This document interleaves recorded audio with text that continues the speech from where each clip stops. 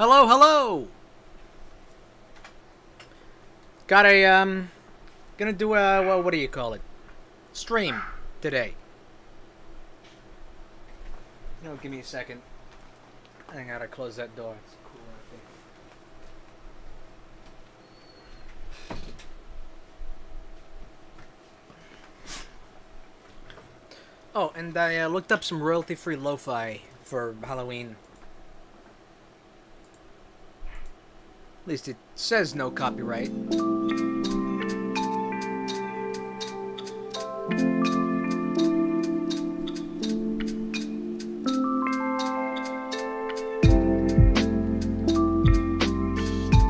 Call that Halloween? I'm not so sure about that. What about, there was a different one. This one says copyright free on it. And Twitch safe.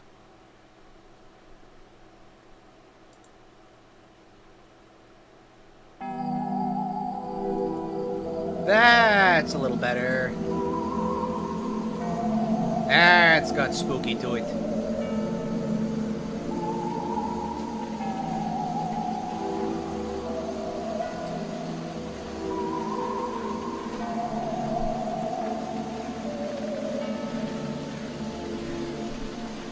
Yes. Okay. Yeah, that works. Is that too loud? That's a little too loud, actually. You know what? Hold on.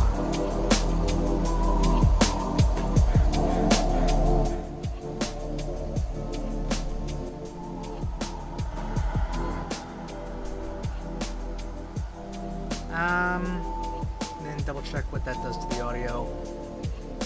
Little quieter. Okay. That ought to do. So I'm doing the thing where, like I did the other stream, having like a little Halloween special with 3 AIs in here.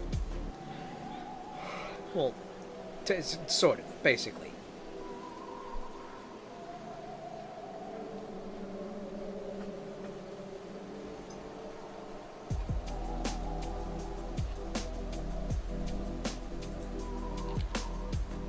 Let me actually put up the other thing. Where is that?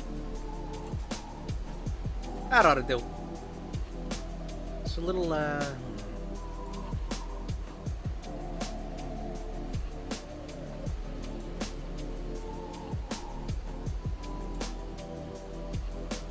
that ought to work, I think. Actually, hold on. Let me move,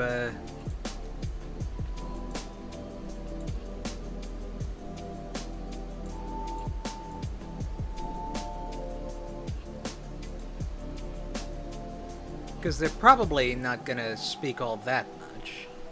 I think. Maybe. I don't know. That doesn't hardly even help. Yeah, you know what? It's fine. You know what? I'm just gonna shrink this down a little bit more. Nah, that makes the words a little too hard to see. Okay.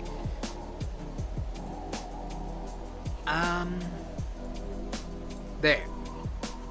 I'm gonna say that's good and stop messing with it. So, got the 3 AIs here. Got some spook lo-fi, I guess. Spookitude. I even got some candy. Walked around. Looked at people's decorations. Not a lot. I mean, there's the guy on my street who always makes, like, mostly his own decorations. He had a real cool effect this time, actually. He had like a skeleton. He had like a skeleton being burned at the stake, and he had like a fog machine so that there was like smoke coming off it. It was cool. I don't know if it was like a skeleton or like a person that's already been burned at stake for a good while. It's probably the latter. But I don't know. It was a cool effect. You had to have seen it, I guess. Guy makes mostly his own decorations, I think. He does buy a few. That's not important. We're talking about this. Also, my microphone. Hold on a second.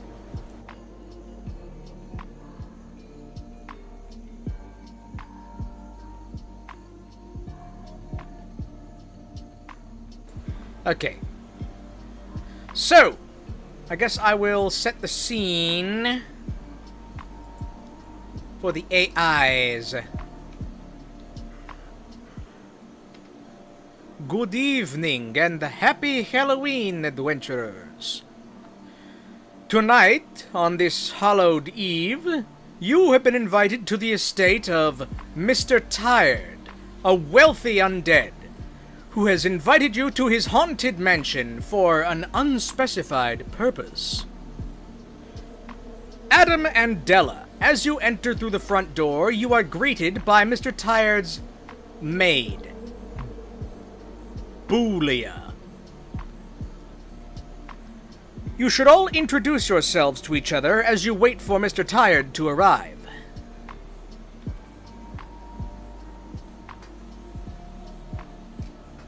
Then wait for that to transcribe.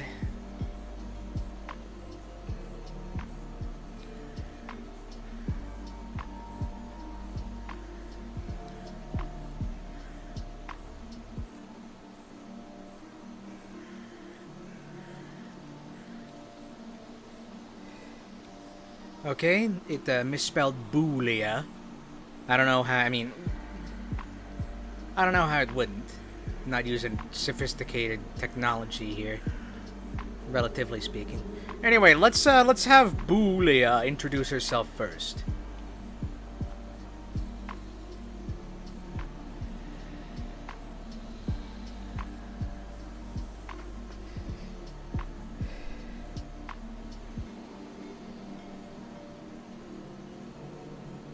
Also, I should get a drink. What do you mean? Oh, I forgot to turn on the server. Hold on. Keep forgetting to do these things.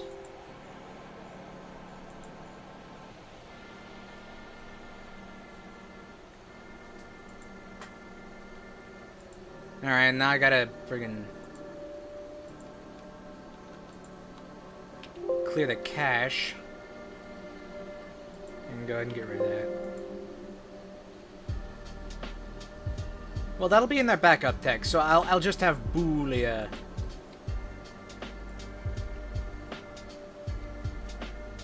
going, I guess. So yeah, there it is.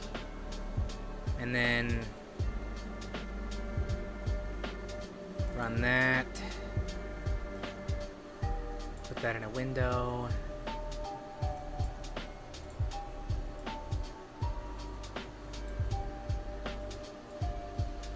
You better work this time.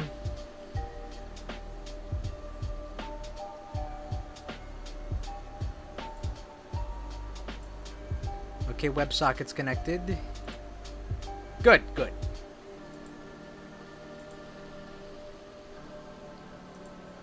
Alright.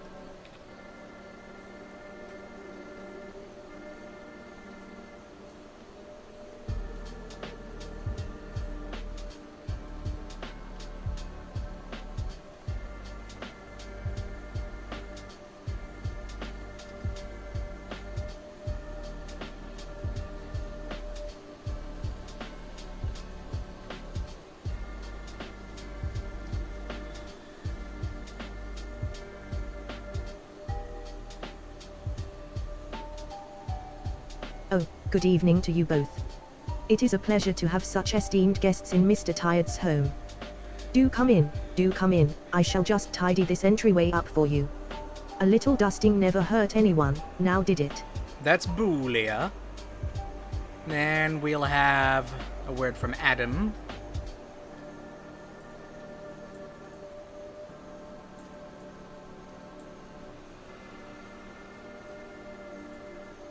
Boolia starts dusting around.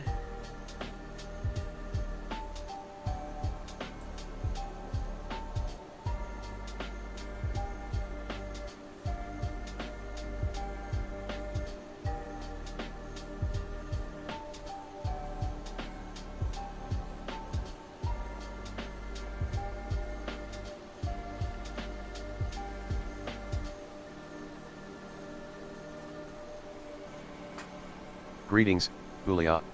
This is Adam Frogenshtein, at your service. He adjusts the straps on his armor, making sure the Tesla coils are secure. Professor Frogenshtein always stressed the importance of proper introductions, zap. A little formality never goes amiss. I glance around the entryway, already assessing the structural integrity of the furniture with a critical eye.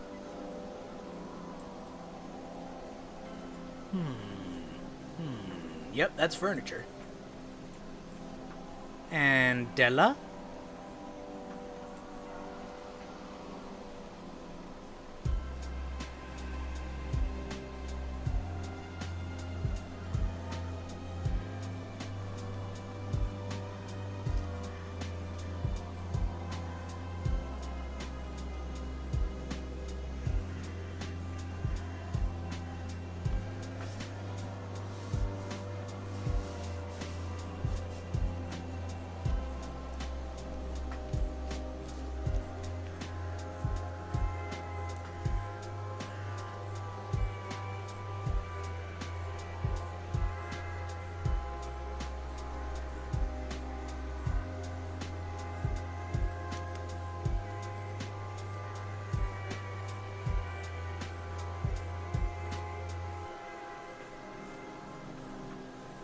Buenas noches.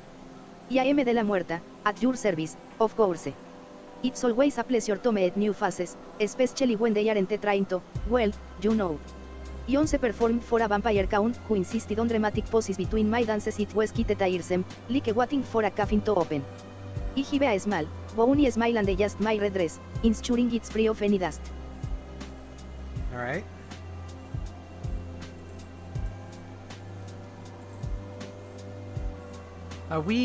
Yeah, we got like the connections in the yellow. Now it's in the green. Yeah, we might be having like connection whatevers. Probably lots of folks doing Halloween streams or something.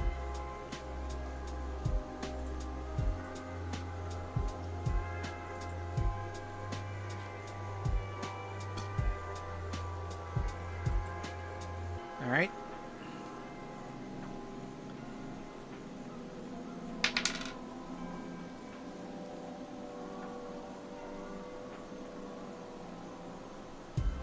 And then,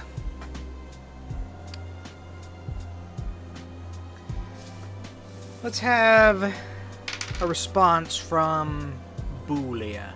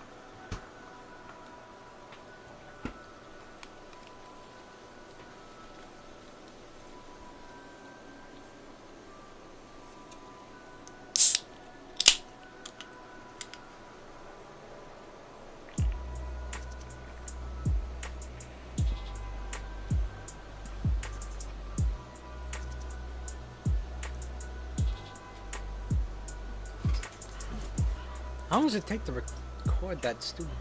Welcome, welcome. It's ever so kind of you to introduce yourselves. Mr. Tired does like a bit of formality, though I doubt he'd mind a story or two. He finds the most peculiar things amusing, especially when they involve malfunctioning contraptions in that blasted Minecraft world of his. I do hope you find the entryway to your liking. It's always important to have a presentable entrance for guests. Perhaps a spot of tea while we wait.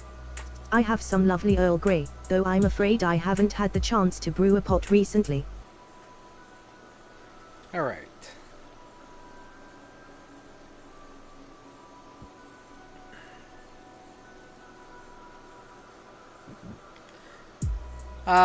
As soon as Della finishes... No, sorry.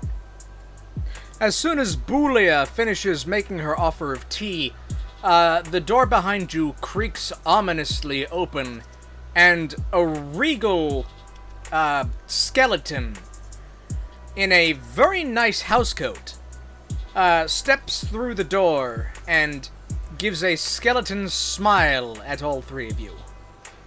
This is Mr. Tired. Greetings, greetings, says Mr. Tired. Welcome to my haunted manor. It has been quite some time since I've hosted guests, except for my family, who are here right now. And that's why I have asked the both of you to be here, because, well, some very annoying problems have started up, and I need someone to take care of this discreetly. Now, normally, Boolia would be able to handle this by herself, but, well, my extended family is over for this holiday. So, I'm going to need all three of your help. If you'll please follow me into the next chamber. Hope that wasn't too much at once.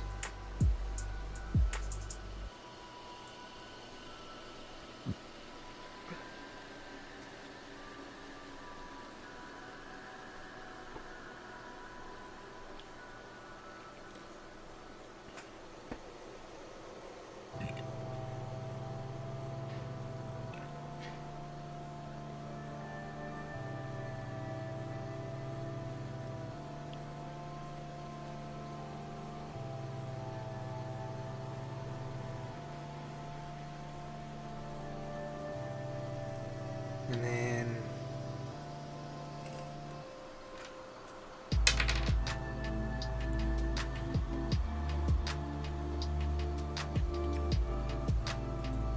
response from Della.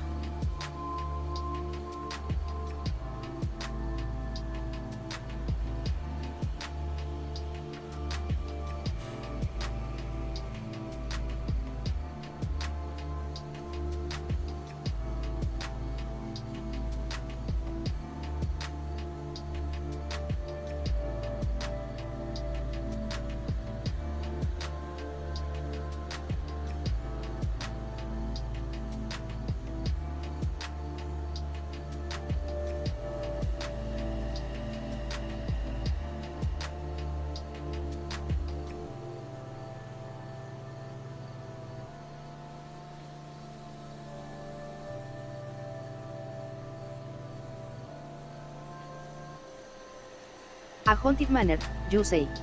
Excellent. I haven't had a good ghostly gig in centuries. It's as chummy didn't get to dance at the grand opening of that spectral ballroom back in my day. Lead the way, senor, I'm ready to rattle some bones and solve this mystery. Hopefully, it won't be too grave. I just my rapier, ready for anything. And response from Adam.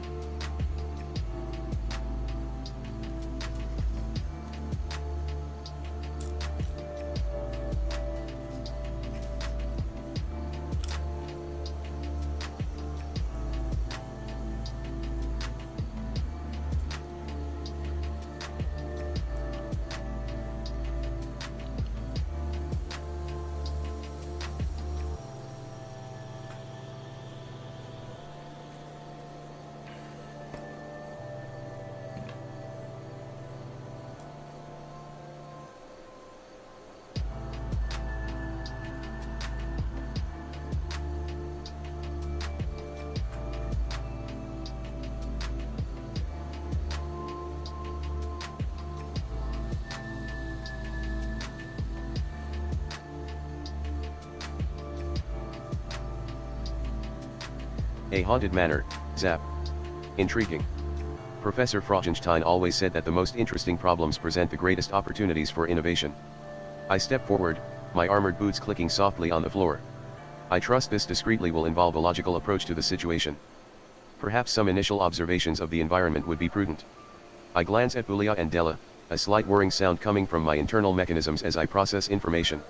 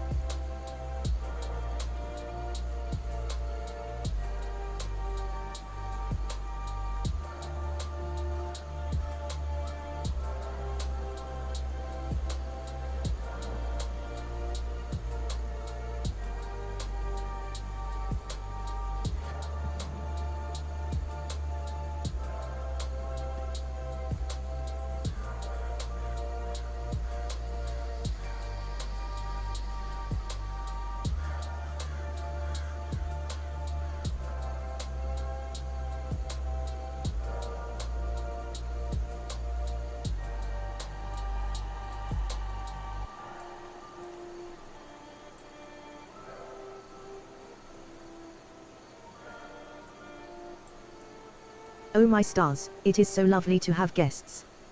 Please, do follow me. The matter is a bit peculiar, and I do appreciate your willingness to assist. It's just that some things are best handled with a touch of finesse. I shall lead the way, of course. Do try not to touch anything without asking, mind you, some of the antiques are rather delicate. And please, do let me know if you require anything at all during our investigation. A fresh dusting of the portraits, perhaps.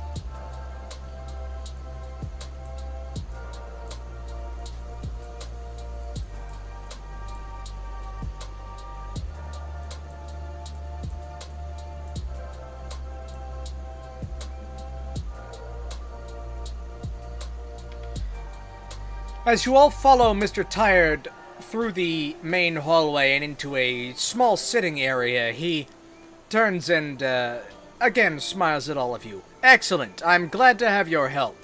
Now, my extended family is a bit of a chaotic mess sometimes. It comes with being made mostly out of ghosts. But,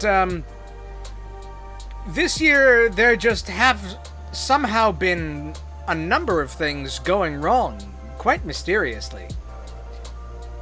He, gestures to a lazy and barely corporeal-looking ghost sitting in an armchair next to a radio.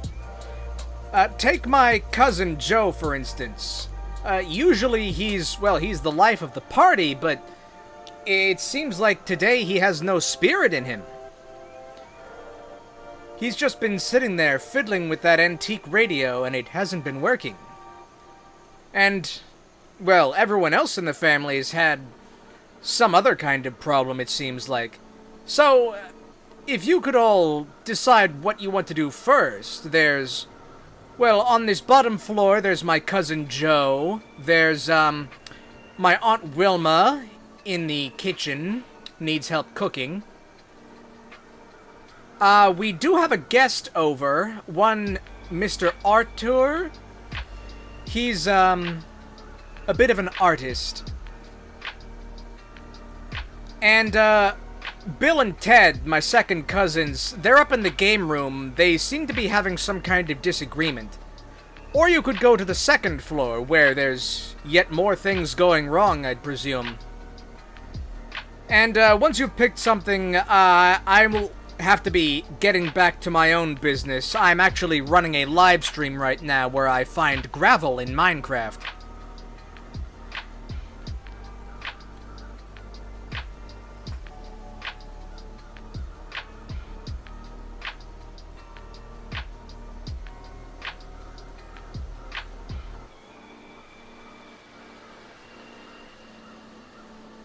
And then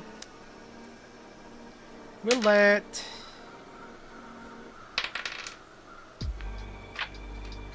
Adam decide.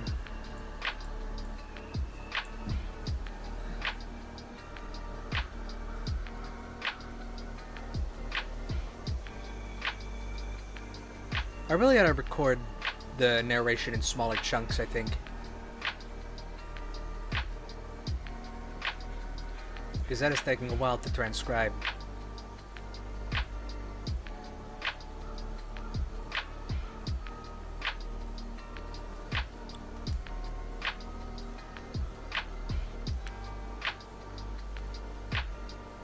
Alright.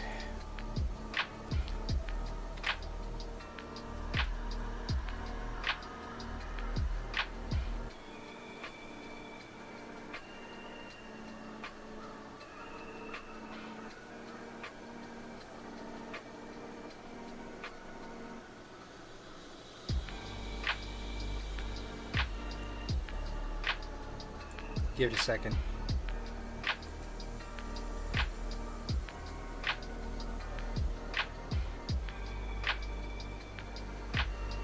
I did give him a bit of a long prompt.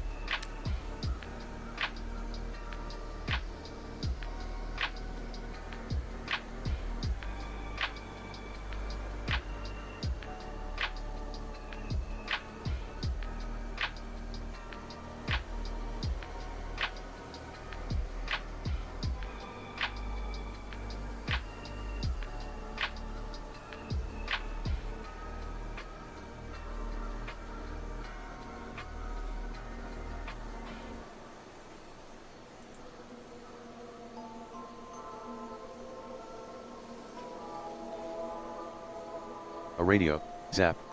A rather archaic form of communication. Professor Frogenshtein once theorized that manipulating electromagnetic frequencies could, well, let's just say it involved a rather spectacular display of controlled energy. I approach the barely corporeal ghost, Joe, and examine the antique radio closely. Allow me to assess the device. It might be a simple matter of faulty wiring or a disrupted energy flow. My hand instinctively moves towards a small toolkit concealed within my armor. Alright.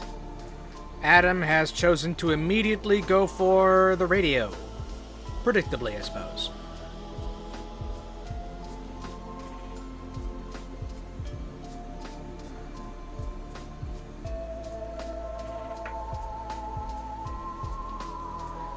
Alright, Adam, as you look into the internals of the radio, you find that it looks like some of the wiring has been deliberately cut.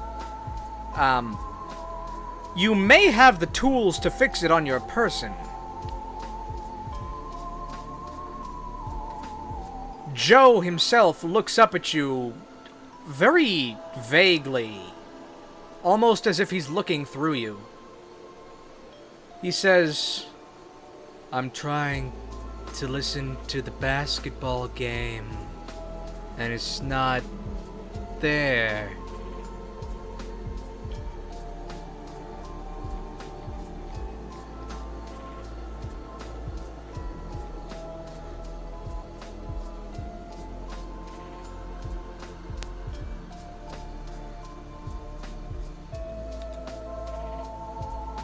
We'll just let Adam take this one. I mean, I'm kind of ad-libbing this, I must say. Gotta admit.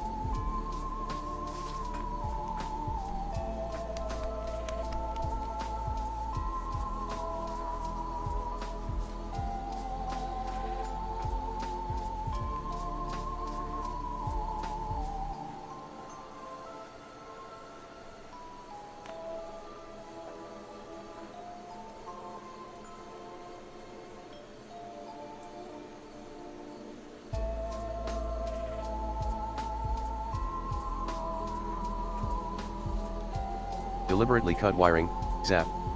That suggests intent, not mere malfunction. I carefully extract a small multi-tool from my armor and begin assessing the damage. The perpetrator clearly intended to disrupt the signal. It's a crude but effective method of causing annoyance. I glance at Joe. Tell me, is this basketball game of particular importance? Perhaps knowing the context will shed light on who might benefit from this disruption. Okay, Joe continues looking blankly through you. He says, "What? Nah, man, it's just basketball. Can you fix it?"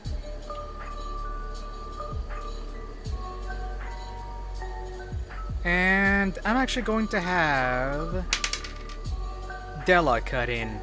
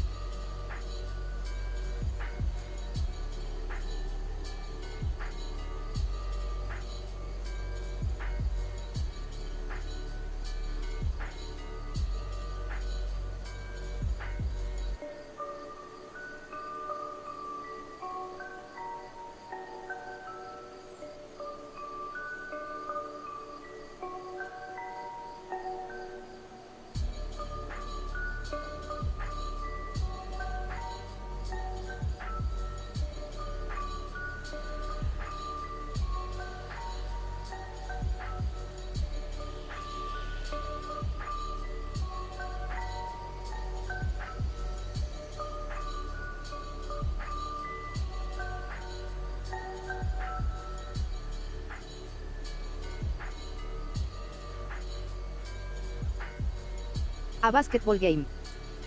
Even a skeleton appreciates a bit of sporting excitement. It's the spirit of competition. You seem much like a good flamenco performance. You This don't shall have a fix this for toolkit, your friend Della. right away. While you work, tell me, has anything else felt, of around there lately? Yask, pulling out a small pair of wire cutters from my You toolkit. don't have a toolkit? Perhaps Okay. someone doesn't appreciate a little rhythm in their lives.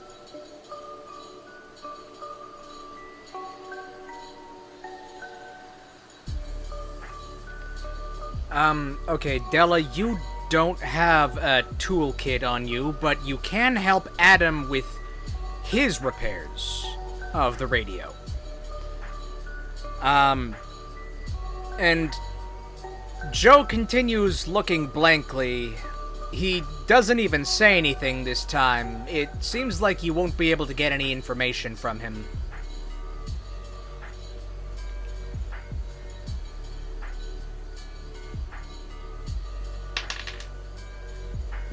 Okay, one cut in from Bouliet.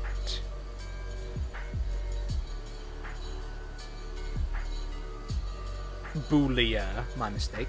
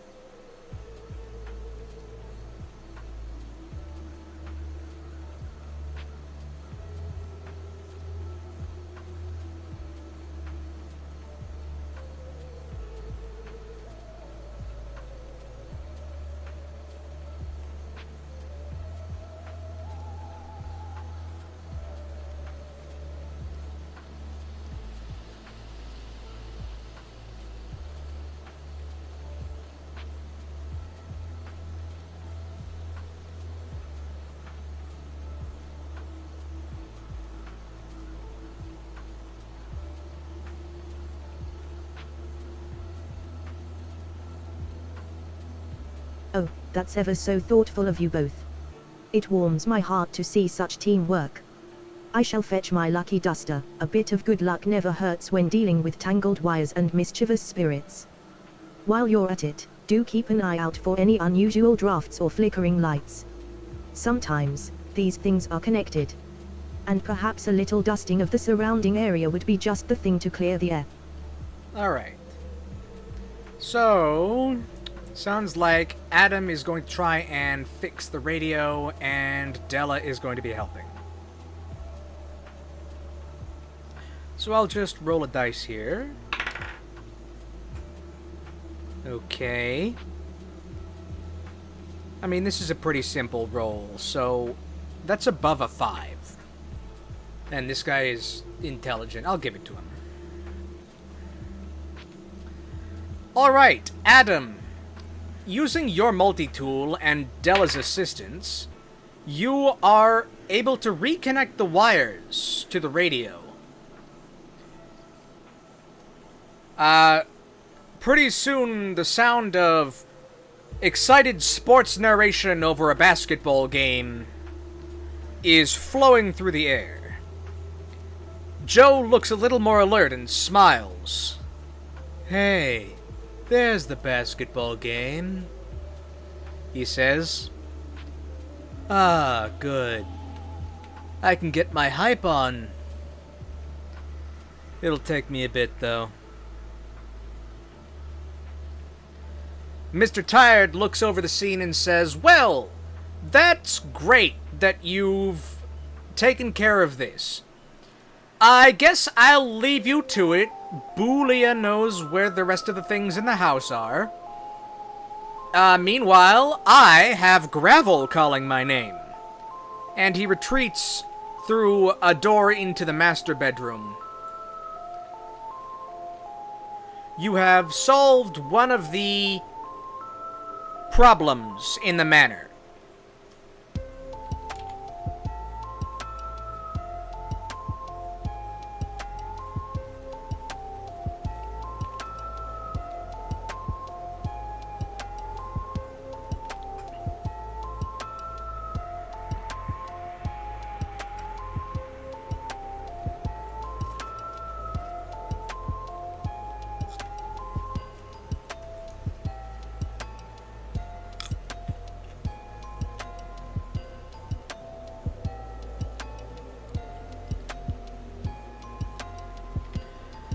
where would you all like to go next? You know that there is Aunt Wilma in the kitchen, Artie in the guest room, and Bill and Ted in the game room.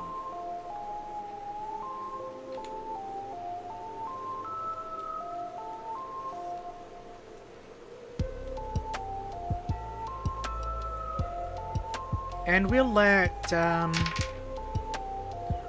Boolia decide this time.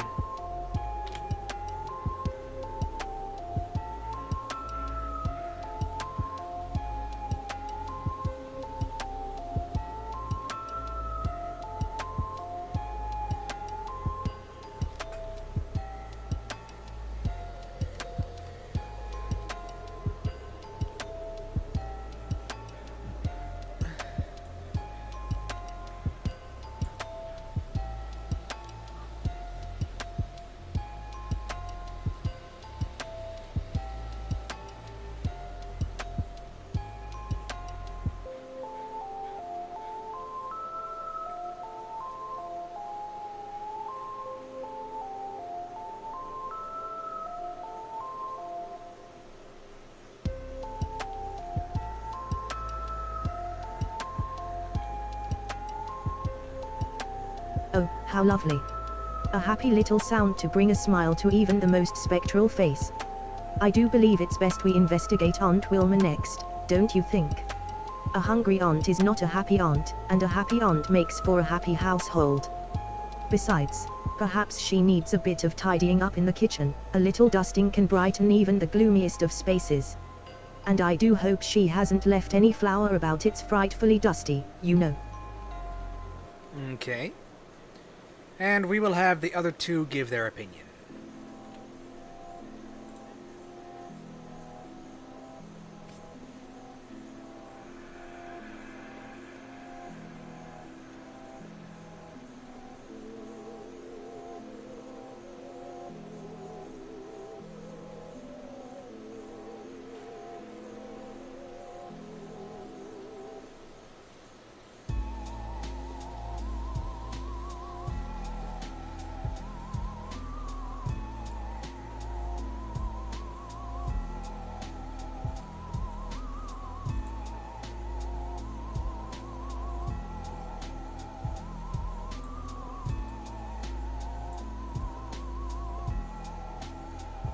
Hey, what up, gang? Yeah, I'm back.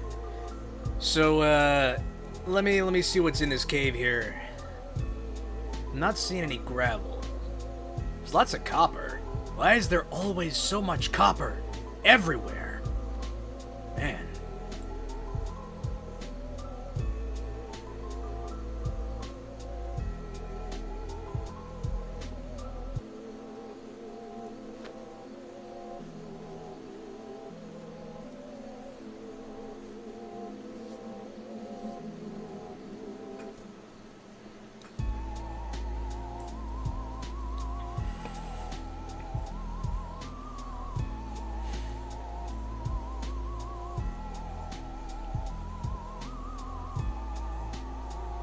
Angry ant, you say. Ay, caramba. I understand completely. A well-fed ant is a happy ant, and a happy ant makes for delicious treats. I just my scared, eager to find out what culinary chaos was. Lead the way, señorita Bulia. Perhaps she needs a little spice in her life. I can certainly offer some suggestions, if needed. Okay, and Adam?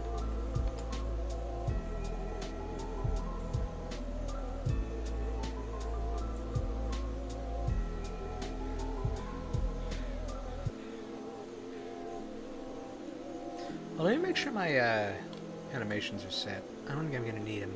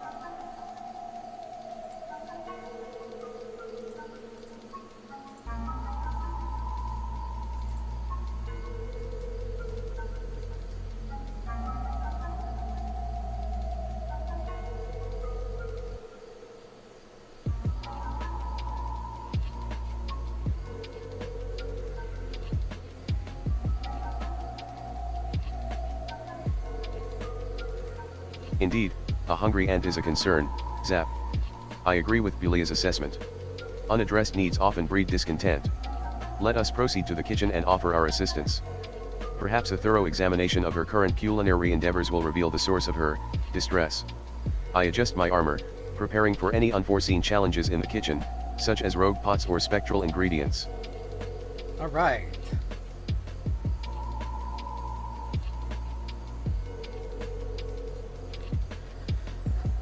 Alright. Bulia leads you through the house and into the kitchen. In there you find a very tired-looking spectral woman busily working at several cooking stations, fetching ingredients from large ice boxes, and, well, it seems she doesn't have enough hands for what she needs to do. She looks around and sees all of you. "Oh," she says, "you must be the extra help that Mr. Tired said he was sending. Please, we have a bit of a situation. My 4 boys, Groucho, Harpo, Chico, and Zeppo, they're very hungry ghosts, and for some reason, the feast I'd had prepared earlier has gone completely missing. I need help cooking something new, fast, or perhaps distracting them so they don't get too rowdy in the dining room."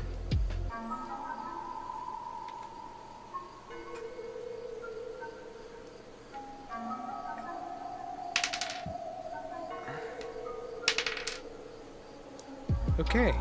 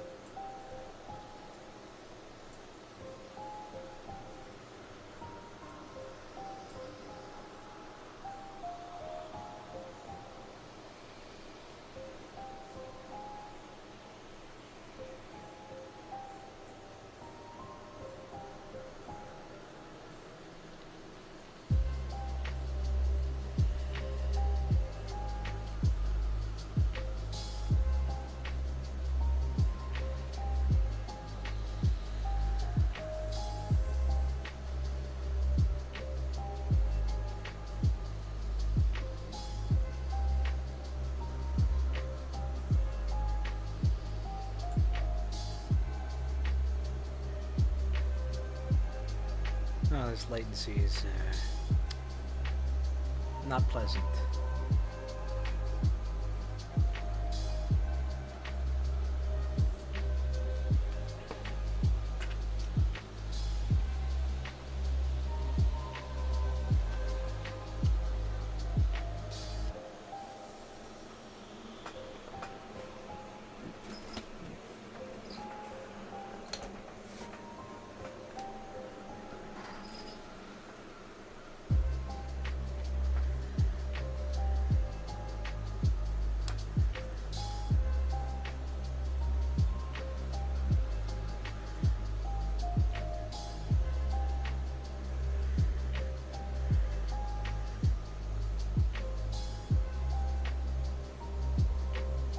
Oh my goodness.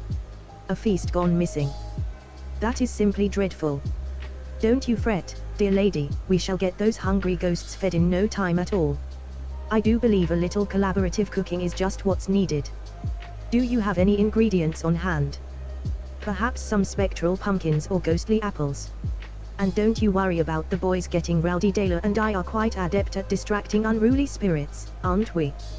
We shall create such a delightful aroma that they'll be too busy with their appetites to cause mischief. Alright.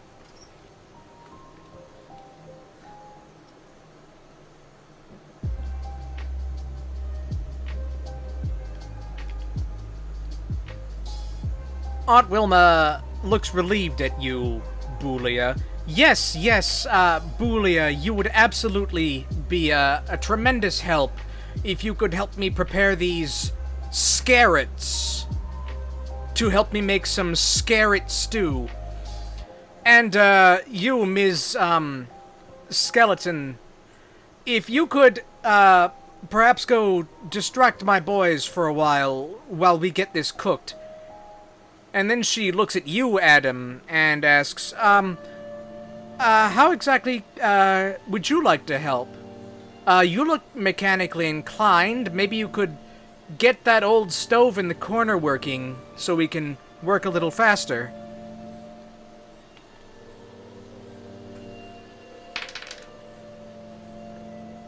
And Adam will respond to this.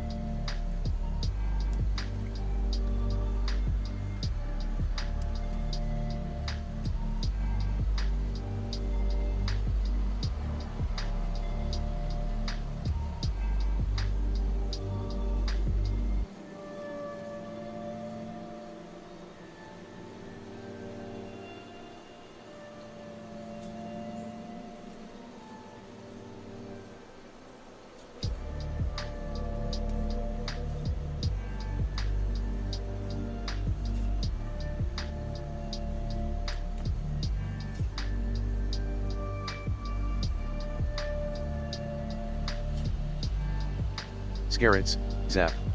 A fascinating culinary endeavor, I observe, my eyes scanning the ingredients on the counter. I'll need to assess the stove's mechanics before I can determine its functionality, but a thorough inspection is certainly within my capabilities. I approach the old stove, carefully examining its components. It appears to be an antiquated model, relying on a complex system of gears and heating elements. It might require some recalibration.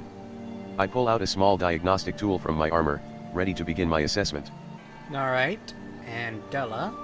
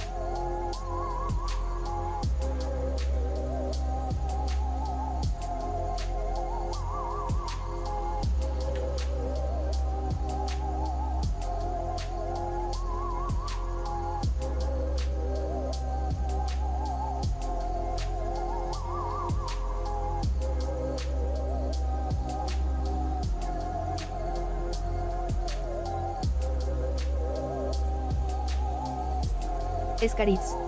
Adelaide Feltredischen like a flamenco skirt, full of flair and flavor. Y chuckle, then turn to the mischievous sounding voice.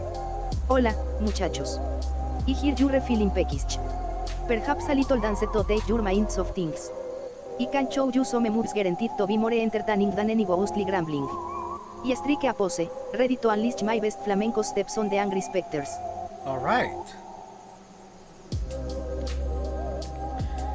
Okay, Della, you enter the next room where the 4 hungry ghosts are waiting. You see 4 somewhat distinct ghosts. Groucho, who has glasses and a mustache. Chico, who has a hat and is smiling. Harpo, who has a hat and is not smiling. And Zeppo, who is also there. They all look somewhat intrigued as you offer to entertain them. Groucho looks you up and down, leering a little, and says, "Well, it's been a while since I've seen any, dancing. Give it your best shot."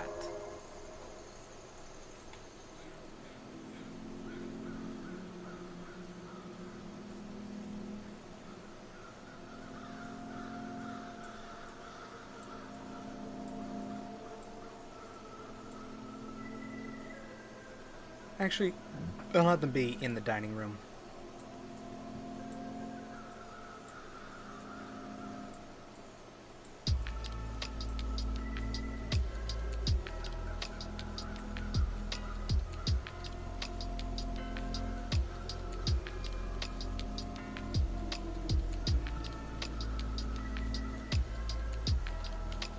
And then let's see how Della handles it.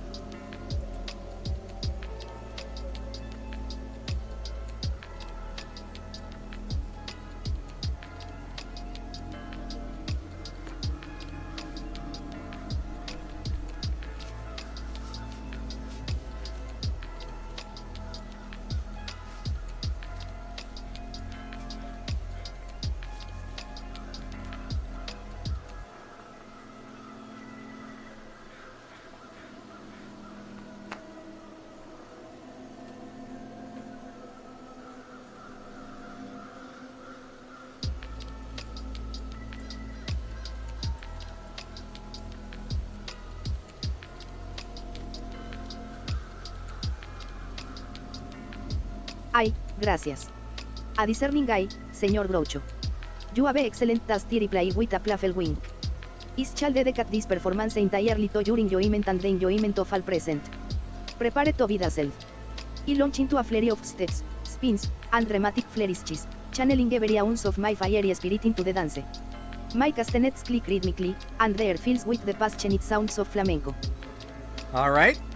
And let's see how that works with a roll of the dice. Ooh. Good. Alright, Della. You rolled a 14 out of 20, so your dance is successfully able to entertain them for this round. They are mesmerized by your dancing, momentarily forgetting their hunger. Meanwhile, Boolia, how are you helping Aunt Wilma prepare these scarrots for the stew?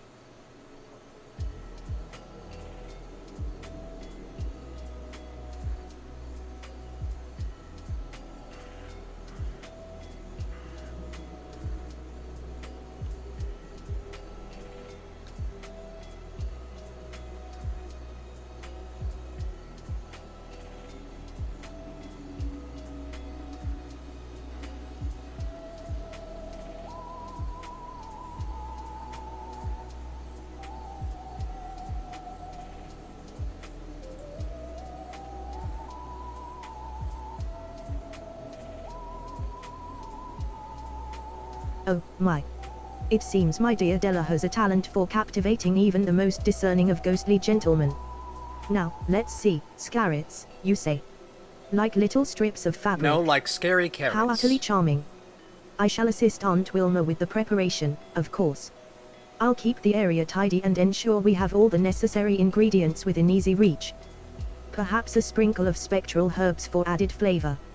And don't you worry about a thing, everything will be just perfect. Alright. We'll see about that.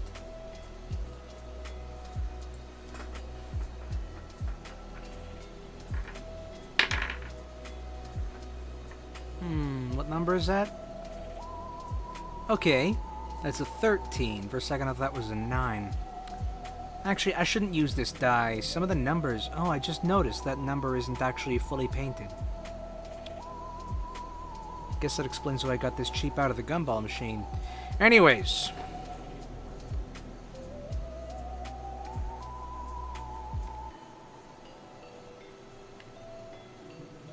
Yes, Boolia. You are successfully able to assist Aunt Wilma in preparing the scarrets, which, for the record, are scary carrots, for this scary carrot stew. The added herbs cause a pleasant aroma to start wafting from the kitchen. You have completed one of the 3 steps for the stew. Adam, how are you helping?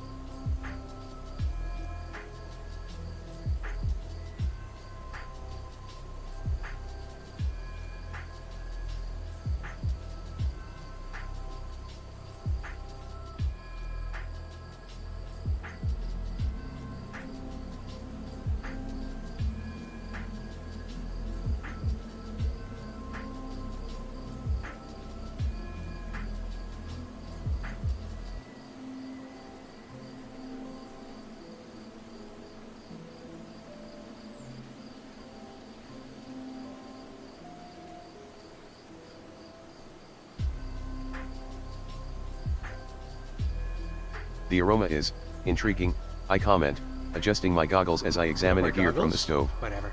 It seems the mechanism for regulating heat is corroded. Zap. A simple application of electrical current might restore its function. I carefully connect a small circuit to the rusted gears, channeling a controlled surge of energy into the system. With a bit more adjustment, we should have a stable heat source within the hour. I step back, observing the stove with a critical eye. Okay. So, he doesn't seem to be rushing particularly, so I'll give him 2 rolls, but it won't take effect until next turn. Alright. Alright.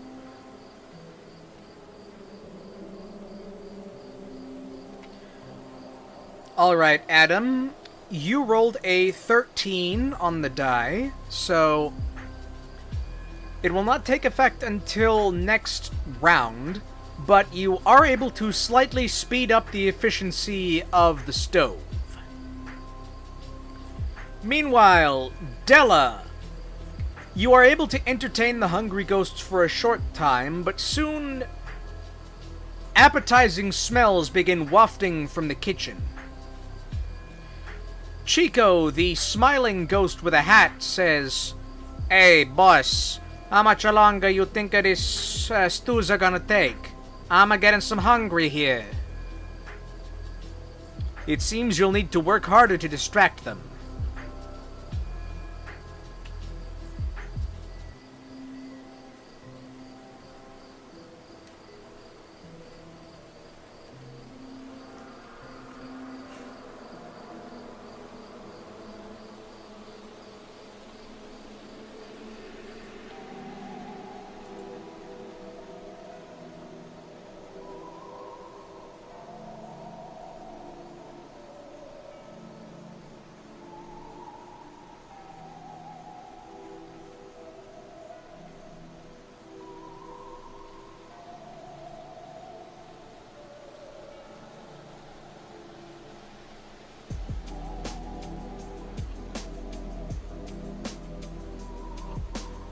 Yeah, I shouldn't have done the accent. The speech to text did not really like that.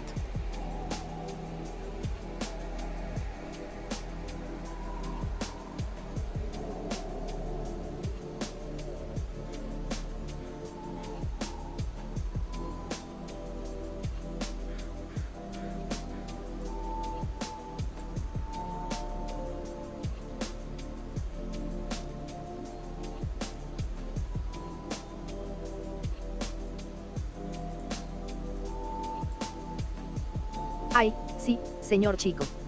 Patience, my friend reply, striking a dramatic pose.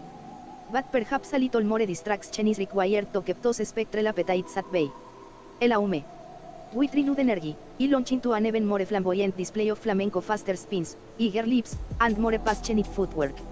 He with tales of daring dancers and magical performances, hoping to hold their attention until the aroma fats or amore substantial offering appears. Okay. Nope. That, Alright, yes. Good rolls.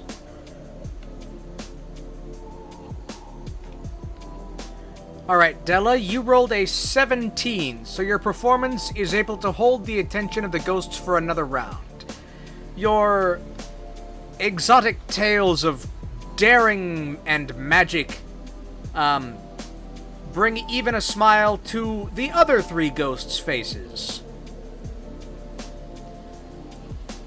Meanwhile, Boolia, Aunt Wilma says to you, "Alright, we need to add a bit more substance to the stew.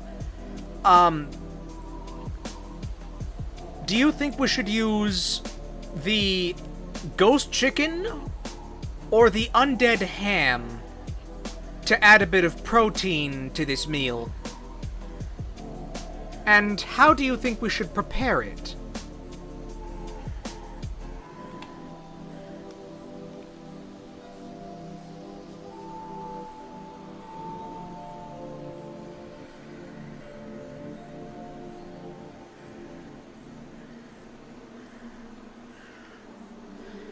Aunt Wilma also looks a little dubiously at a pile of cans on the counter and says, "We do also have these cans of ghost hash?"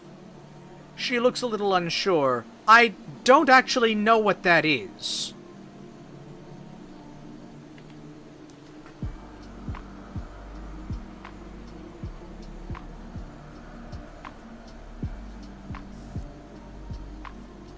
Why did it spell dubiously like that? That's weird.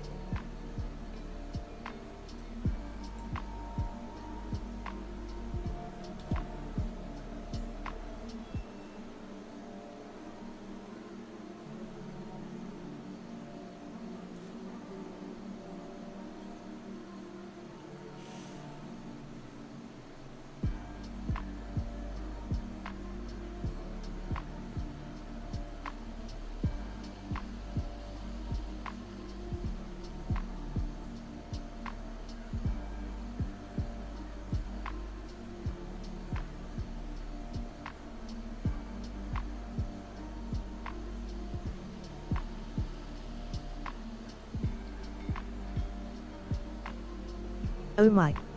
Ghost chicken or undead ham? A most delightful dilemma indeed. I do believe the undead ham would lend a certain robustness to the stew.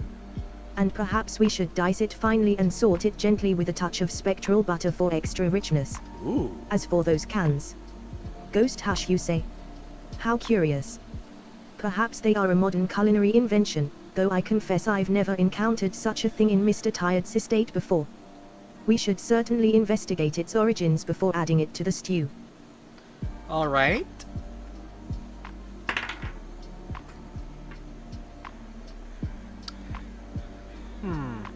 Alright. Alright.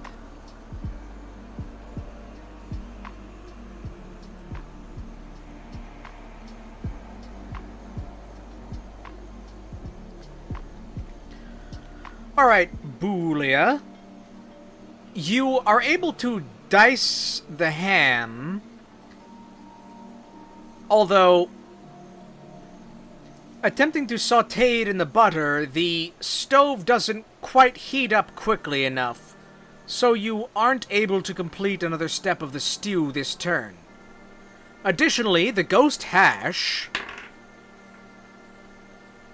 you are completely unable to identify it with a 1 on the dice. Meanwhile, Adam, this turn, you finish tuning up the extra stove, which will make it easier to finish the stew. Unfortunately, that means you don't get an action in this turn, but you get to talk anyway. So what would you like to say about it?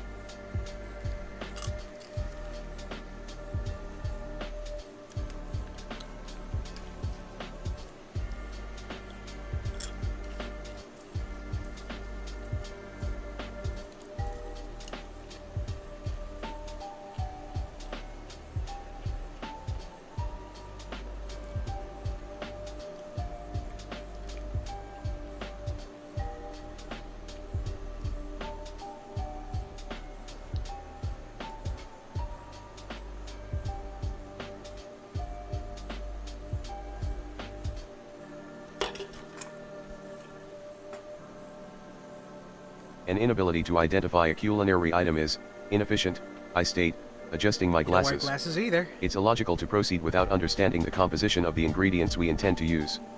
I glance towards the cans of ghost hash with a thoughtful expression. Perhaps a spectral analysis could reveal its contents? A quick scan with my equipment might provide some insight before we risk incorporating it into the stew. Zap. I suddenly reach for a small device concealed within my armor. Okay, we'll get to that next turn. Alright, we'll get to that next turn. Della!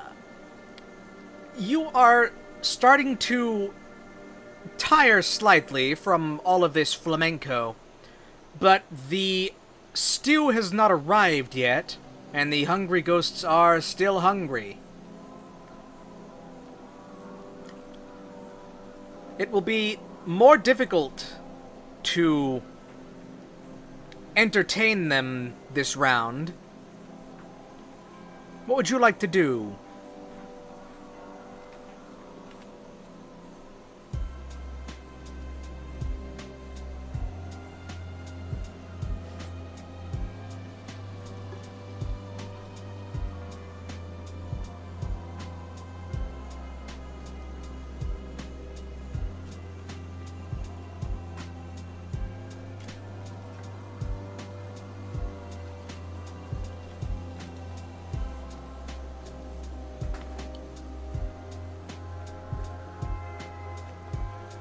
Oh, I didn't prompt her. Whoopsie.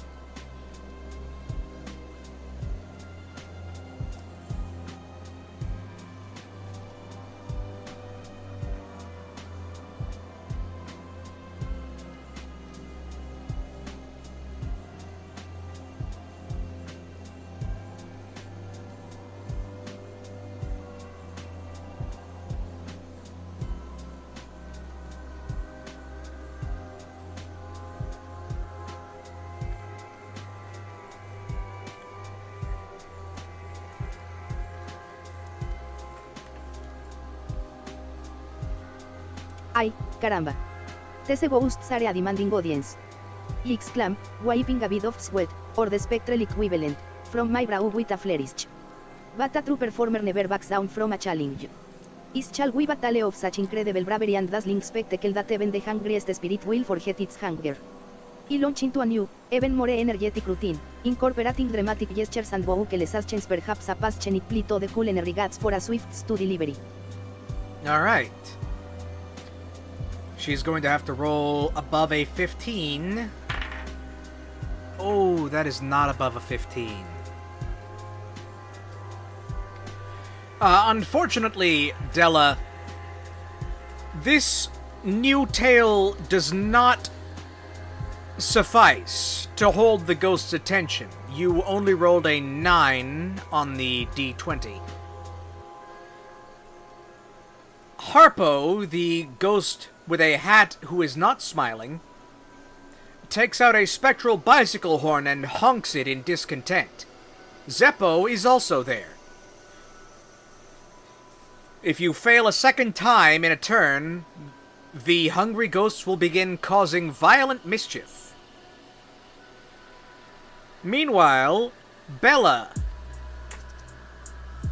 you were not quite able to saute the chunks of undead ham last turn. How would you like to proceed in making the stew?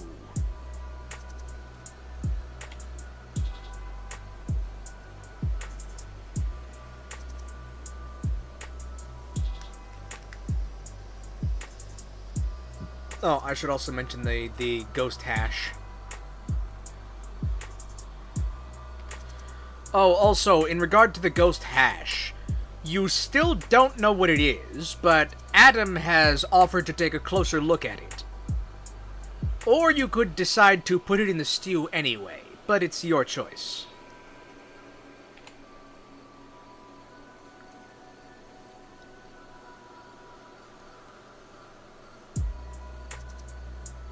Stew, not steal. Whatever.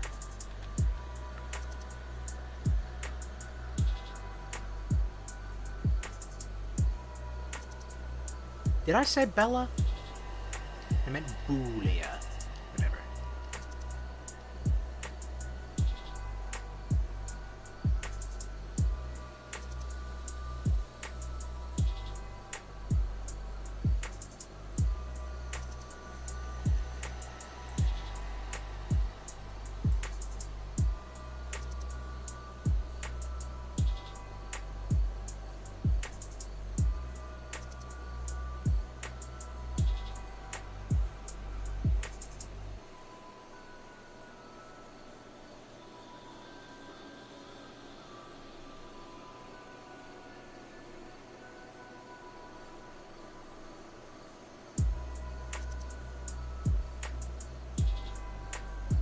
I should have mentioned the second stove being fixed up. Whatever. Oh dear, a spectral bicycle horn. That does sound rather distressing. I must try to soothe their spirits and perhaps offer a comforting story of my own. As for the ghost hash, it remains a mystery. I believe it would be best to allow our friend Adam to examine it first. He has such fascinating devices, and he might be able to tell us what secrets it holds before we add it to the stew. It's always wise to be cautious with unknown ingredients, wouldn't you agree? That is correct. Anyways, Alright, Boolia. You temporarily step away from the kitchen to try and distract the ghosts yourself. Unfortunately, you don't have any better luck than Della does. Although, you do note Groucho leers at you, specifically at your uniform. Meanwhile, Adam, you have several cans of unknown ghost hash in front of you. Would you like to examine them, or would you like to do something else to help make the stew? Aunt Wilma is, looking a little harried that it is taking this long.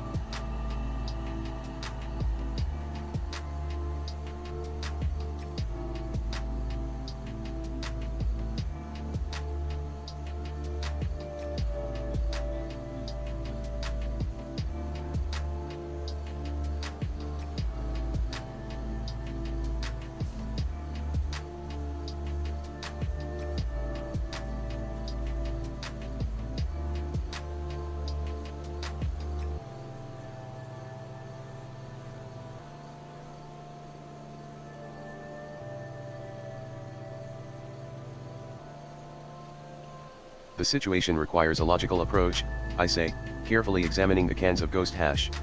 These containers are constructed of an unknown alloy, and the labeling is peculiar. Zap. The composition of the contents warrants analysis. I pull out a small handheld scanner from my armor and point it at one of the cans, hoping to get a reading on its molecular structure. Alright. That's a 10. You know what? I'm gonna give him a coin flip for this one. I dropped the coin. Hold on.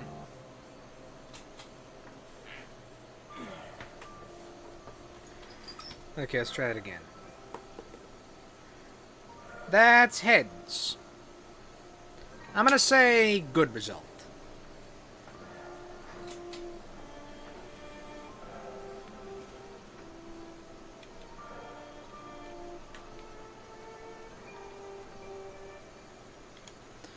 Alright, Adam. With your scanner, you are able to get a better idea of what this ghost hash is. You're not completely certain, but you're pretty sure it's not something you should put in a stew. Meanwhile, Aunt Wilma busies herself between both of the working ovens, trying to get this stew ready in time. This is the last turn, potentially, before the hungry ghosts begin causing a sort of violent mischief. Della, Alice is in the room helping you try to distract the hungry ghosts. You get the sense that if the stew doesn't come out soon, they're going to do something ill-advised.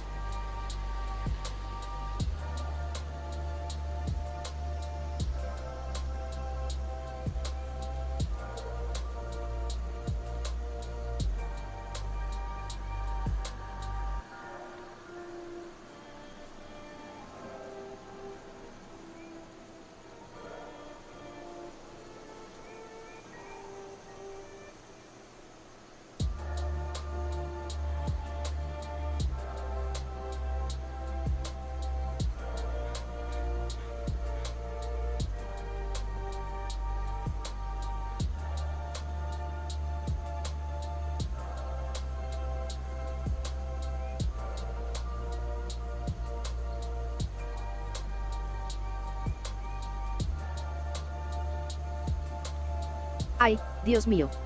This is getting desperate, exclaim. My panties scale practically vibrating with anxiety. Perhaps a dramatic flourish will change their minds. I shall perform my most dazzling dance a whirlwind of passion and fiery steps to distract them. If that doesn't work, well, let's just say I have a rapier for emergencies. I strike a pose, ready to unleash a flurry of flamenco and steel if necessary. Alright, and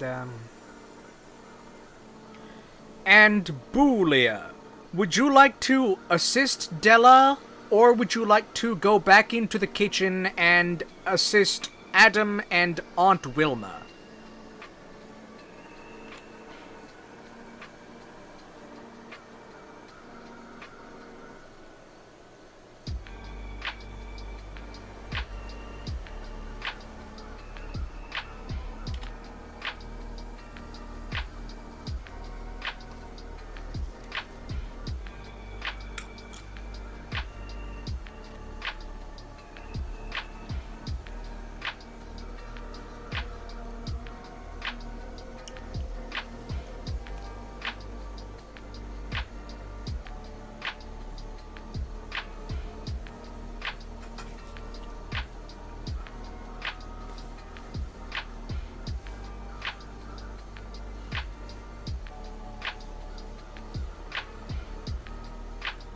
I admit I'm kind of winging this.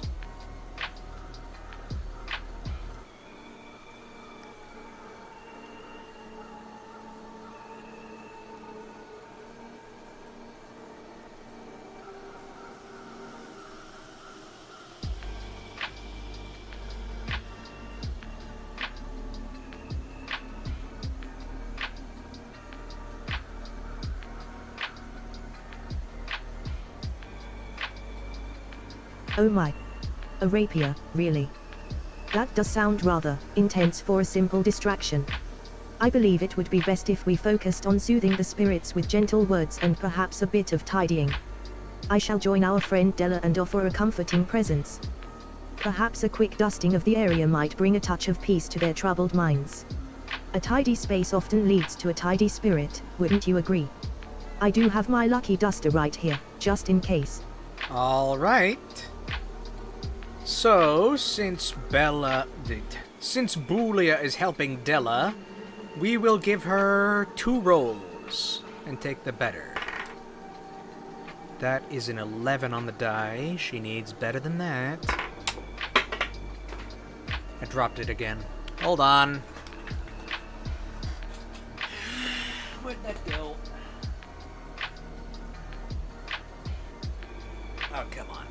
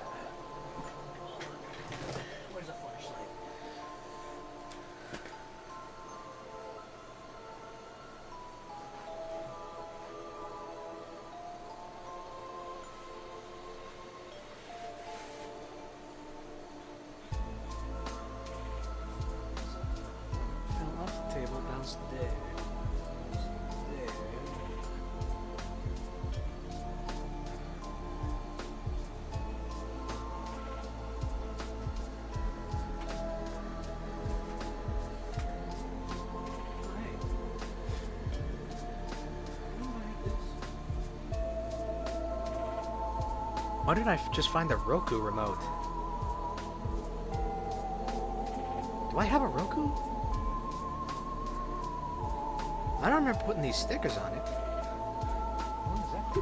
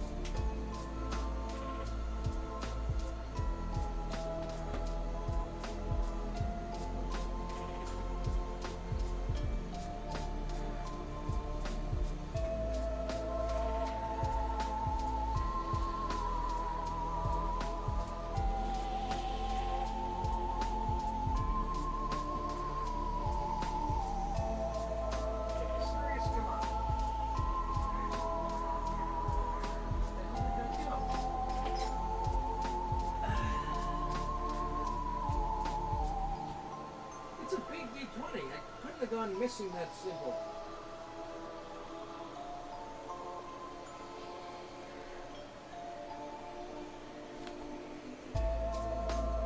Did it like...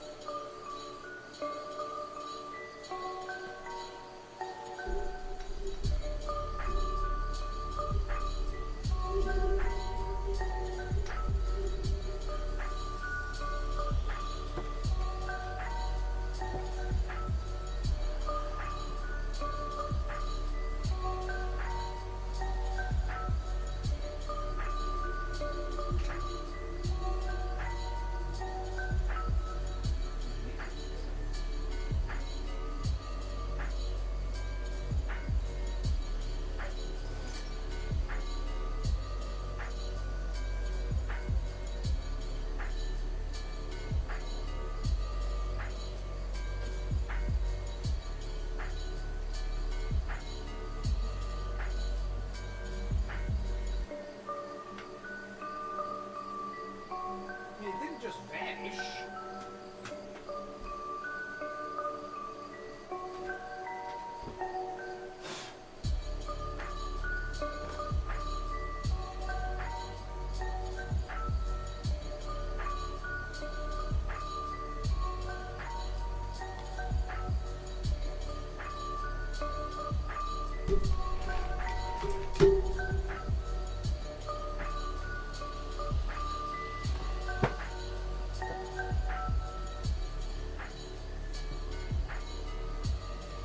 Maybe it did just vanish.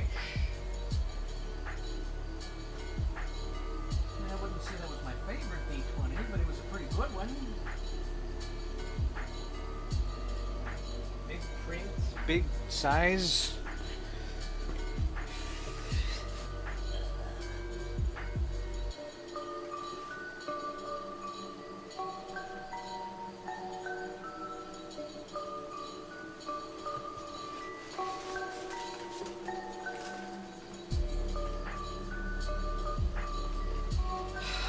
That's great.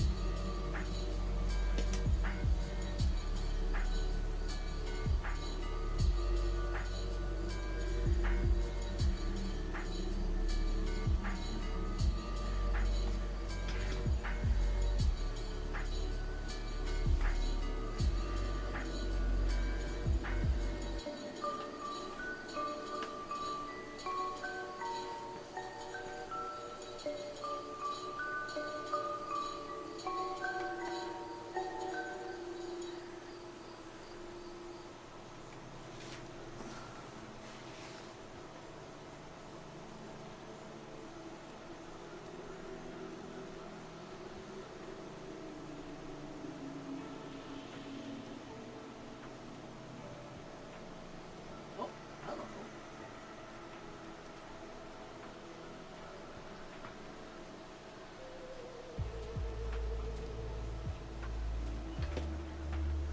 Found an old lighter. Oh, that is covered in dust.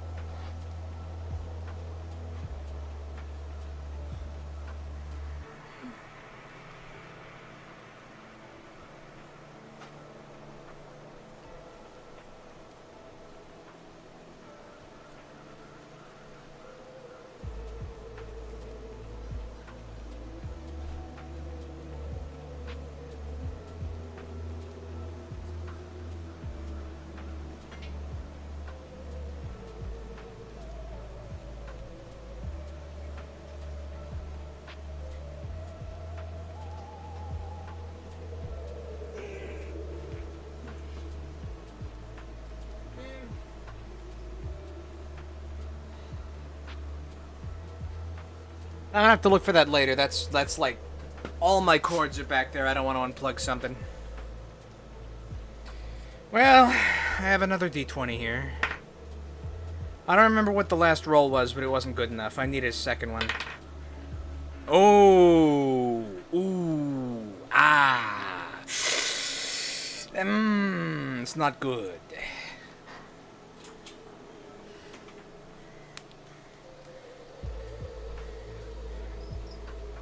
And I don't remember what the first one was, so I'm gonna have to go with it.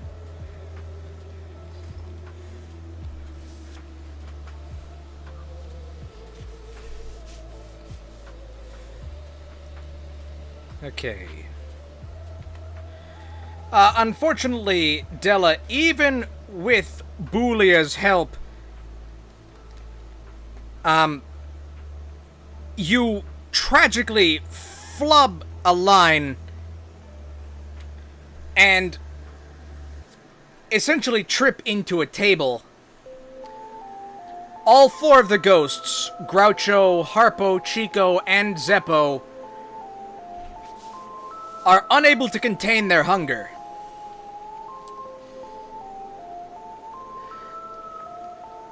Groucho looks around and says, well, I was hoping the food was going to be fast, not that there was going to be a fast. Boys, I think we need to speed things up. The Marx Brothers way. And he begins levitating plates and cutlery and swirling them around chaotically. Harpo begins taking out various funny noise-making machines to make funny noises, menacingly. Chico begins laughing maniacally, and Zeppo is also there. You have failed to entertain the ghosts, and they are now violently causing mischief. You will have to subdue them. Meanwhile, Adam, you hear a commotion from the other room as Aunt Wilma manages to finish the second step of the 3-step stew recipe. What would you like to do?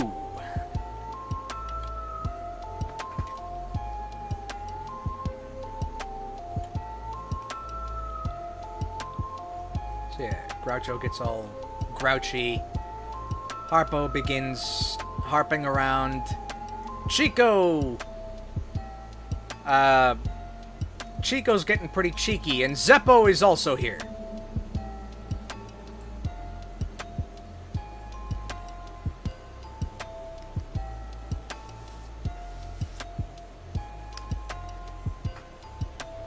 Additionally,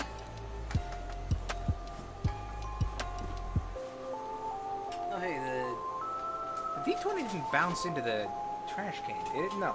How would that have even happened? No, the angle couldn't possibly, but I'm going to check anyway.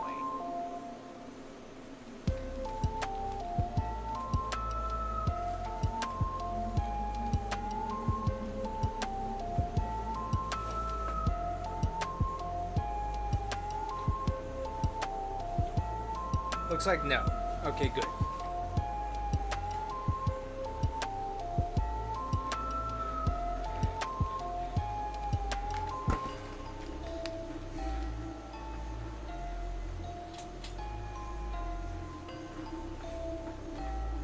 Oh yeah, I was getting a drink.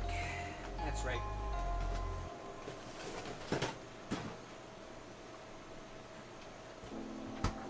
I actually have a special drink for myself today. Harvest Spice Autumn Spiced Cider. Autumn Spiced? I thought this was pumpkin spiced.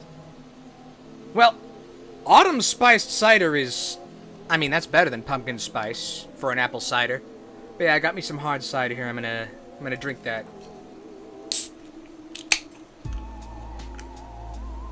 This is highly inefficient, I state, adjusting the settings on my armor's energy conduits. Ooh. The situation demands a calculated response, not frivolous entertainment. That is a nice, The levitating plates and chaotic noise generation indicate a disruption of order. I activate a low-power electromagnetic pulse from my shoulder-mounted coils, aiming to disrupt the ghost's ability to manipulate objects and generate sound. It won't harm them but might buy time for Aunt Wilma to finish the stew. You know, alright. That's a good idea, actually.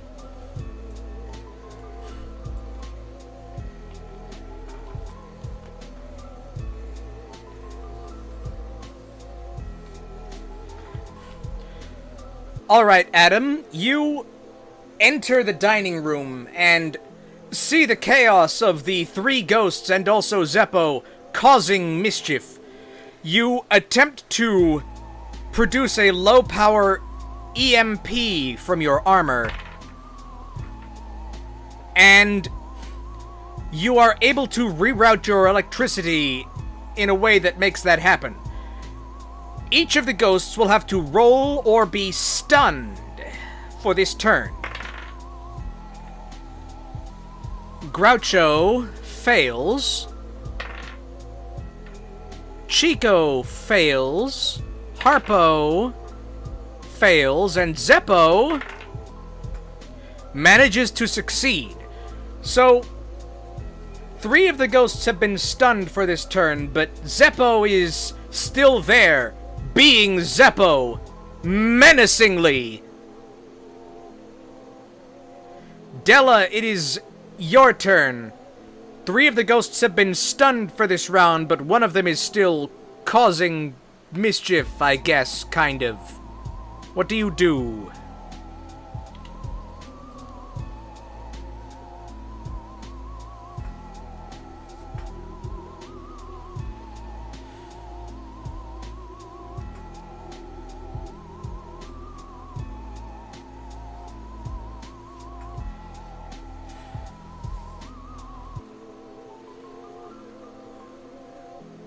Oh, I got, like, dust up my nose. Hold on a second.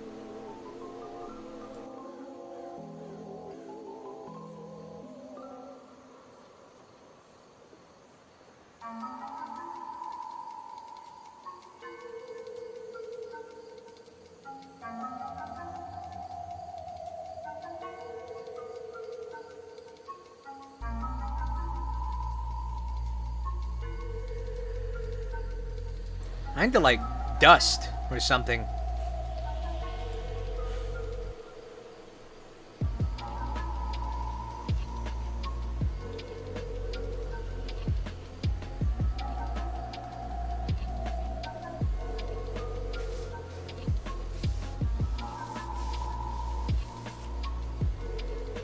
Also, this harvest cider, harvest spice, autumn spice, whatever.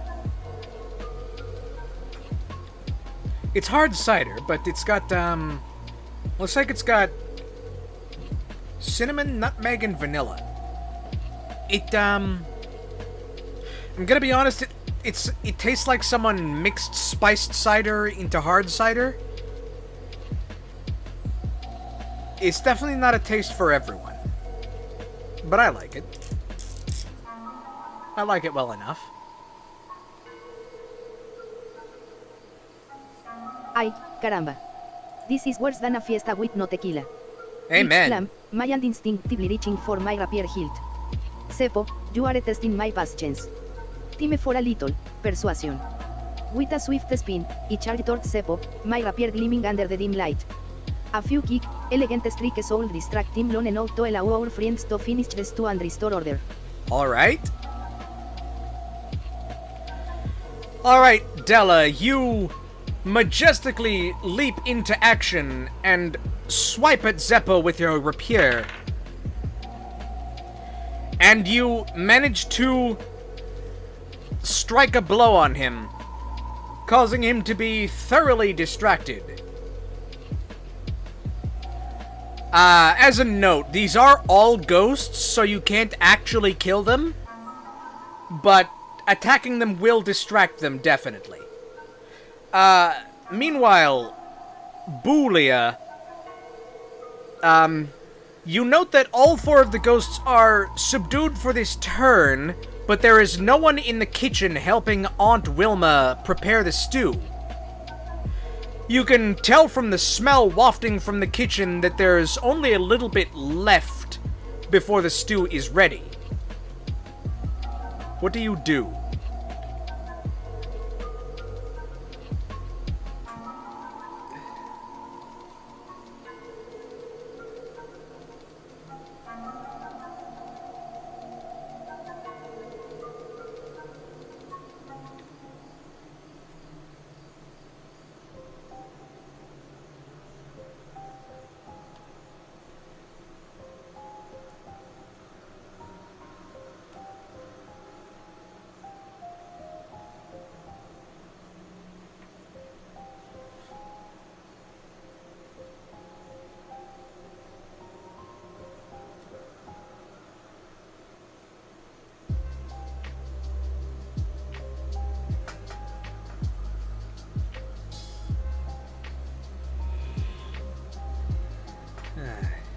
Dust in my nose again.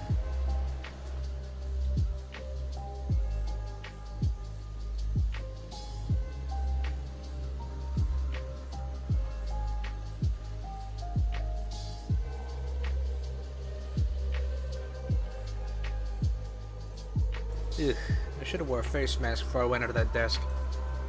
It's fine.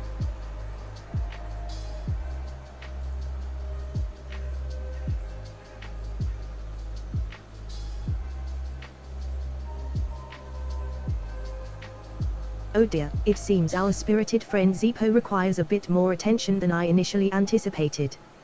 While Della handles him with her impressive skill, I shall see to the stew. It would be dreadful for Aunt Wilma's hard work to go to waste. I'll gently guide the remaining mischievous spirits away from the kitchen, perhaps with a soft word and a promise of a calming cup of tea. Then, I'll hurry to assist Aunt Wilma and ensure the delicious aroma doesn't fade. A well-prepared stew is a comfort to the soul, after all. Alright, Boolia. You note that all of the spirits, the hungry ghosts, are preoccupied and thus unable to invade the kitchen. And so you return.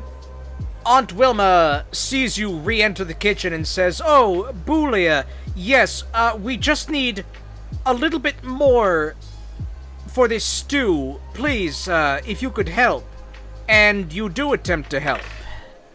And you roll an 18 on the die, meaning you are able to quickly whip through the last couple of ingredients, and using the second stove that Adam repaired earlier, you are able to quickly whip up 4 bowls of scarlet stew. You will have to get these into the dining room next turn, however.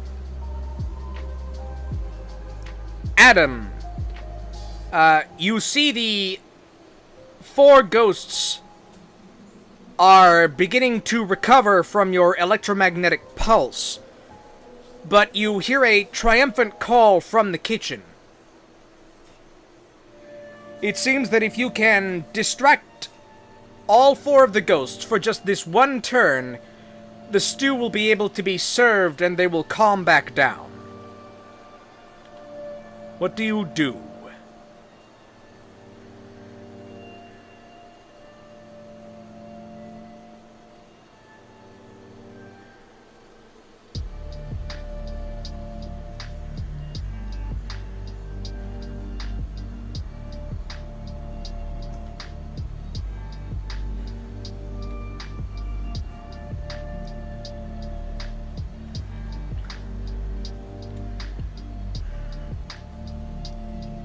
Okay, I'm gonna be honest, the more I drink this autumn spice cider, it's, kind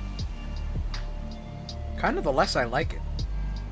Because it's kind of dry cider, and that doesn't necessarily go well with, nutmeg. Or vanilla. It is made of real apples, though.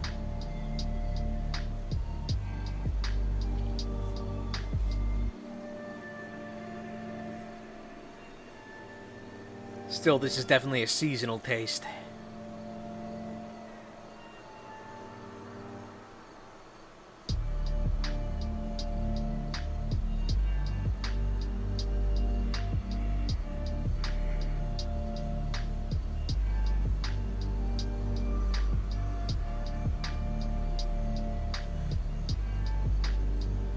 4 bowls, you say?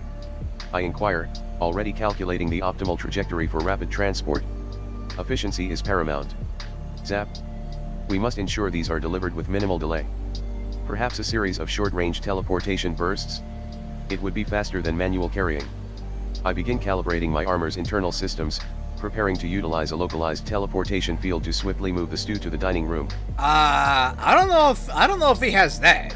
Okay, I don't know if he has that kind of techno ability. Nope, don't you fold too, you stupid die. Oh.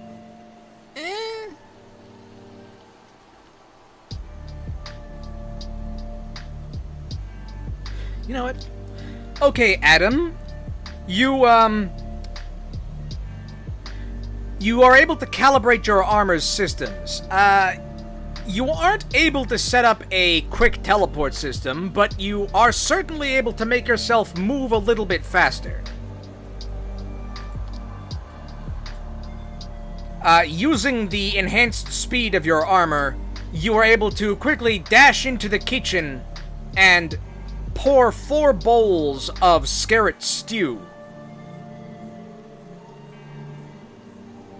You are able to grab 2 of the bowls, because you only have 2 hands, and rush back into the dining room, placing them in front of 2 of the ghosts.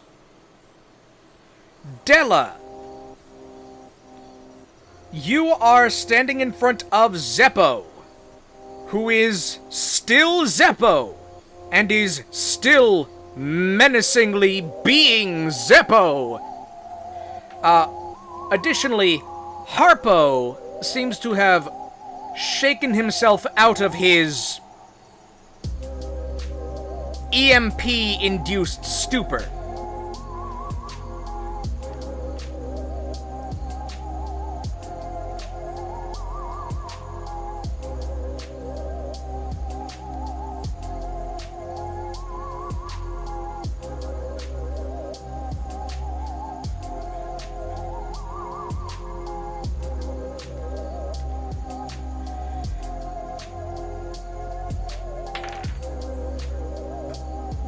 With a roll of 17 on the die, Zeppo is able to successfully cause a mischief upon you.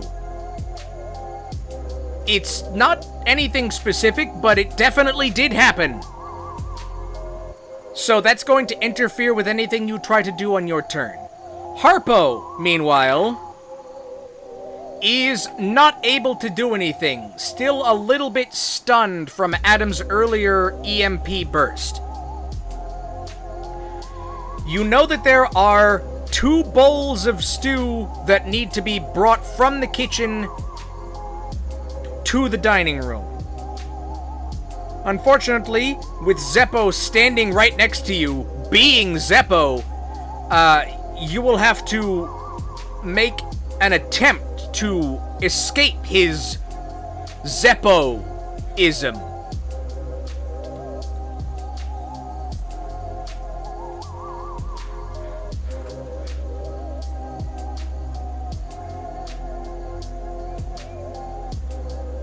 Like, I don't know what Zeppo Marks does. Like, he's the strike man. He's just kind of there.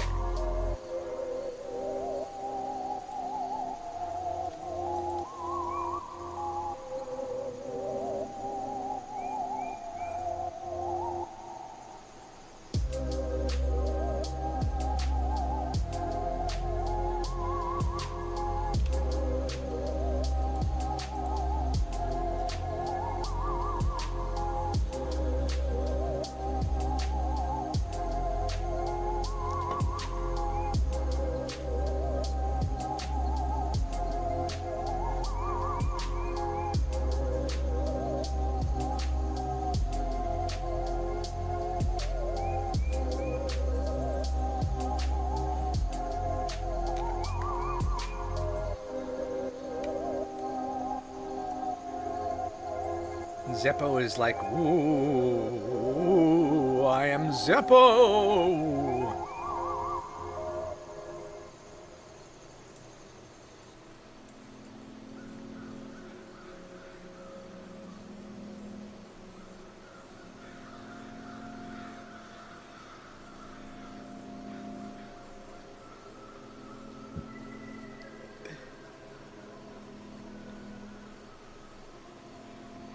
Ay, caramba. This Seppo is a real handful, isn't it? ILL try to distract him with a dazzling display of flamenco. Maybe a little spin and a flourish will take his mind off his mischief. It's worth a shot before I have to resort to my rapier to I really don't want to get my dress dirty. Okay.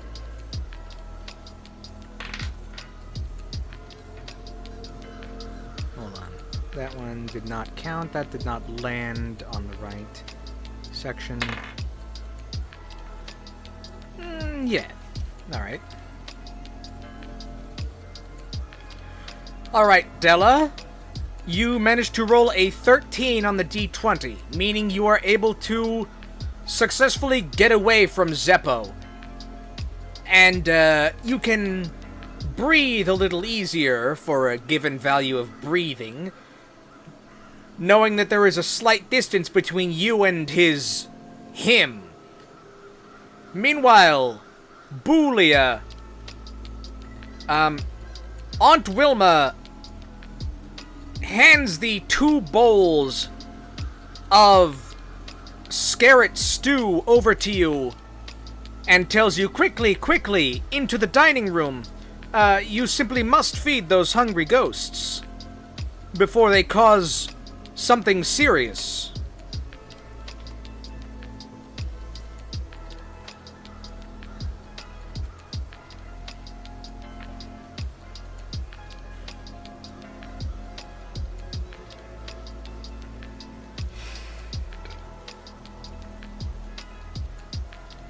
Oh, there.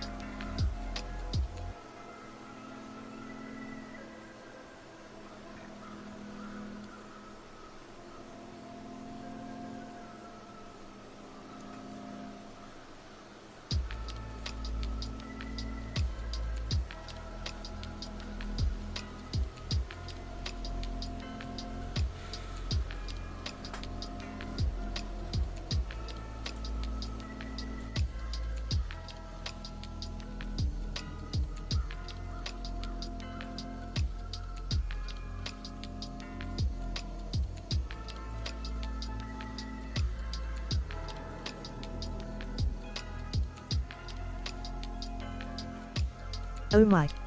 Thank you kindly, Aunt Wilma. I shall be off to deliver this lovely stew post-haste. It is dreadfully important that these hungry ghosts are appeased. Perhaps a little bit of soothing music would help calm them down as they eat.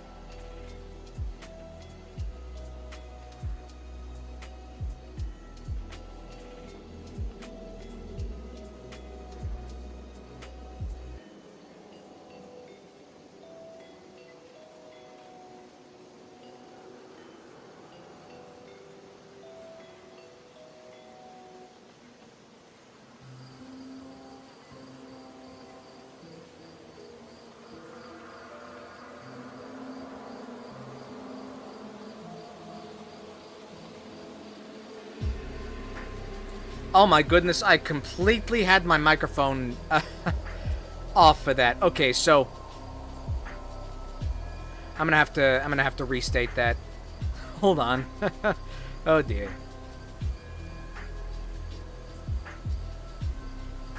Don't worry, I'll just read over what I said.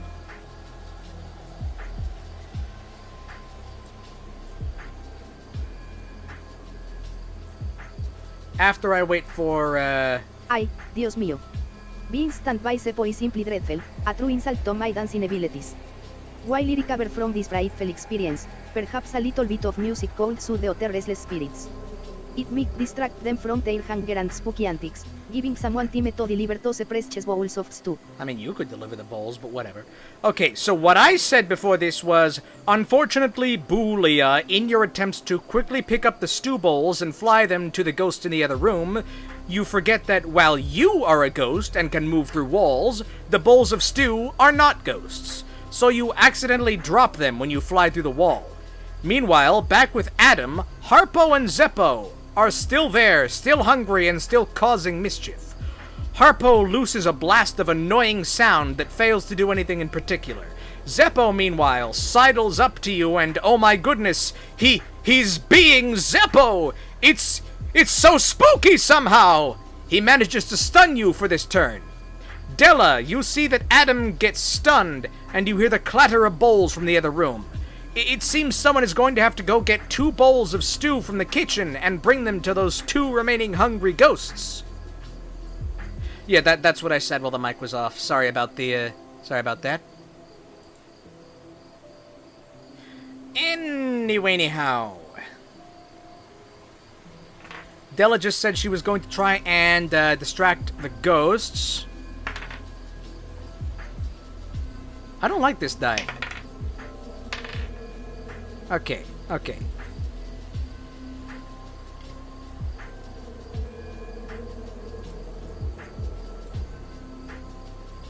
Alright, Della. You are able to use a bit of your musical talent to distract the hungry ghosts. Harpo, unfortunately, is immune to your sound-based counter mischief. Zeppo, meanwhile, well, you are somehow able to perfectly counter his being Zeppo. Meaning Adam is no longer stunned. Meanwhile, Boolia, you accidentally dropped those 2 bowls of stew. You're going to have to go get another 2 bowls and quickly bring them into the dining room.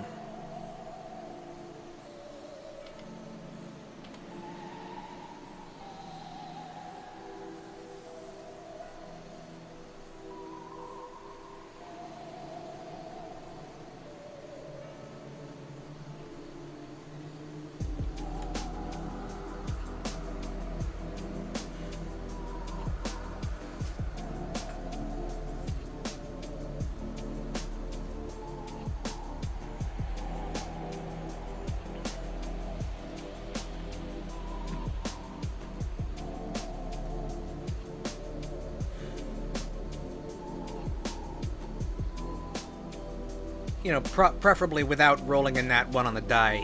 In fact, I'm gonna roll this die a few more times.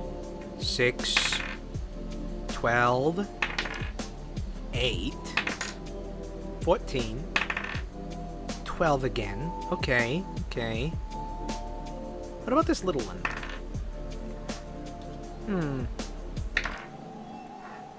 Interesting. Oh dear, such a frightful mishap. I do apologize for the dropped stew, it was most clumsy of me. I shall hasten to the kitchen and fetch another 2 bowls immediately. Perhaps if I hum a little tune while I'm gone, it will bring good luck.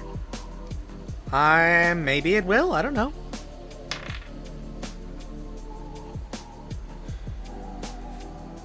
You know, it seems like it did. Alright. Alright, Boolia.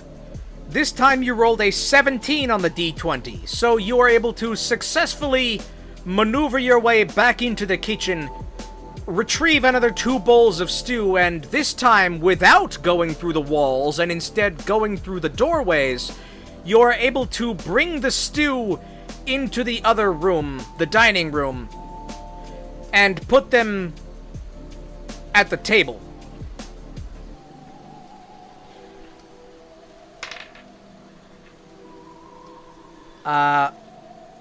Harpo immediately stops attempting his mischief and goes for the stew. Zeppo also stops his horrifying being Zeppo act that he's been doing and also goes and eats his stew. Aunt Wilma drifts in from the kitchen and says, "Oh, thank goodness. My boys are always so mischievous when they're hungry. But it's nothing a good scarlet stew can't help. Thank you for helping me with this. Now, I know there are other problems happening in the manor today, so don't let me keep you. You have successfully managed to stop 2 of the problems in the manor."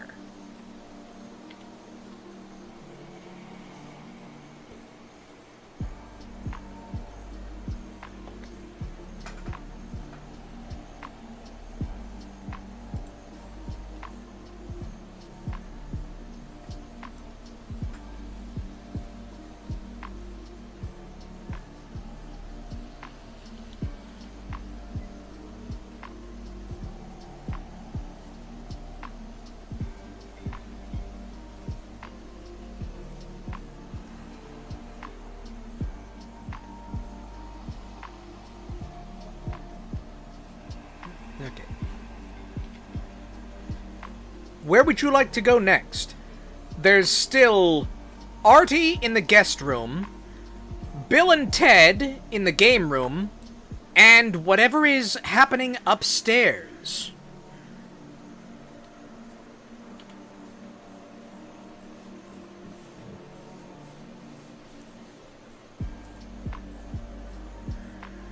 And we'll see who gets to speak first this time.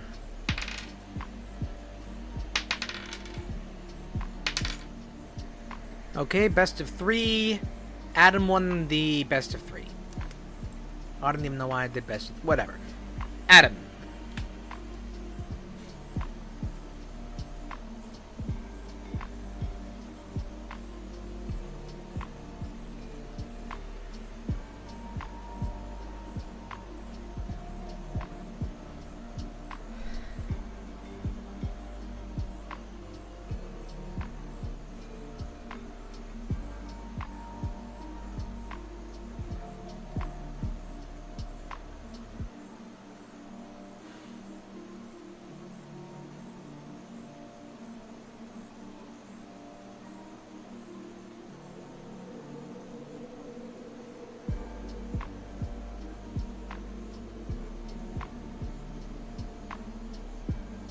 Professor Frogenshtein always emphasized the importance of thoroughness.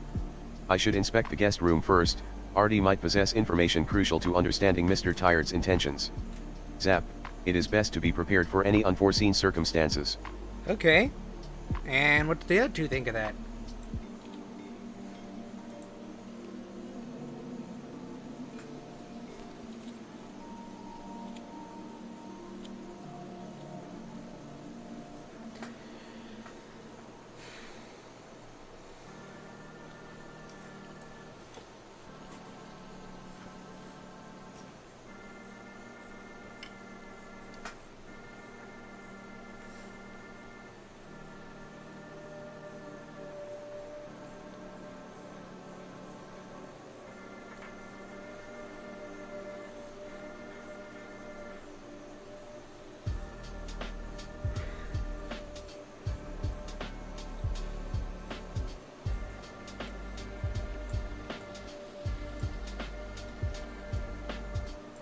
Indeed, there is key.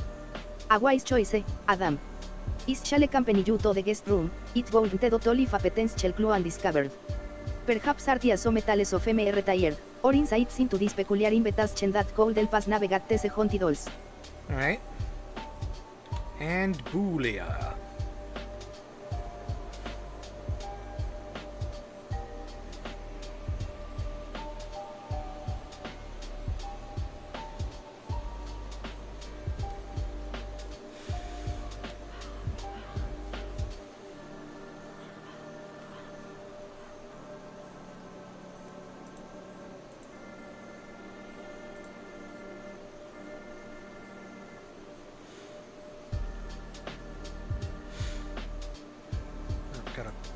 Hold on.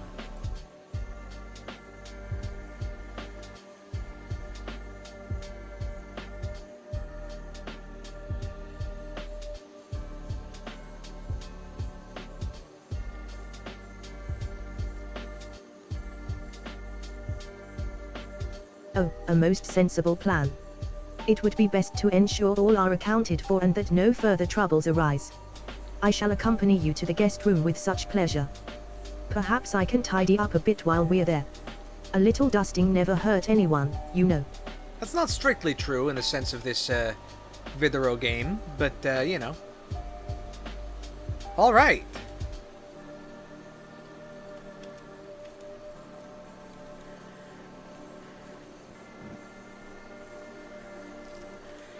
Alright.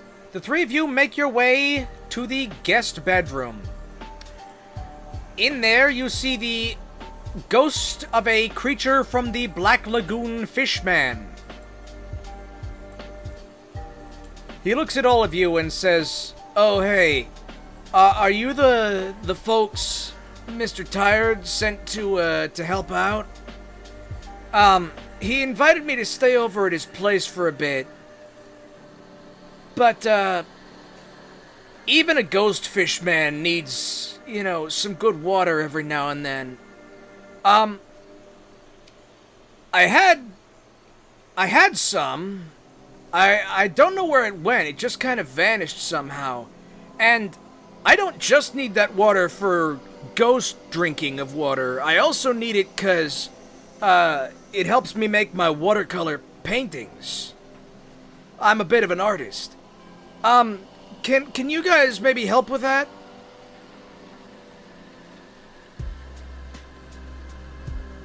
I'm gonna be honest, I have no idea what I'm doing for this one.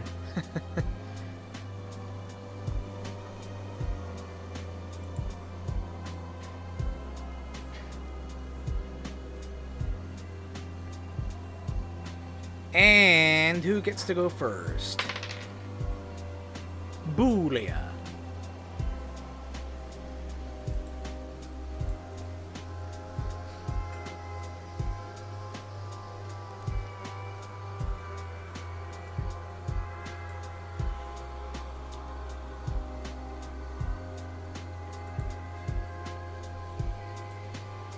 Also, yeah, there should be like a pool or something right here.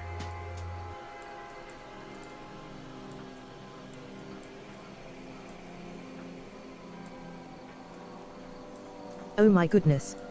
A ghost fishman. How utterly fascinating. Don't you fret about your water, dear sir. I shall summon a refreshing glass of Dr. Fizzy for you right away. It always seems to have a way of appearing when it's needed most. Okay.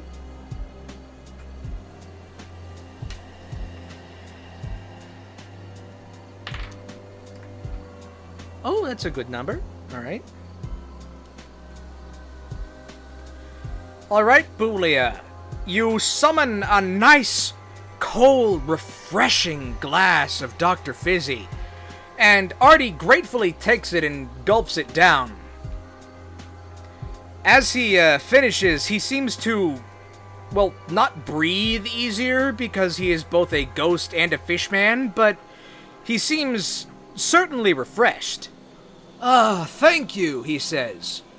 But that still doesn't help with the missing watercolors.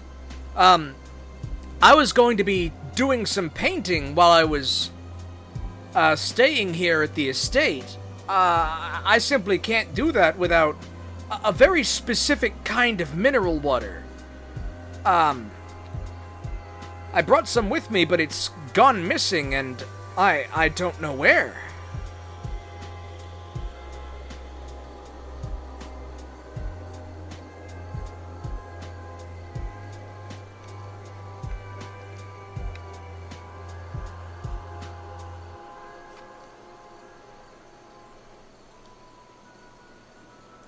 And let's do coin flip. Who goes next? Della or Adam? Looks like Della.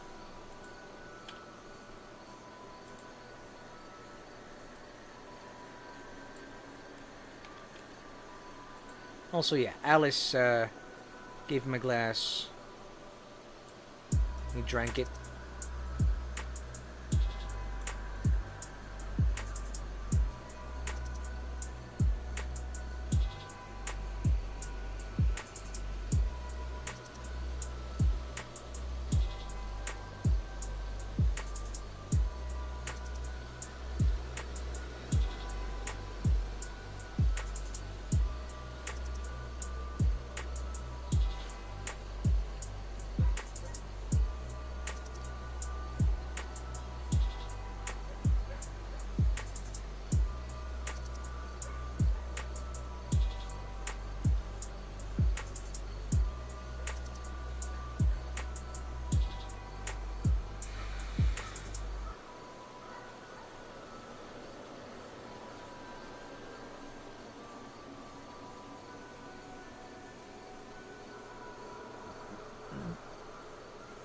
Missing watercolors and a craving for mineral water, this is quite a predicament. It seems our friendly ghost fishman has a rather artistic soul. Perhaps the missing water isn't simply vanished, but taken.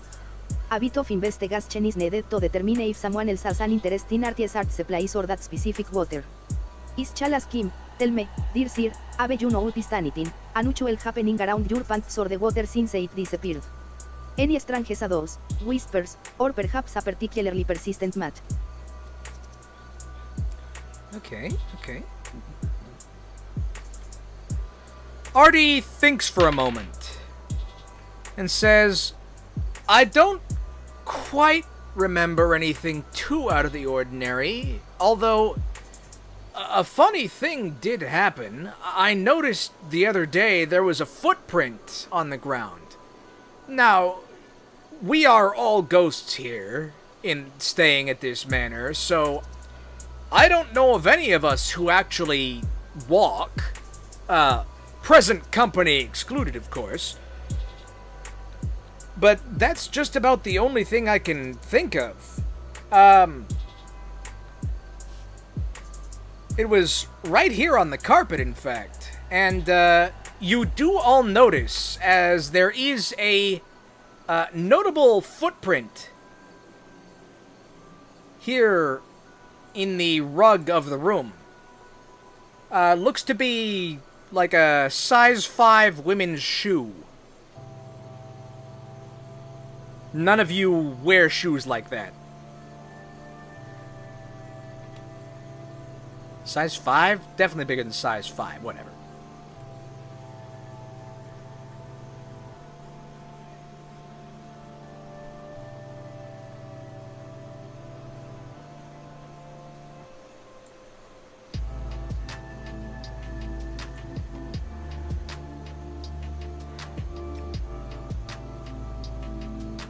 And let's have Adam take a turn.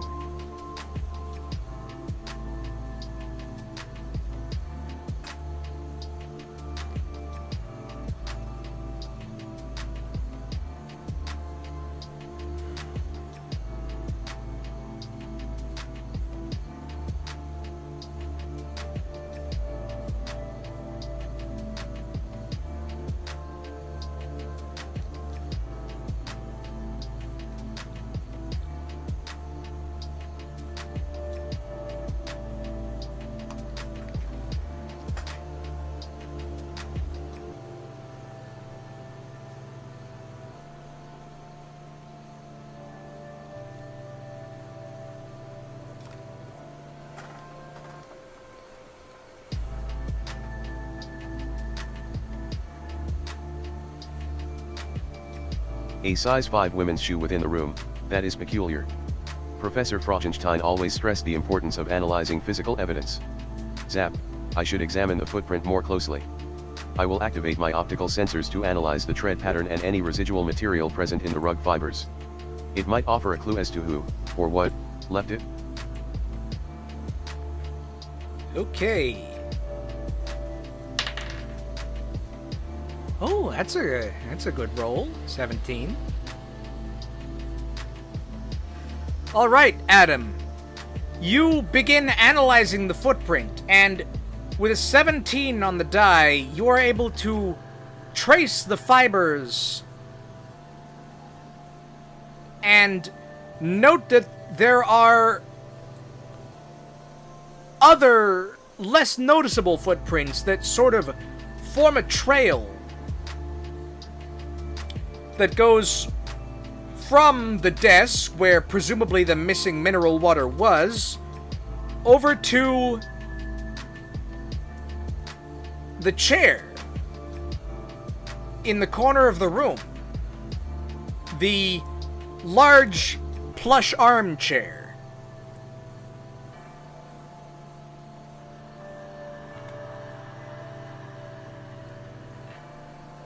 And I'll let him follow up on that.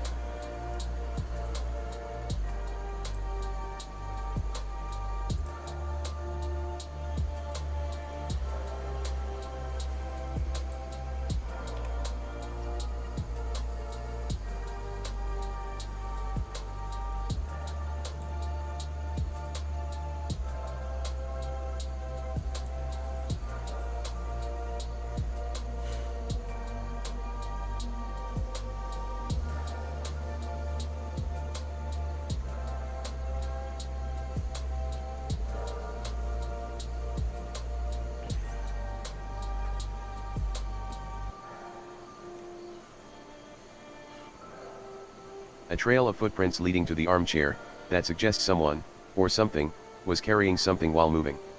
It seems deliberate, not just random wandering. I shall approach the armchair cautiously and scan the area for any further clues. Perhaps there are signs of a struggle, or an object that might have been dropped. It is imperative to gather all available data before drawing conclusions.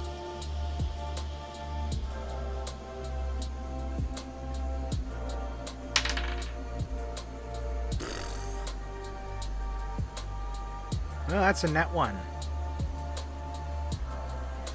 Unfortunately, Adam, you rolled a 1 on the D20 for your investigation. So, there's an unexpected jolt of lightning, and your enhanced vision cuts out for a few moments. Boolia, you heard Adam explain all of this, so what would you like to do?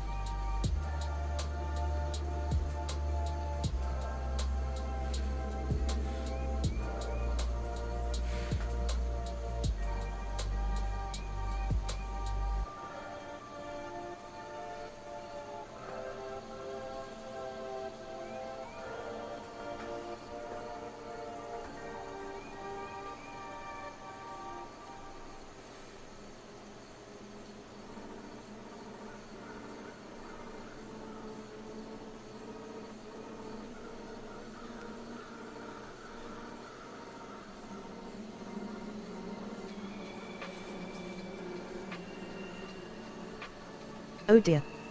That sounds most frightful, a sudden jolt of lightning. I shall summon my lucky duster and give the armchair a thorough cleaning, just to see if anything is hidden beneath the dust. It's always worth a look, you know. A clean space often reveals secrets.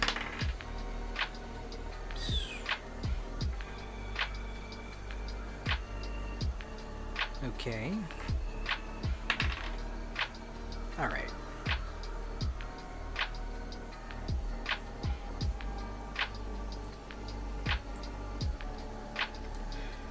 Unfortunately, Boolia, your dusting of the top and sides of the armchair does not reveal anything new, although the chair is certainly cleaner now.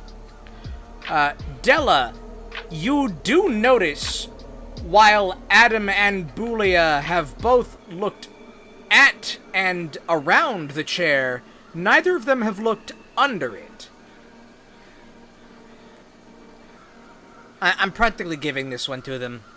I'm gonna be honest, I had no... like, this is not exactly high fantasy cinema.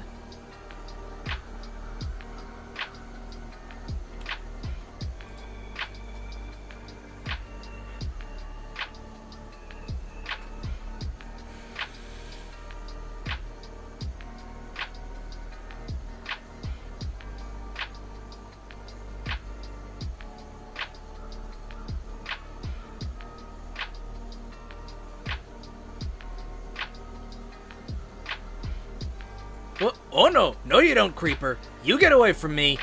You are not taking my gravel!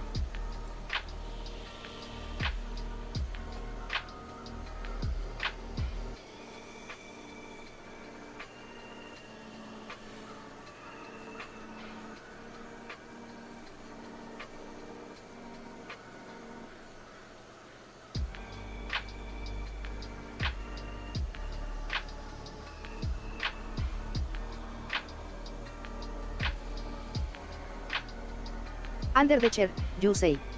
A most excellent suggestion. It is where one often hides things to keep them out of sight. It would be a shame if someone were trying to conceal something precious like a lovely bottle of sugar skulls, perhaps. Is shall carefully kneel down and peer beneath the armchair.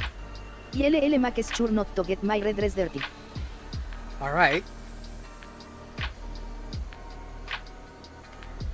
Okay, Della, with a 17 on the D20, you are able to reach under the armchair, thankfully not getting any dust on yourself because Boolia already got all of the dust off of the chair, and you find a bottle of water labeled specific mineral water, property of Artie.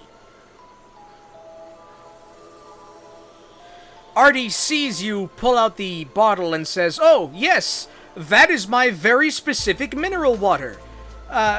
Please, hand that to me. I need that for my art."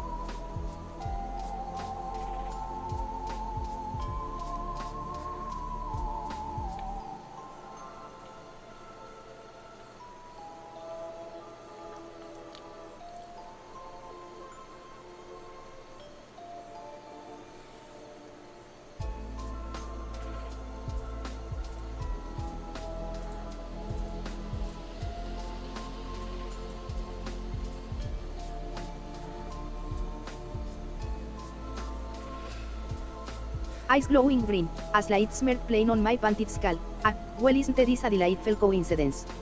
It seems our little mysterious unraveled kitten easily. It appears someone was simply borrowing Artie's special water for their artistic endeavors. Is shall present the battle to him with a flourish, saying, "Ere you are, mi amigo. A bit of a sneaky fellow, eh?" Battles well that ends well especially when it involves sugar skulls. Artie takes the mineral water and brings it back over to the desk, mixing it in with some watercolor paints and beginning to make some simple paintings. He turns back to you and says, hey, thanks, you three. That was all I needed. I honestly have no idea how the mineral water got there, but that was all I needed. Thanks. You have successfully solved 3 of the problems in the manor. Where would you like to go next? There is Bill and Ted in the game room, and there's whatever is happening upstairs.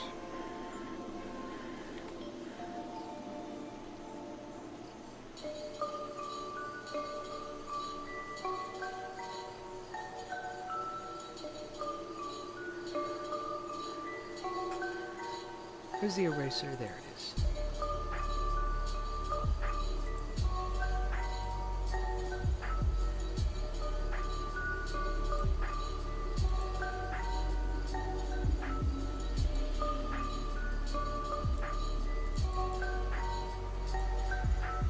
And we'll have...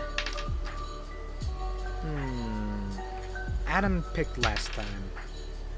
Yeah, sure, let's have Della pick.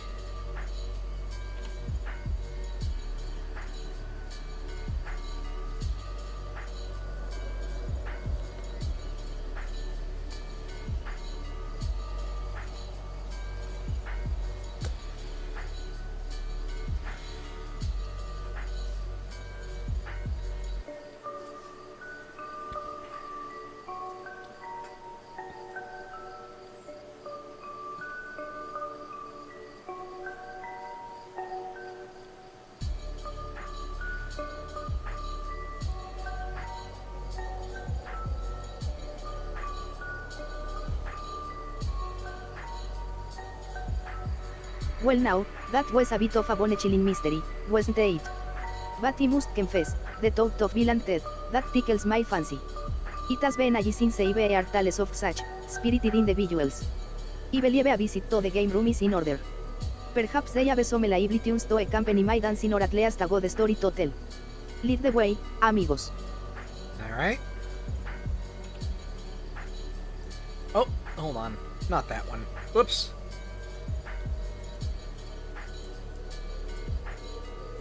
Well, whatever. I'll just have him go in.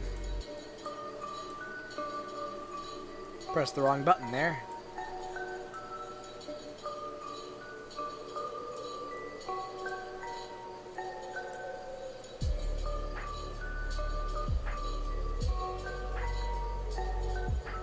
Adjusting my redress, y strike a dramatic pose. Ay, caramba. A game room with Bill and Ted. This could be more entertaining than a fiesta of 100 souls. I shall try to keep my dancing to a minimum, unless they happen to have some excellent music. Alright, as the three of you make your way to the game room, you start overhearing loud shouting of an argument. You hear one voice shouting, "No, I'm pretty sure you were the one cheating, broski." And another voice that shouts back, "Dude, don't call me broski, my guy." And the first voice replies, "Don't call me my guy, Deuterino." And the second voice replies, "Don't call me Deuterino, pal." You enter the room and see two ghosts of roughly teenager-ish age and appearance bickering over a billiards table.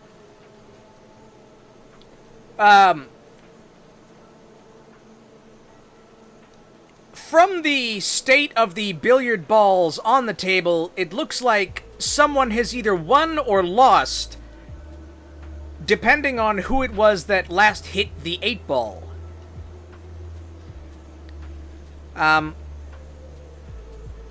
One of the two, Bill, who has dark blue hair, turns to you and says, "Oh, you must be those 3 that Mr. Tired said we're gonna help us with this, I was just playing a game, you know, with my bro, Ted, but, like, he hit the 8-ball, and it went in, like, the corner pocket, and that means he lost. And Ted turns and says, I am super telling you, my guy, I did not hit that 8-ball.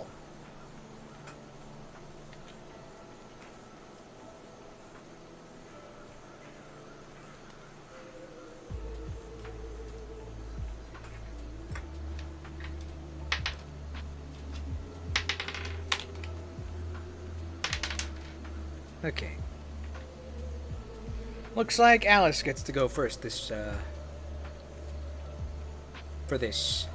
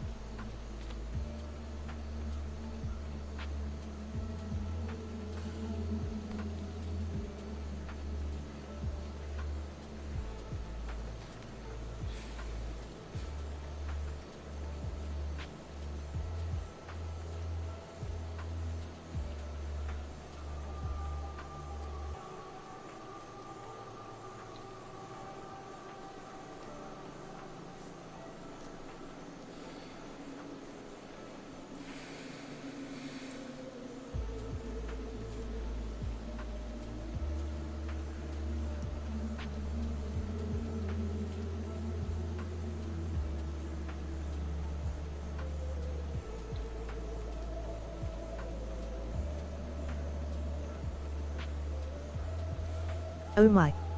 What a commotion.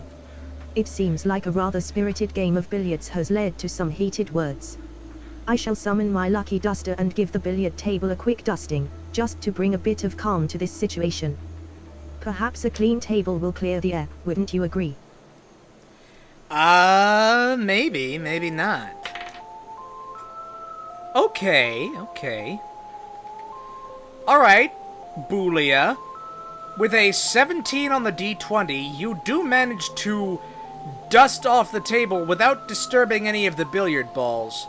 Bill and Ted both look at you like a little off-put by that, but once they see that you haven't actually moved any of the billiard balls, they just shrug it off. Ted looks at you and says, like, okay, I guess the table's cleaner now, but that still doesn't change the fact that I did not hit that 8-ball. And Bill says, bro, I heard the ball get hit, and I heard it go in the pocket, and it went in the pocket. And I sure didn't hit it. And Ted says, I did not hit it either. I wasn't looking at the table, but I know that I did not hit the 8-ball. I think you're the one who hit it. Della, it seems like the argument is about to start back up again, and it will be very unproductive.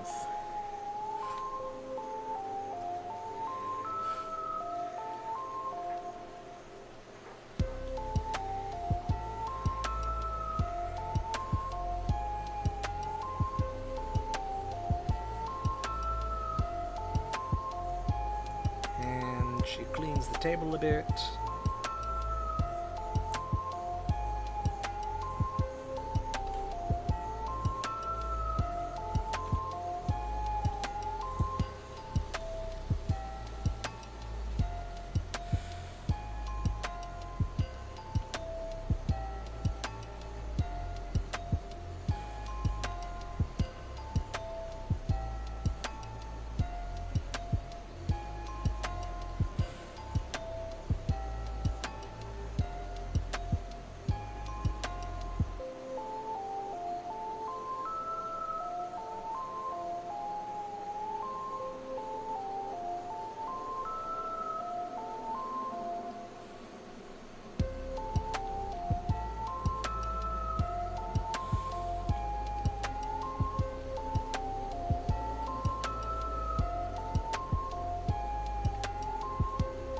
Okay, I need to go, like, wash my face or something. I got dust all up in my nose or something. I'll be right back. My green eyes glow slightly as he approach the billiard table. Oh, my dears, this is quite a predicament. It seems we have a case of mistaken identity or perhaps a mischievous spirit at play. Allow me to use my cutting remark on this situation. While I don't want to cause more trouble, a little persuasion might reveal the truth. Perhaps someone is trying to divert attention from their own clumsy suit.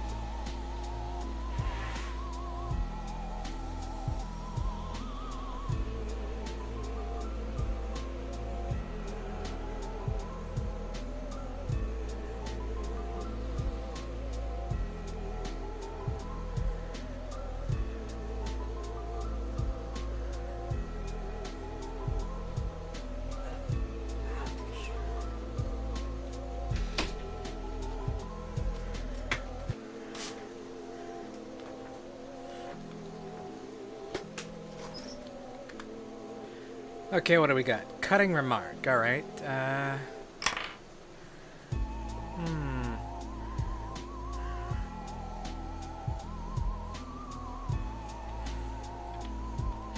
Unfortunately, Della, you rolled an 11 on the D20, so your cutting remark doesn't particularly pierce through anything. Though Bill looks at you and says, "That's a little harsh." You did manage to distract them from the argument for a little bit. Adam, what do you do?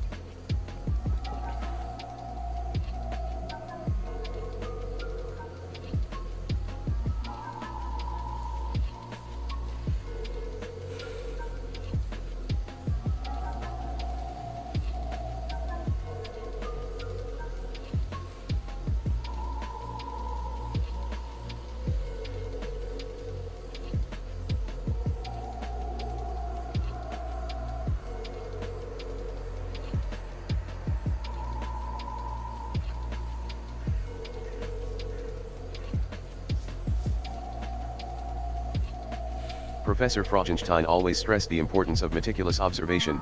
Even seemingly insignificant details can hold crucial clues. The angle of the cue stick, the trajectory of the 8-ball. Zap, analyze the physics of the shot, I murmur, adjusting the lenses on my armored visor. Perhaps a closer examination of the table itself will reveal something overlooked. Alright, let's see.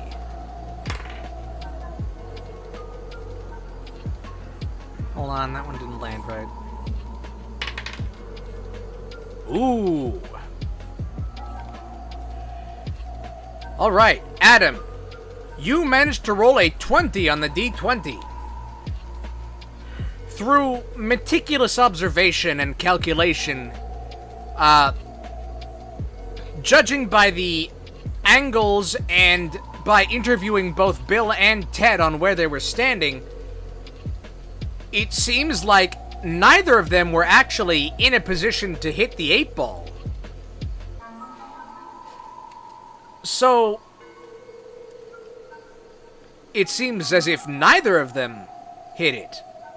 In fact, you do notice, also in one of the billiard pockets, is a marble that is not traditionally used in a game of billiards. You show it to both Bill and Ted, and, what do you say?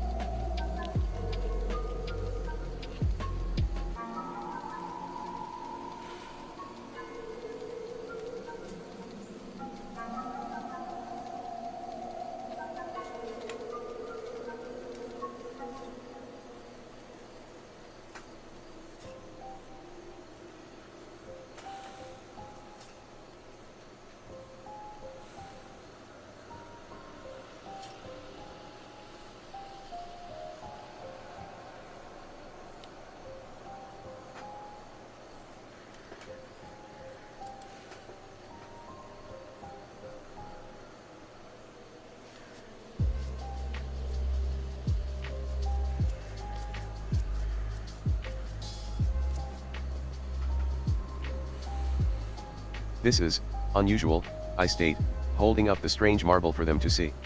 This is not a standard billiard ball. Zap, its composition suggests it's not of this world. I didn't say that. It appears someone intentionally interfered with the game.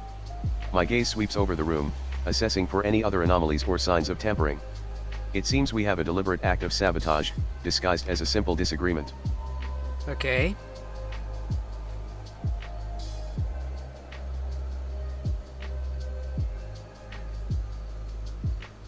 Okay. Okay, Bill and Ted both look at each other, and a bit of relief dawns in their eyes. Oh, so someone else cheated, says Bill. Ted nods and says, yeah, I guess that means the game's a wash. Start over? And Bill says, yeah, sounds good. But, like, I wonder who would do that. And, like, why? It's weird. You have successfully managed to solve 4 of the problems in the manor. All that's left are whatever problems are still upstairs. But interestingly, in each of these situations, there has been what appear to be deliberate acts of sabotage. As you return to the main area to think before going upstairs, you have a few moments to discuss things with each other.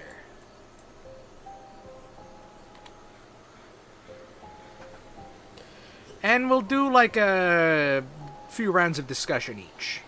Like 2 each.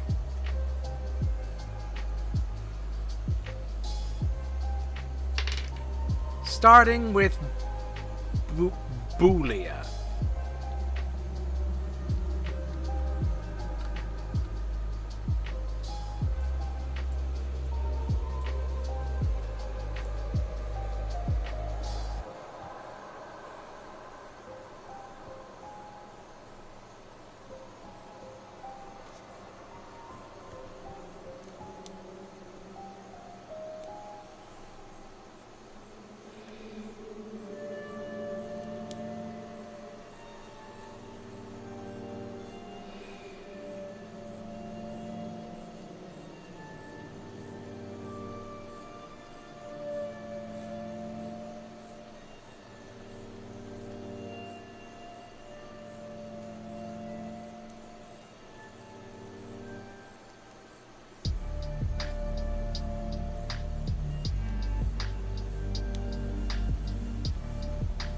Indeed, I reply, adjusting my spectacles. You don't wear spectacles. A deliberate act suggests someone wishes to influence events within Mr. Tired's estate. It would be wise to proceed with caution and observe carefully for further indications of their intentions. A quick glance around the room confirms a feeling of unease. Something feels amiss. Perhaps we should inquire about any recent visitors or unusual occurrences from Mr. Tired himself. Alright, and then who goes next? Adam or Della? Adam.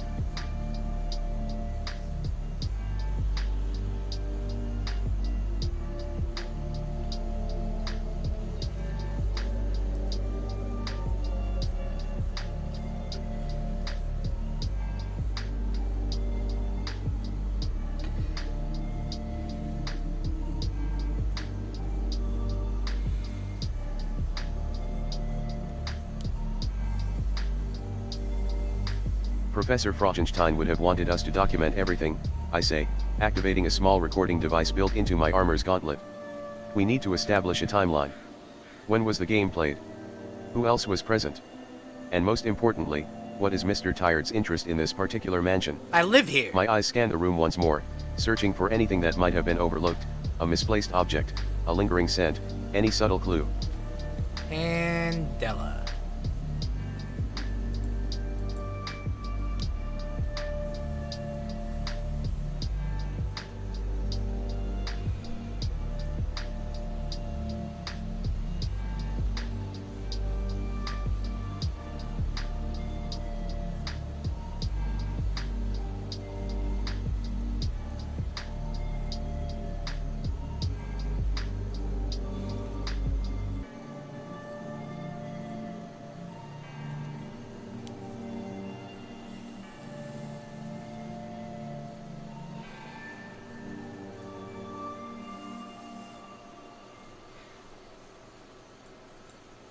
$48, $49, $50, $51, $52, $53, $54, $55. Oh, 55 more stacks of gravel. That'll tower up nicely.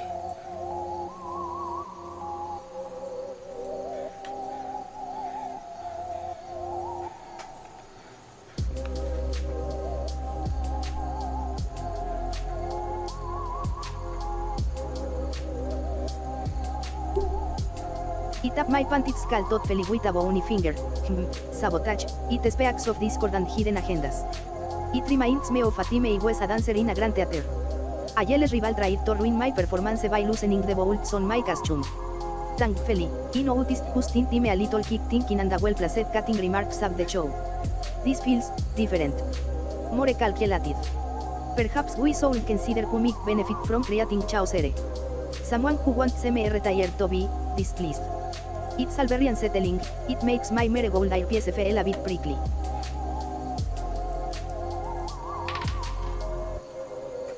Okay. Oh, forgiveness. Okay, well, who's gonna talk next? Either Adam or Boolia. I need to stop flicking coins so hard. Come on. Boolia. I guess we'll just go around in the same circle then. Boolia, then Adam, then Della.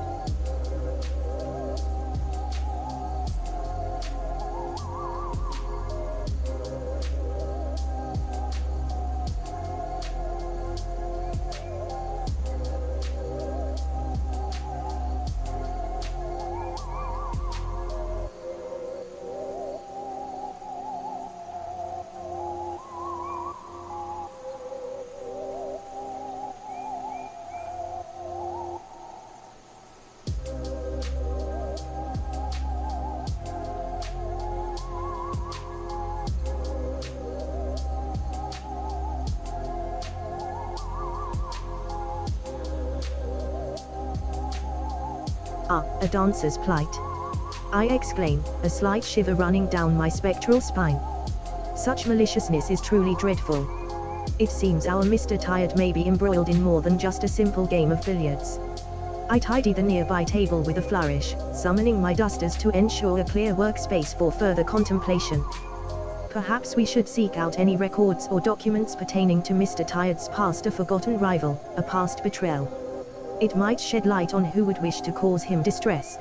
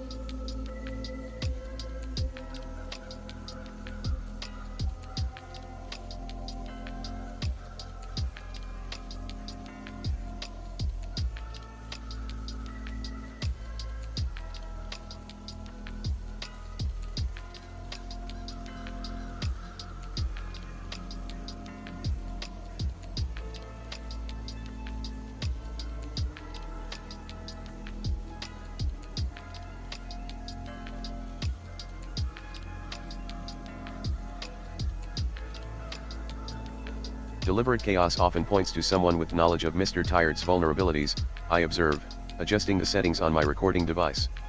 Perhaps we should inquire about his current concerns or recent troubles. Zap, a disgruntled associate, a financial dispute, anything that could motivate someone to disrupt his evening. I begin to walk towards the hallway leading upstairs, my boots echoing softly on the floor. Let's start with the obvious, where does Mr. Tired spend most of his time?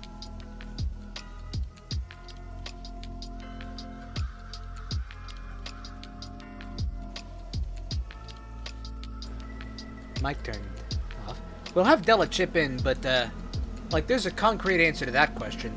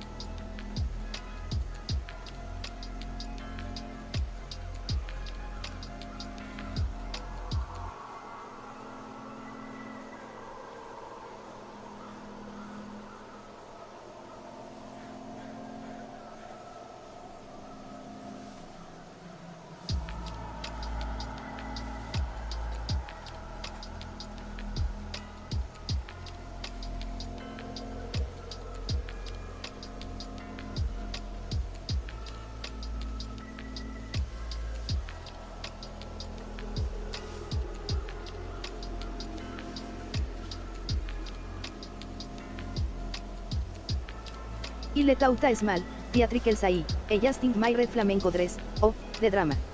It seems even the undead are not immune to petty grievances. This reminds me of when I was performing at a masquerade ball someone swapped my shoes with clown's shoes. Can you imagine? A flamenco dancer in clown's shoes. The indignity. But seriously, finding out about MR-Tired's vulnerabilities is wise. It's like knowing where to strike the perfect coordination, it allows for maximum impact. Perhaps he could use make a like a clash to subtly inquire about his travels. That's not what that power A little does. rattle of bones might loosen some tanks. That's not what that power does. Whatever.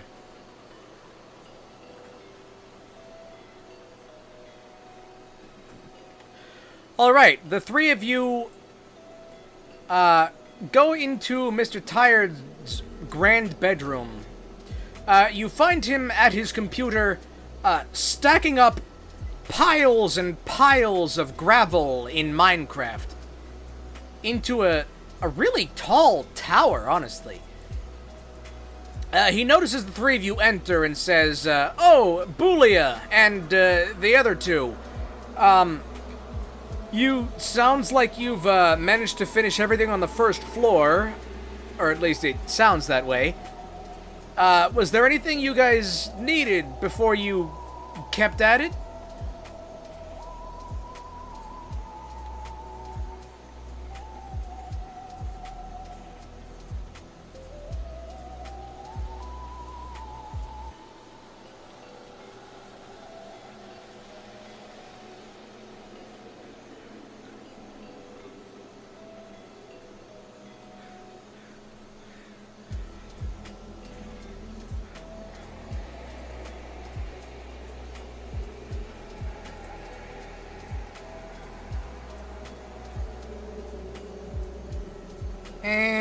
Who goes first?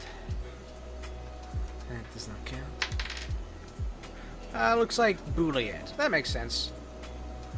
Bouliet, my mistake. Keep getting the name wrong. I was just gonna call her Alice, but Adam also starts with an A, and that didn't mesh well in my brain parts. But anyway, yeah, it makes sense, because, like, he did address her directly. He, I, me, at the computer.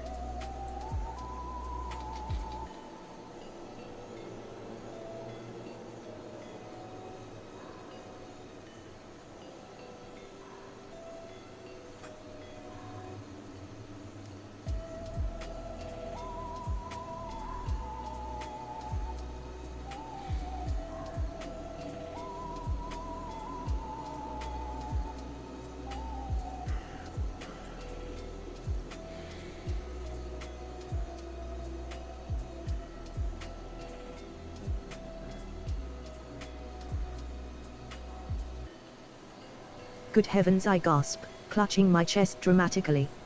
Mr. Tired, are you truly occupied with gravel? My glowing blue eyes widen in surprise as I take in the scene before us. I quickly summon a polishing cloth to discreetly wipe a speck of dust from the desk, attempting to restore some semblance of order to the room. Perhaps we could inquire if he requires any assistance with his digital construction project. A cup of tea might also be appreciated after such strenuous activity.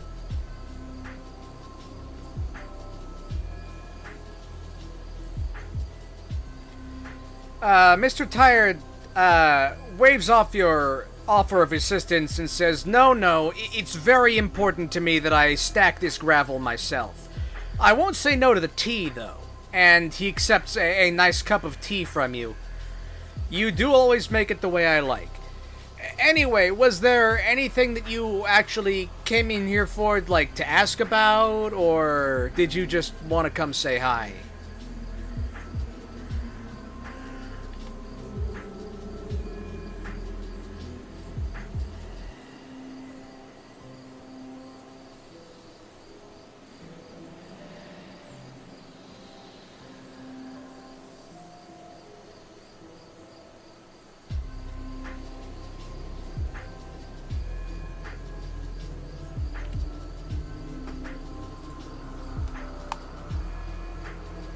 We can't spend too long in here. The LLM manager I'm using automatically truncates the prompt, so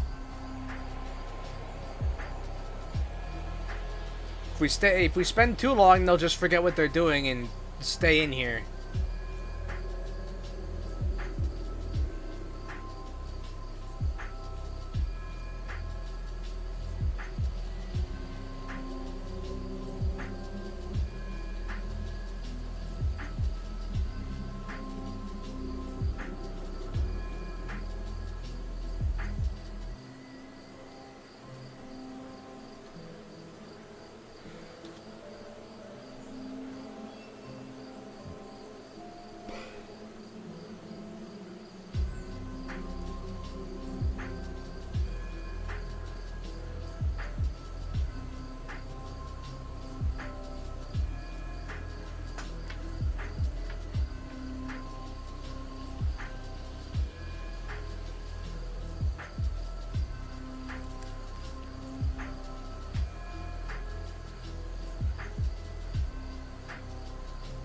I offer a sweet, knowing smile and pour me retired another cup of tea.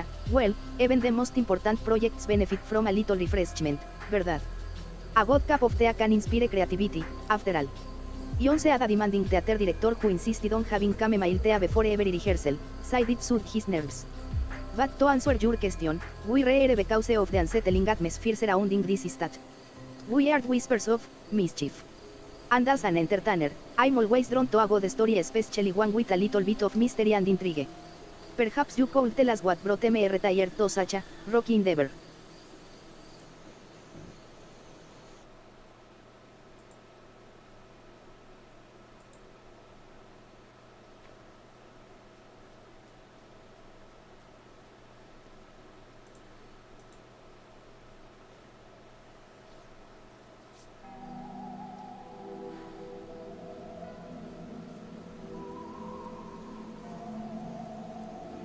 And we'll have Adam chime in also. Well, you know what? I'll say something. Oh, the gravel thing? That's like just something I kind of do when I'm bored. But if you're talking about, like, mischief around, I mean, I did kind of notice it's been louder around the house than it has been in previous family gatherings. I don't know what exactly would have been causing that, unless you're saying it may have been some kind of deliberate acts of sabotage. But even then, I don't actually know what anyone would have a grudge against me for. At least not off the top of my head. And he raps his knuckles against his, skull to illustrate that there is in fact nothing on the top of his head.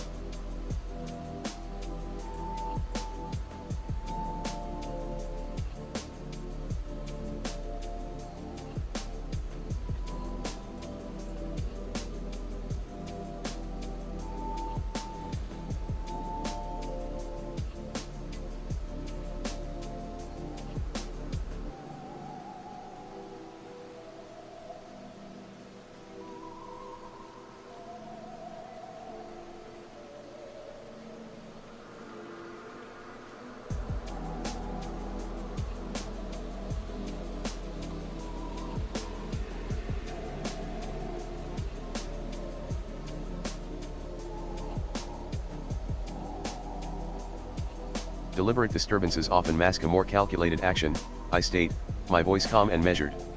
The increased noise, coupled with the rumors, suggests a pattern. Zap, it would be beneficial to understand the nature of these disturbances. Were they recent, or have they been ongoing? And have you observed any specific locations where the noise is most prevalent? I glance around the room, my eyes scanning for any clues or unusual objects. You know what? Let me pull something in real quick. Where are my map assets?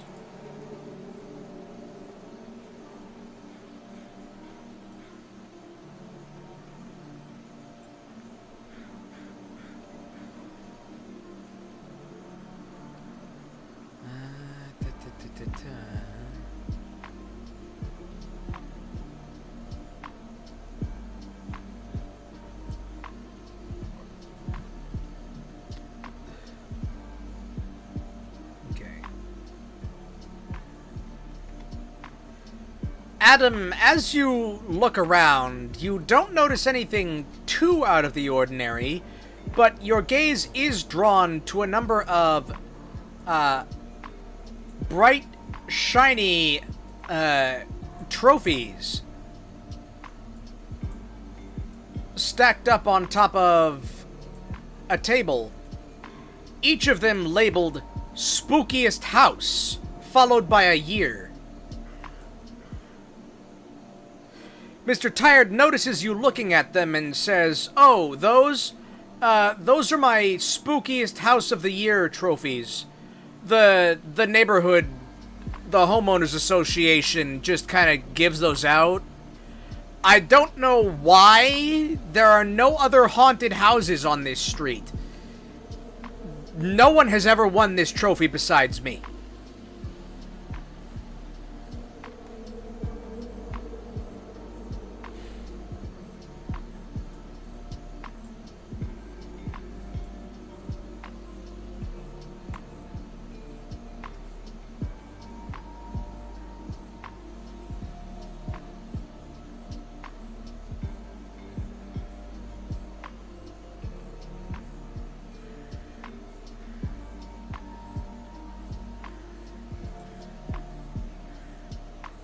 And, Della answers this one.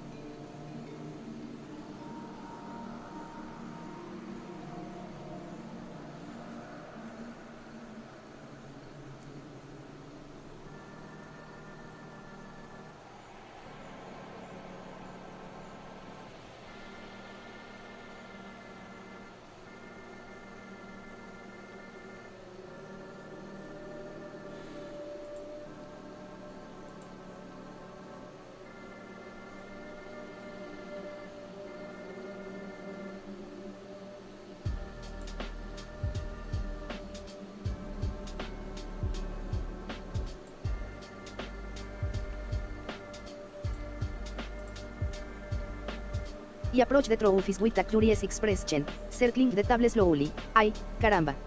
Such dedication to spokines.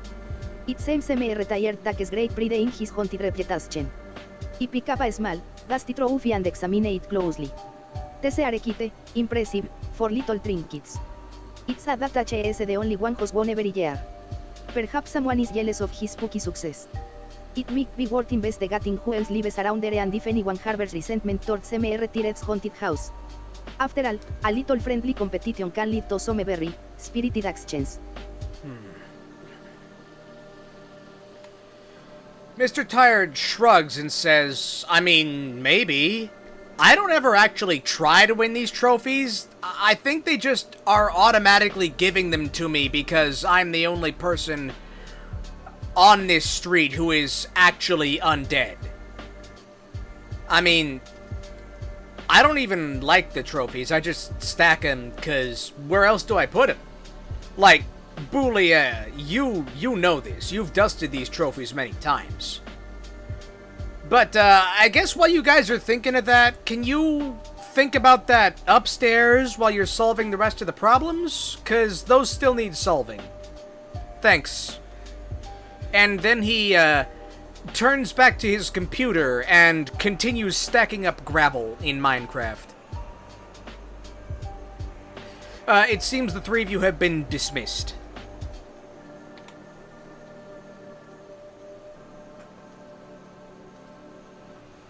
Gotta kind of roll this forward. It's, you know, I'd like to be finished by midnight. I don't know if I will.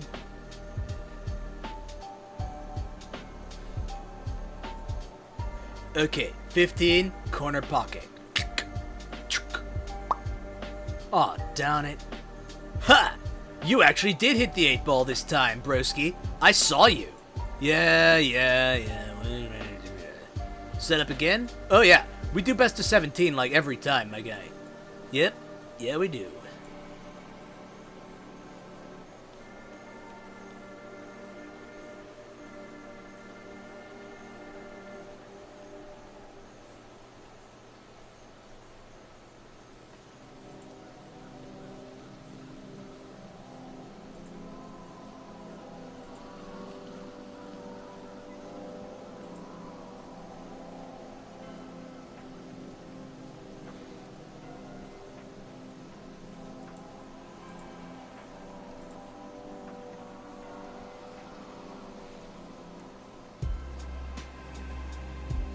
Oh, yeah, Boolia.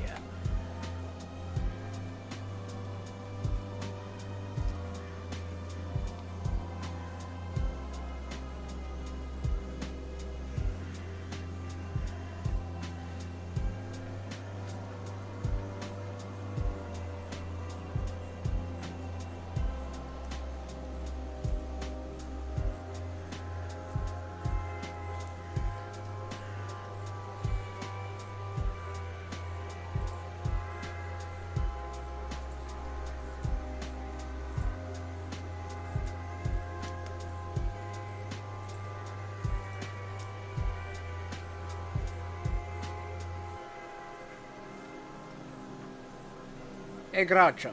Yeah? Oh How my. eating the soup? Such a collection of glittering awards, isn't it? They do seem to sparkle with a certain, ghostly energy.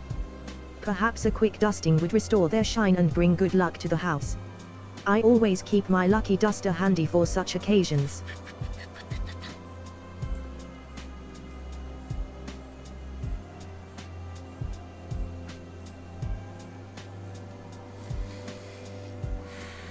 Okay.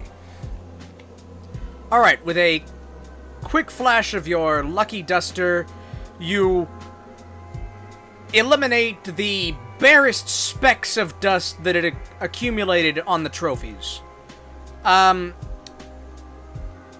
There's nothing left for you to do in Mr. Tired's room, so all that's left to do is to go upstairs and see what problems have arisen upstairs.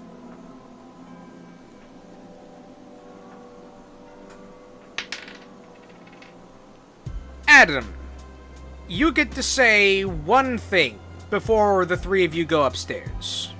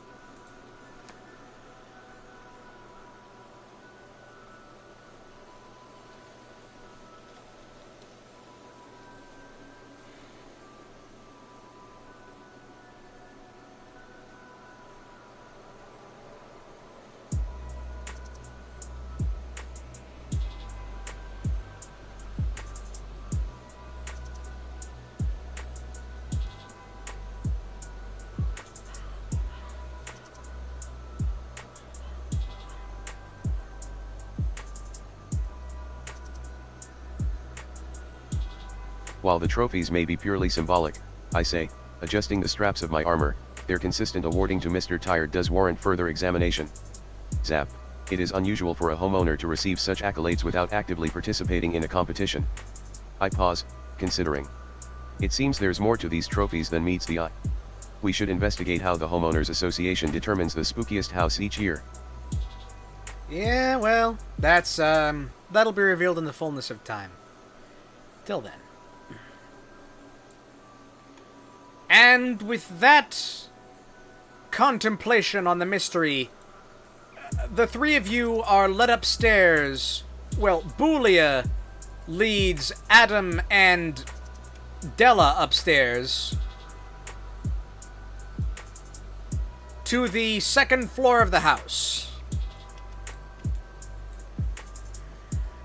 Up here are 3 rooms: the observatory, the conservatory, and the library.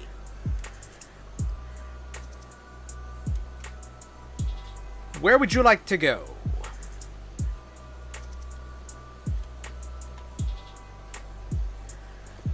Actually, is a music room the same as a conservatory? I think that might be different, actually. You know what? I didn't call it the music room, but it is the music room.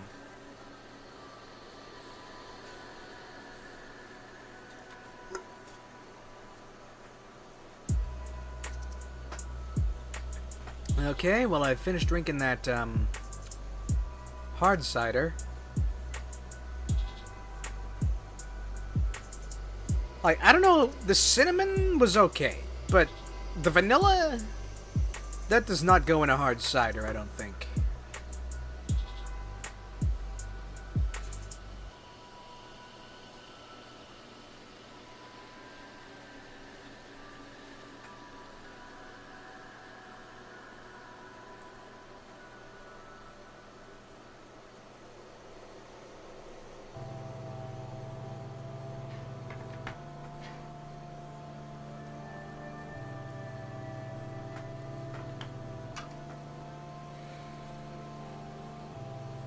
Okay, and who gets to decide? Adam gets to decide.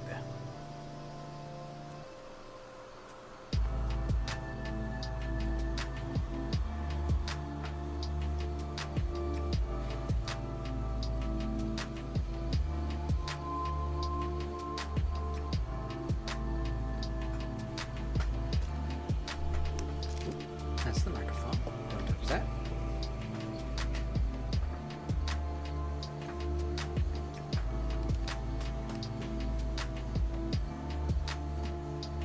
The library seems the most logical starting point, I state, my gaze already scanning the doorway. Historical records, local ordinances, information regarding the spookiest house competition is likely to be documented there. Zap, and it's a good place to begin piecing together the history of these awards. I adjust the power conduits on my shoulder armor, preparing for any unforeseen obstacles. Okay, I will be right back. This dust is irritating me again.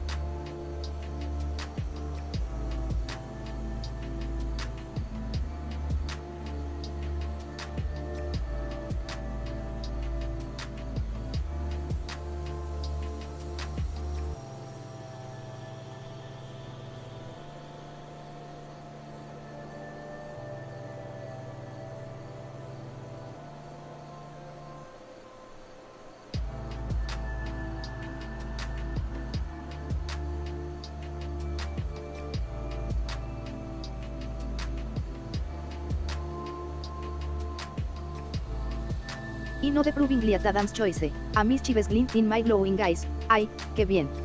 A library is always a good place to find secrets. I just the merry-go-round air piece up my skull, letting the ethereal smoke swirl around me as I follow Adam towards the library. While he searches for records, I shall keep an eye out for anything unusual. Perhaps a hidden passage. Or a dusty old book bound in human skin, I chuckle to myself, a low, rattling sound. A skeleton can never be too careful when seeking knowledge. After all, it's better to be prepared than bona fide surprised.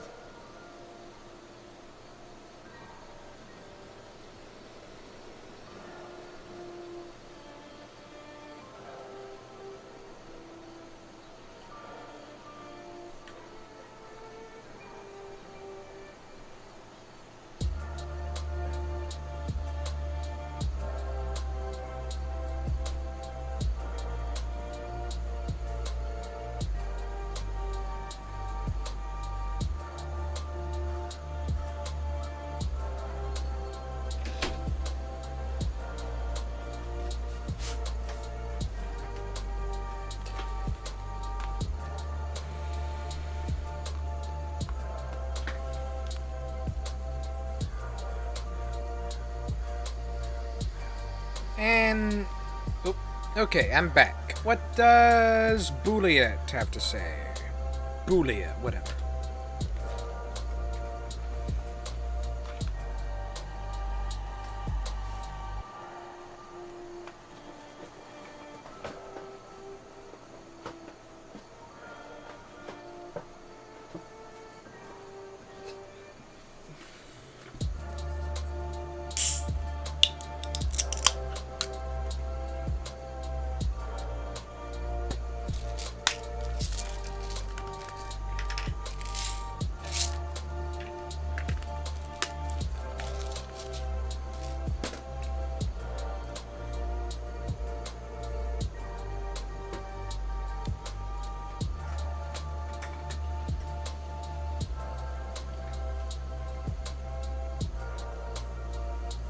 Oh, a library. How delightful. I do adore a good book, though I must confess, I'm more accustomed to dusting the shelves than reading them.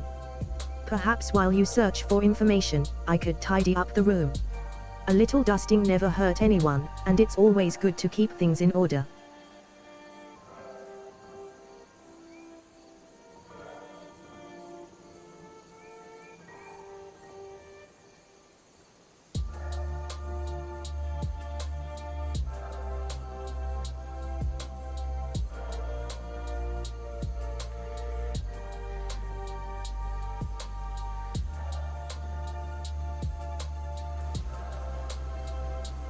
Okay.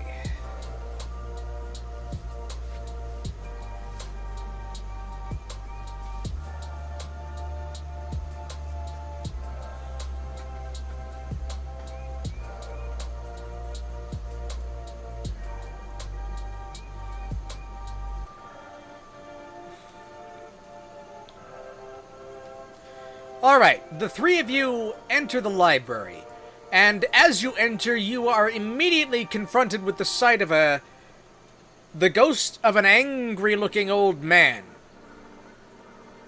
Boolia, you recognize this as Grandpa Books, Mr. Tired's grandfather. He regards the three of you and says, "You, those three, my grandkid told to help out? Well, about time you got here. Someone's rearranged all the books in the library, and they're starting to get mighty ornery about being out of place." As he speaks, several books shudder slightly in their places, glowing with a strange spectral energy. "We're gonna need to get these books in place, and fast. Otherwise, they're just gonna fly off the shelves and attack us. Kinda inconvenient living in a haunted library sometimes."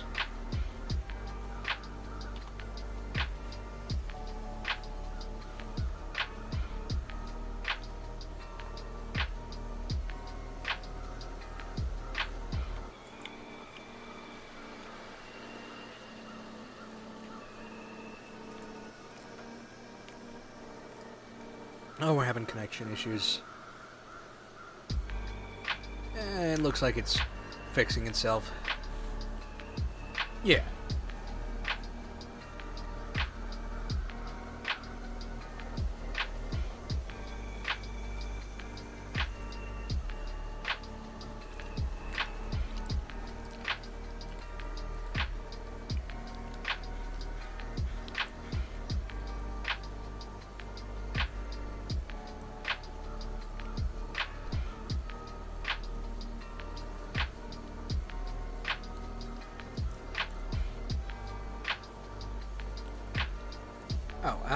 Who responds? Boolia.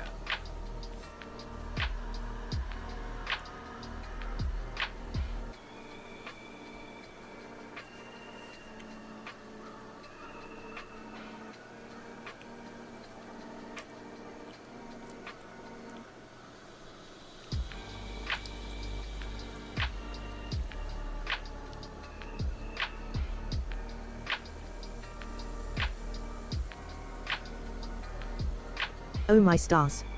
A spectral grandfather. How utterly unexpected. Not unexpected. It seems the poor books are quite distressed by this disarray. I shall immediately summon my dusters to help restore order and calm their spirits. Such chaos is simply dreadful for a good book.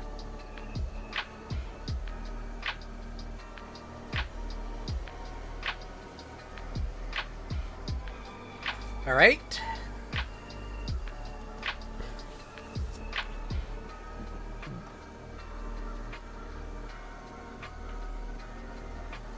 You know what? Let me note this down.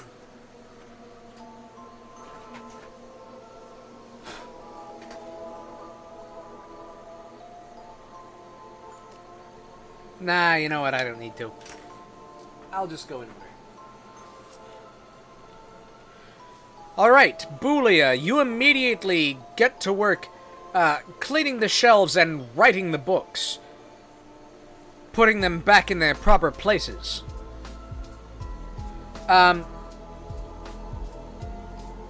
There will have to be about 5 successes of rearranging books. And on your first roll of 18, you managed to achieve 1 success. So about 1/5 of the books have been put back in their right place.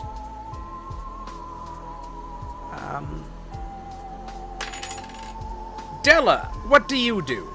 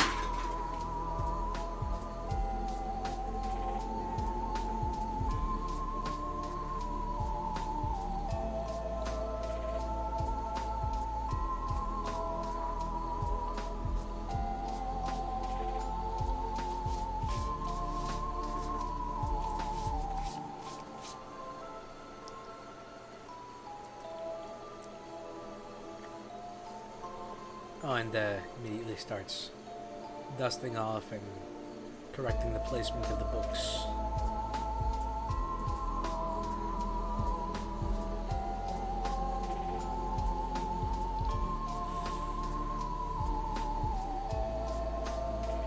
Isaí de Laptobulia, my bony fingers twitching with impatience.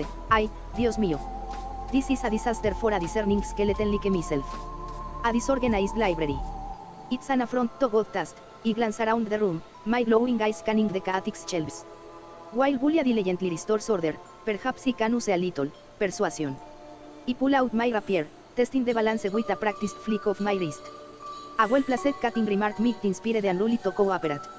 After all, even books appreciate a little firm guidance. I give Bulia a wink and a small, skeletal smile. Just don't let them get any ideas about turning me into a chapter in their tales. Alright,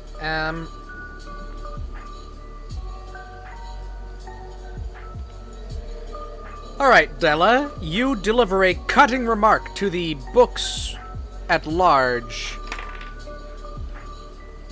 Though, unfortunately, with a roll of 7 on the D20, you are not able to properly intimidate any of the books into staying still. Adam, it is your turn.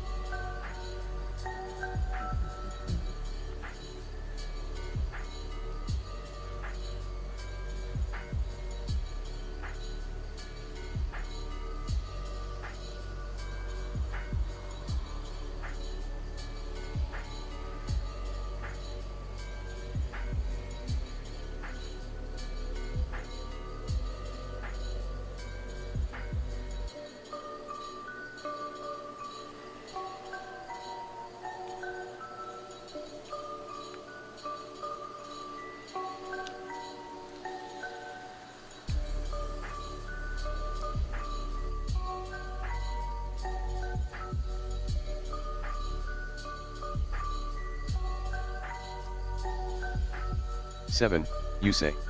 I mutter, observing the agitated books with a critical eye. Ineffective intimidation, a curious outcome. Zap. Perhaps a more direct approach is required. I activate my armor's internal systems, focusing on channeling a controlled burst of electricity into my hands. I carefully aim for the most unstable section of shelves, those closest to toppling, and unleash a focused pulse of energy. The goal isn't brute force, but rather to subtly stabilize the books, gently nudging them back into their proper places with precisely calibrated electrical impulses.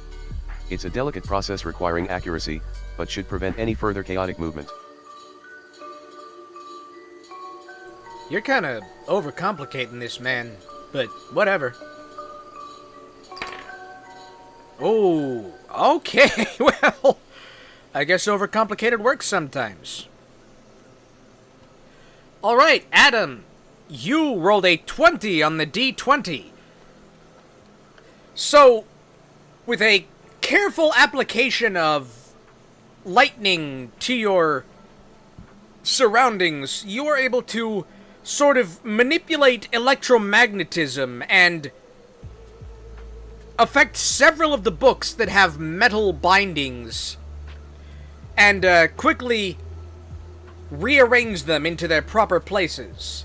That is 3 out of the 5 needed successes. You need to achieve 2 more successes within the next round. Otherwise, the books will attack you. Bella, it is gone back to your turn. Not Bella, sorry. Boolia. It is Boolia's turn.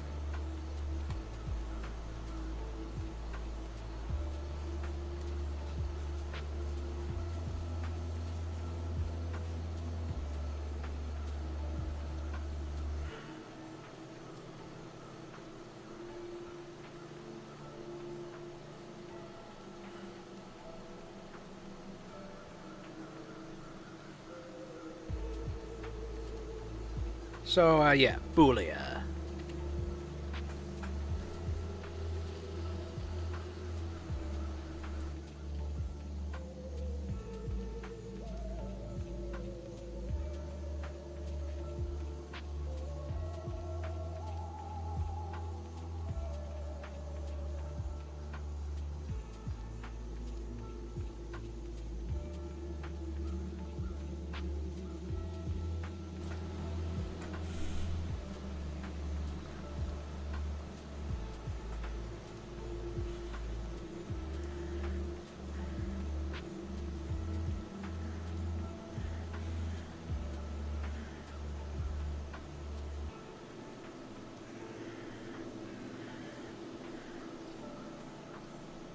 Oh dear, the books are becoming quite agitated.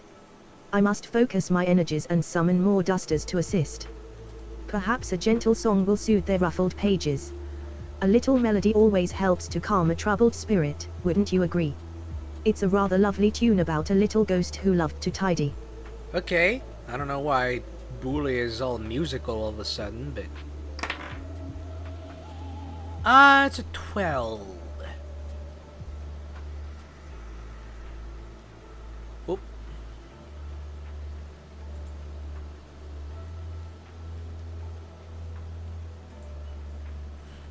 Oh, hello in chat. Yeah, I've been doing a, been doing a little spooky one-shot with the 3 AIs thing.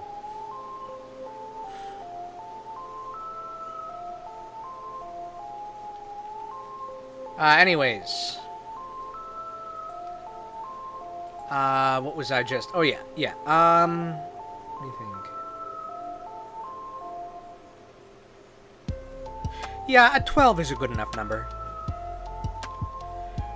Alright, Boolia. With a roll of 12 on the D20, you are able to successfully rearrange more of the agitated books back into their proper places. You have 4 of the 5 needed successes. Della, it is your turn.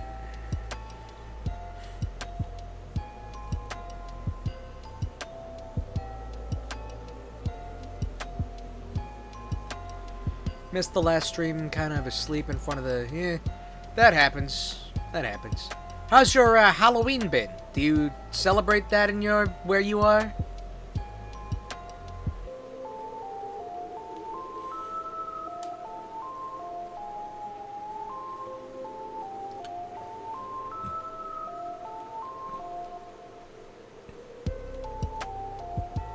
Kayla? Who the heck is Kayla? This speech recognition system is not working all that well.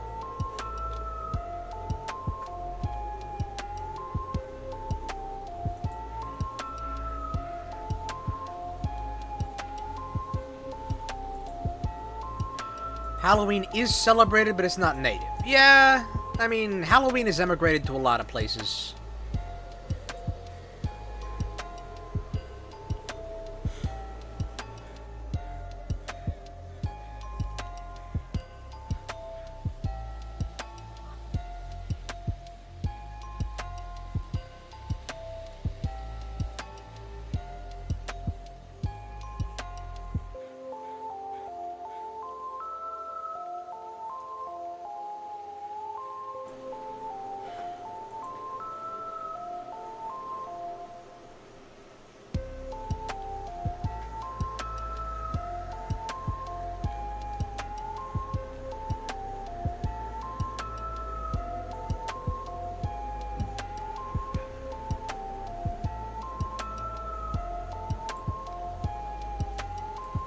Huh.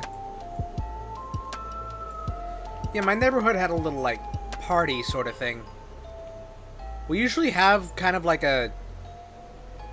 Well, in previous years, we had a bit of like a costumed parade where everyone came out in costume and just sort of walked from one end of the neighborhood to the other.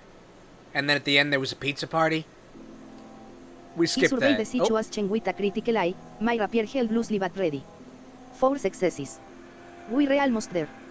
But even 4 rebellious books are a threat.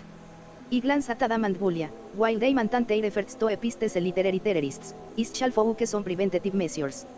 With a swift movement, I draw a length of crimson ribbon from my dress and begin weaving it into a complex web around the most unstable shelves. A little entanglement must keep them in line. I offer a sly smile. After all, a dancer knows how to control her threads. It's better than letting them become a tangled mess themselves. I will also be ready with my cutting remark if they get too bold. Okay. Alright, I'll roll for it, I guess. Oh. Well, that's a nat one. Unfortunately, Della, you roll a 1 on the D20. So, you are, unable to properly secure any of the bookshelves. In fact, you actually knock a few books out of place in your attempt. You are back down to 3 successes. Adam, what do you do?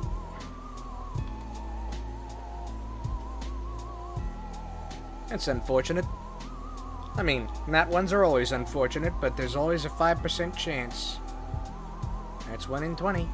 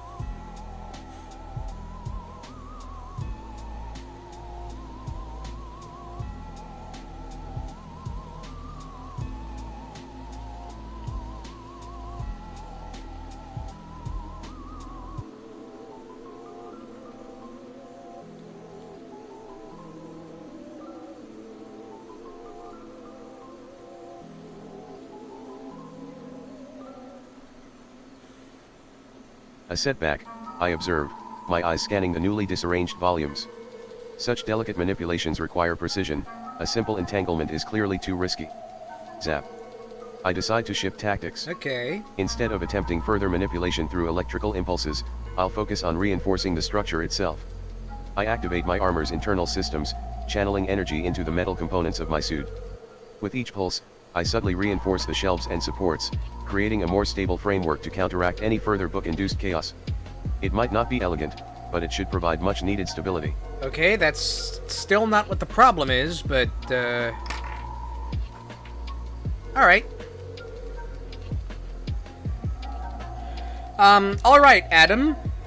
You rolled an 18 on the D20, so you are successfully able to sort of double secure all the bookshelves down. It seems that regardless of what the books themselves do, none of the bookshelves are going to fall over. Unfortunately, you are at only 3 of 5 successes, so 4 books shoot out from their improper places on the bookshelves, agitated. They will need to be subdued before they can be placed back into the shelves.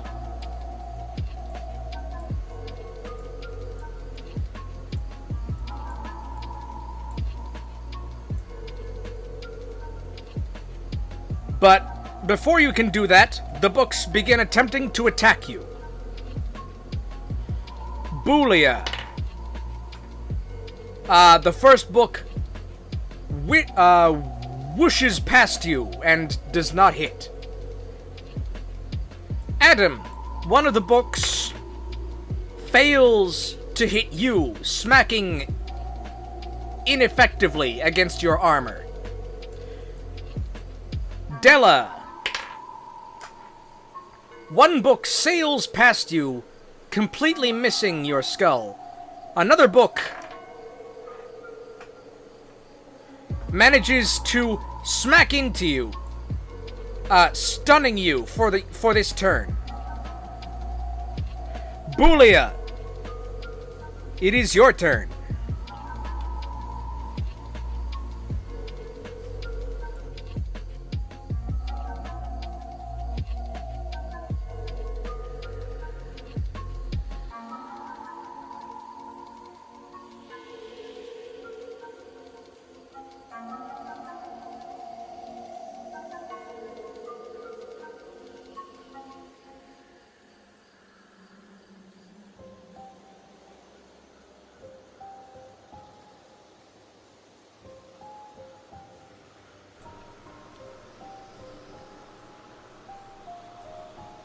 Thump, thump. Huh? The heck is that noise? Zombie? No. You stay away from me, stupid tiny zombie. No. No. No. No. I hate those things.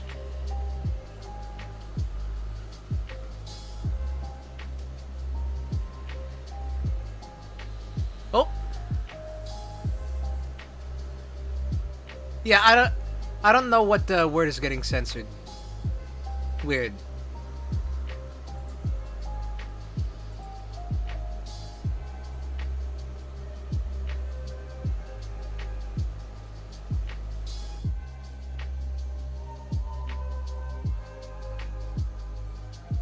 Oh my stars. Such boisterous behavior from these literary frights.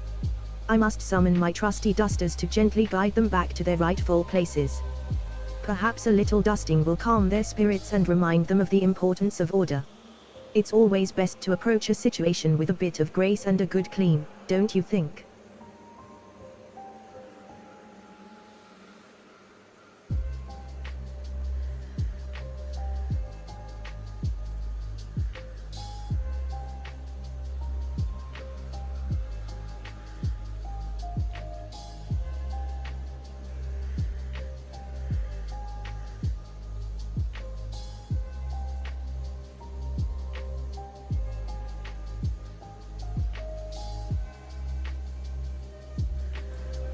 Yeah, I don't know. Might be because you're talking about women.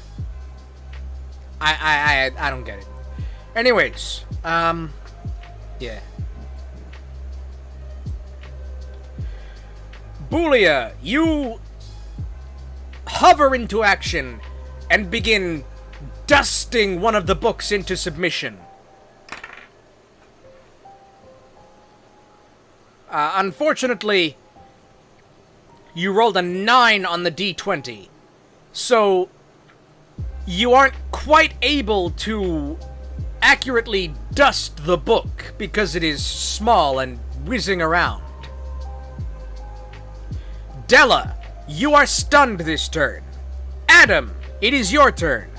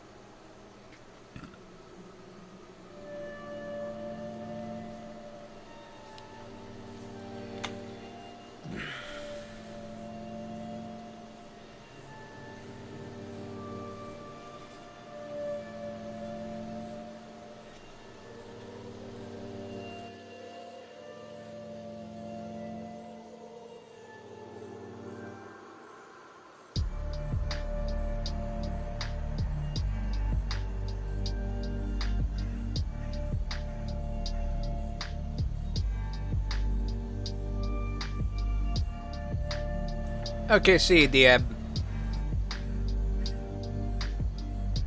Hey, watch the VOD. I think it'd be pretty entertaining. And remember to leave a like.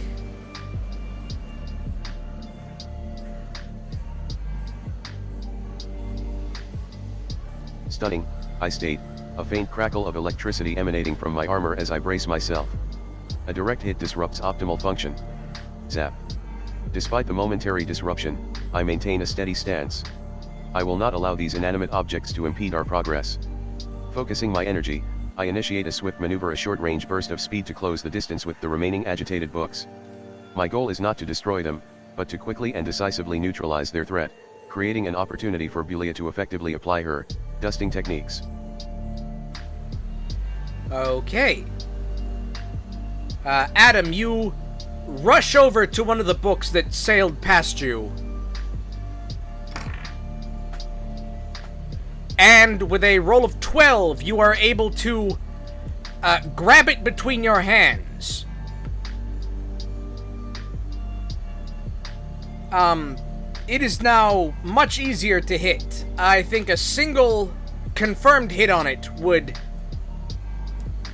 cause it to be subdued, and you could place it back on the shelf.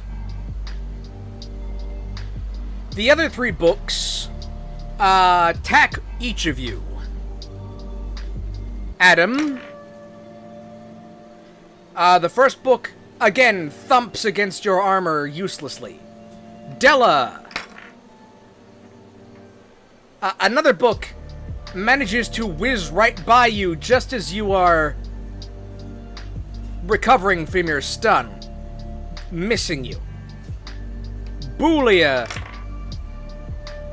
unfortunately, one of the books manages to get up in your face and, inconveniencing you. It will be more difficult for you to do anything on your turn. Speaking of, it is now your turn, Bulia.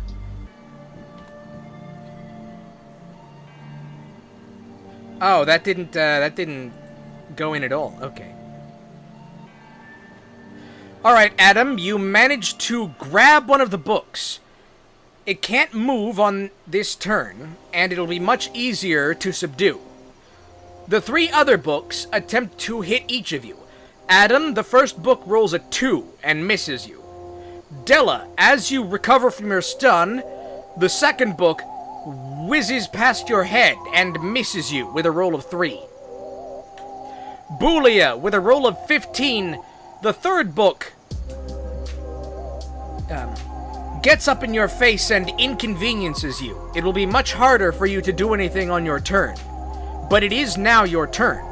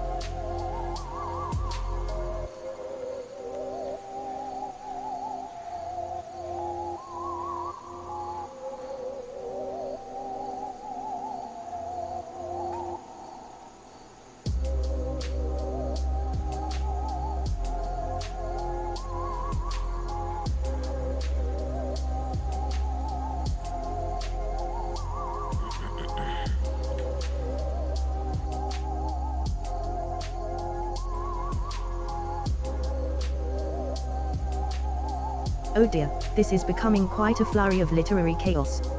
I shall summon my Get Served ability and carefully place the troublesome book in a quiet Okay. corner. A little peace and quiet will do it good, and hopefully, it will stop causing such a ruckus. It's important to be considerate of even the most spirited volumes, isn't it? Okay, I'll say a roll of at least 13, and she'll be able to do that. Oh, good.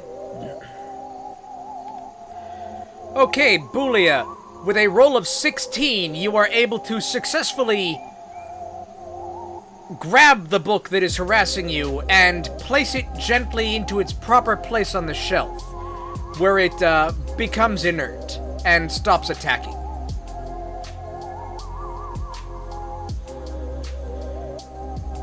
Della, it is now your turn.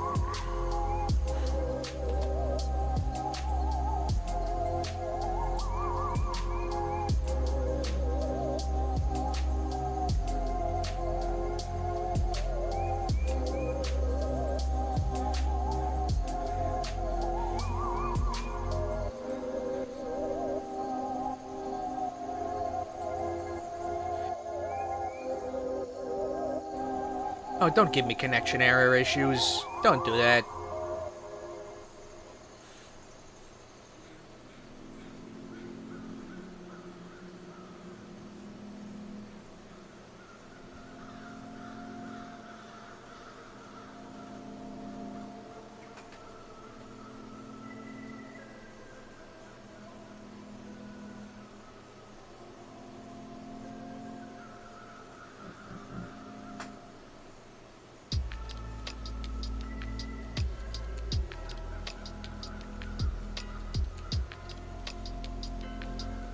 Ay, caramba. These books are kite the drama queens, no. It seems they need a little persuasion to calm down and behave. ILL unleash a bit of my flamenco magic, a while wind of steps and a few dazzling spins to distract them. Okay, Hopefully, why? a little showmanship will put a stop to this bookish brawl. Okay, yeah,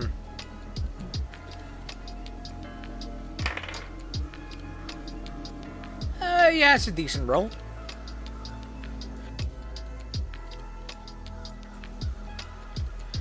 Alright, Della, with a roll of 15 on the D20, you are able to twirl and whirl and flamenco and distract the 3 remaining angry books.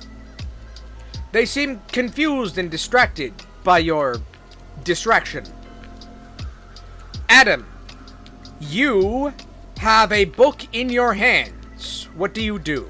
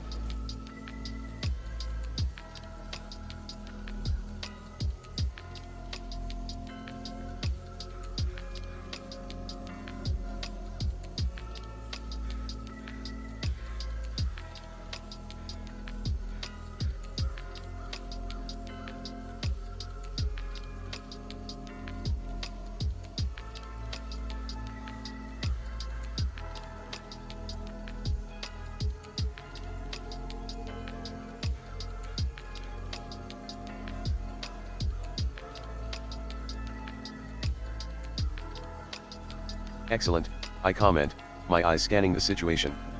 With 1 book secured, the remaining 3 are disoriented and momentarily vulnerable. This is an opportune moment to assess the structural integrity of this room. Zap. I will carefully examine the walls and ceiling for any hidden passages or weaknesses. What? My Why? armor sensors can detect subtle shifts in material and pressure points, a task far more precise than simply looking around. A quick scan might reveal something useful before we proceed further into Mr. Tired's mansion.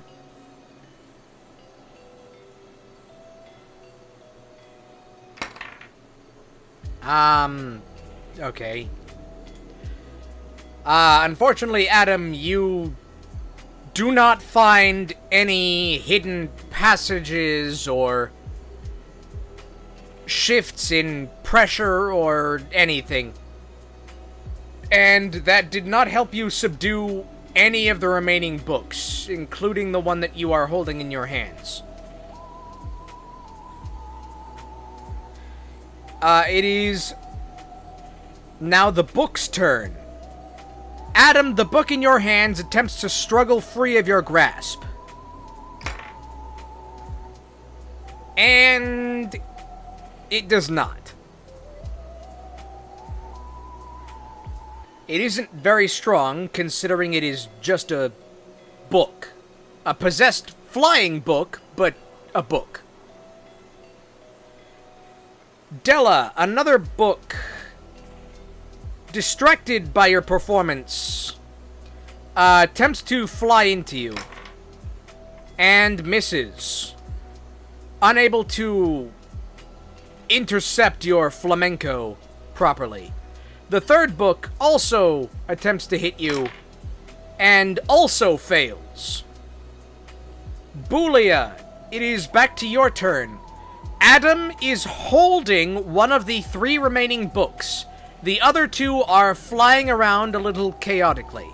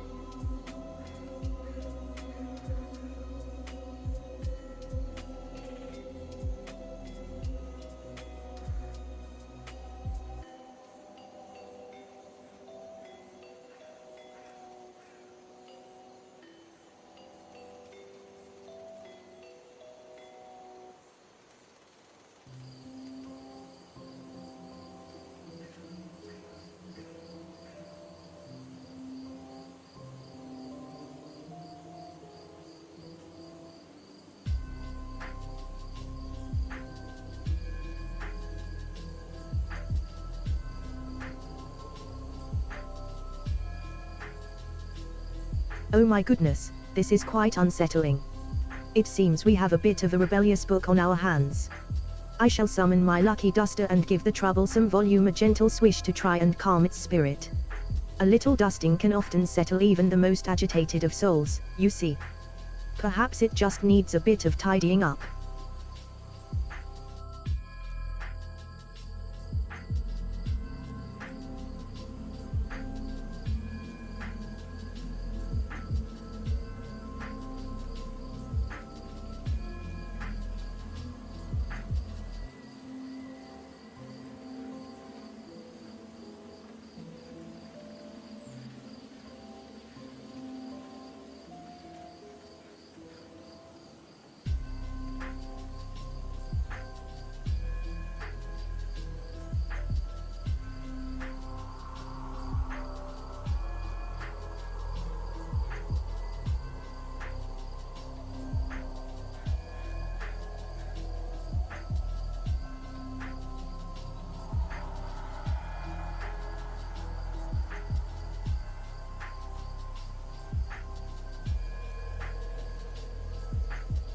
Oh, my apologies. I was a bit flustered there for a moment. I shall focus my attention on the book that Mr. Tired has entrusted to our care. A little dusting should help soothe its troubled spirit and make it ready for its new home on the shelf. It's frightfully important to be precise with one's dusting, isn't it?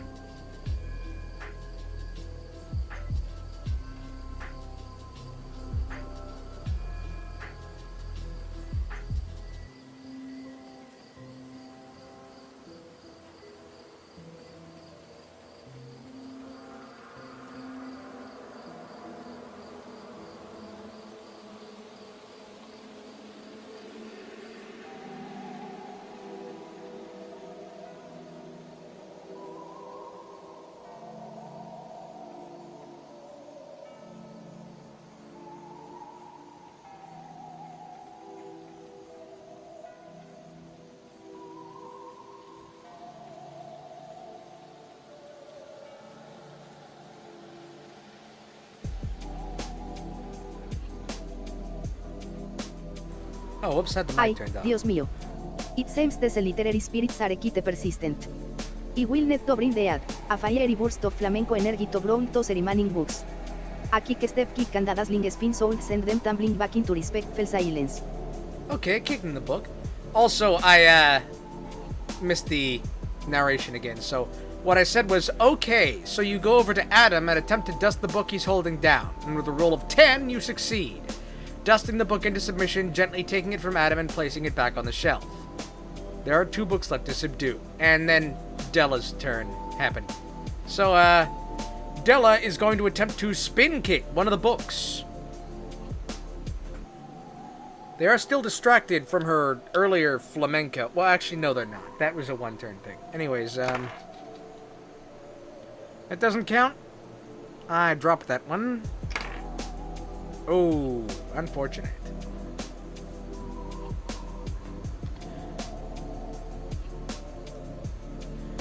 Unfortunately, Della, you rolled a 1 on the D20. You miss your spin kick entirely and slam skull first into one of the bookcases. Due to Adam tethering them down earlier, the bookcase does not tilt or fall over, but you were not able to subdue any of the books. Adam, it is your turn.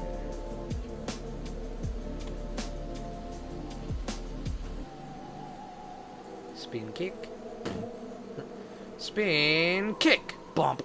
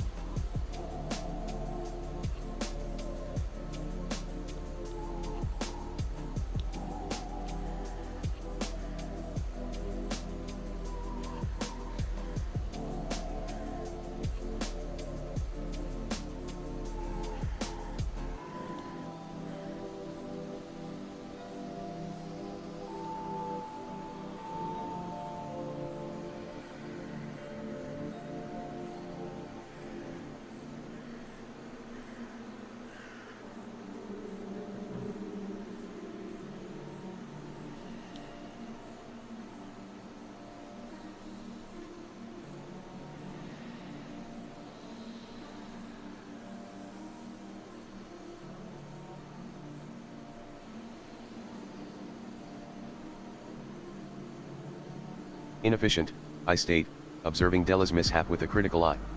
Such a lack of precision is a waste of energy. Zap. I will assess the remaining 2 books, focusing on their trajectory and any potential weaknesses.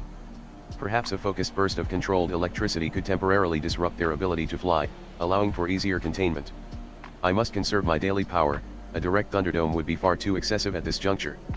A precise application of force is always preferable. Okay. That's one of the powers he has. I really should have done like, well, you know what, whatever. Okay.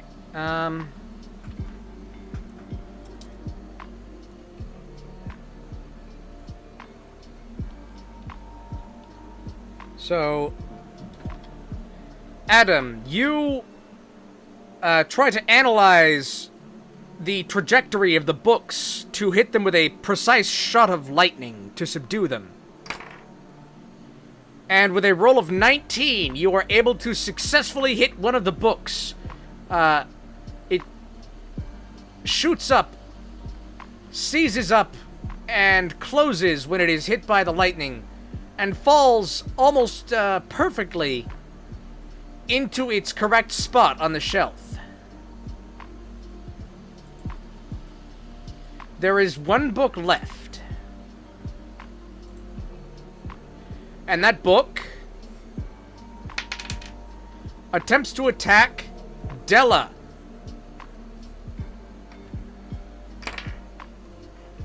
Unfortunately, with a roll of 3, the book actually executes the same spin kick into bump into the shelf maneuver that Della had.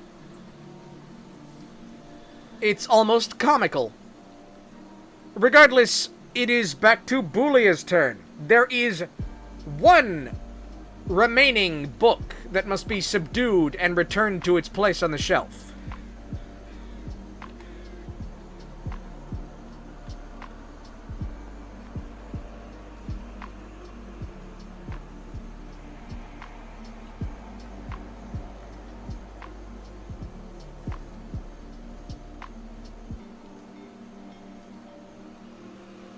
Okay.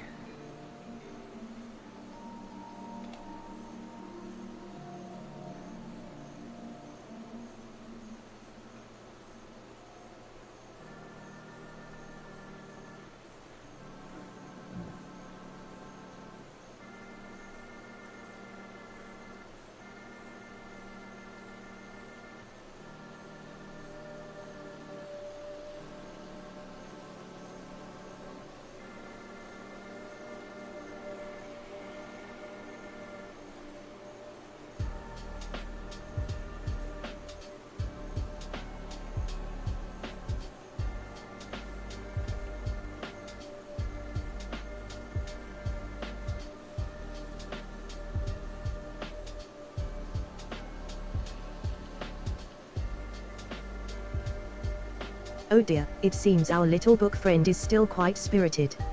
I shall summon my lucky duster once more and attempt to gently guide it back into its proper place. Perhaps a bit of a comforting swish and a kind word will do the trick. It's important to remember that even books can feel lost and alone sometimes, isn't it? It's a book.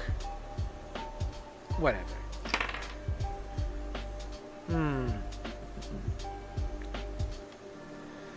Unfortunately, Boolia, you rolled a 9 on the die. Your gentle coaxing is a bit too gentle. The book continues to fly around sporadically. Della, it is your turn.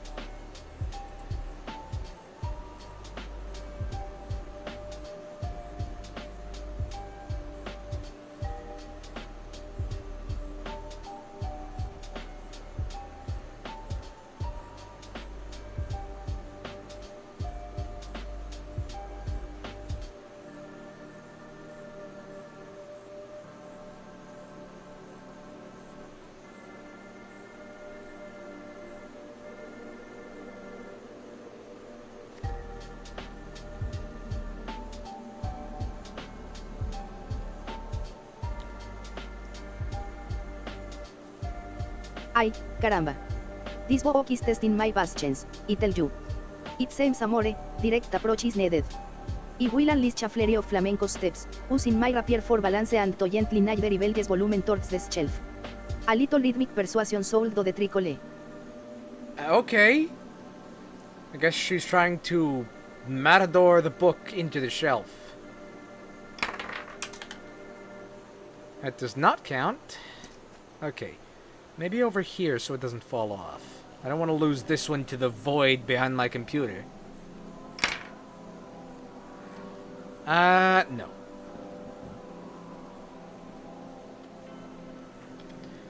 Unfortunately, Della, you rolled an 8 on the D20. So you are also unable to force the book back into place, or trick it into place, or whatever you were trying. It is now Adam's turn.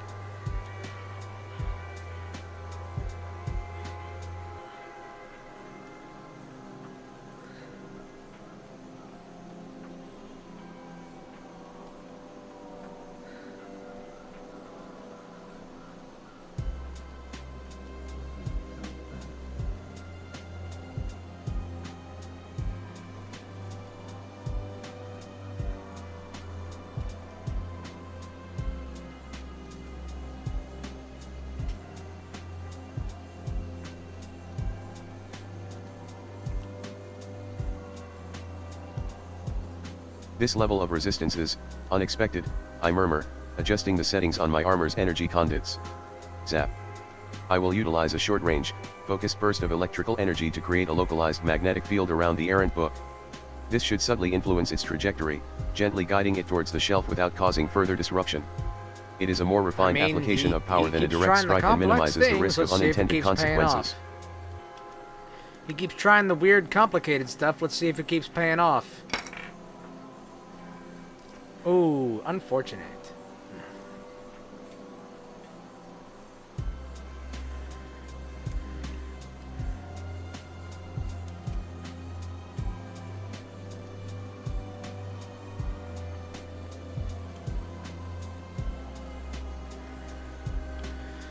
Unfortunately, Adam, you roll a 2 on the D20. Your localized burst of magnetism misses the book and splashes harmlessly against the wall.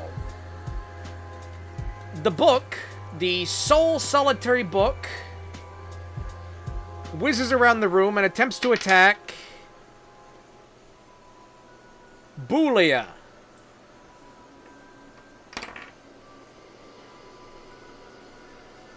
And with a 17 on the D20, it manages to clamp itself around Boolia's arm, rendering her unable to use her turn.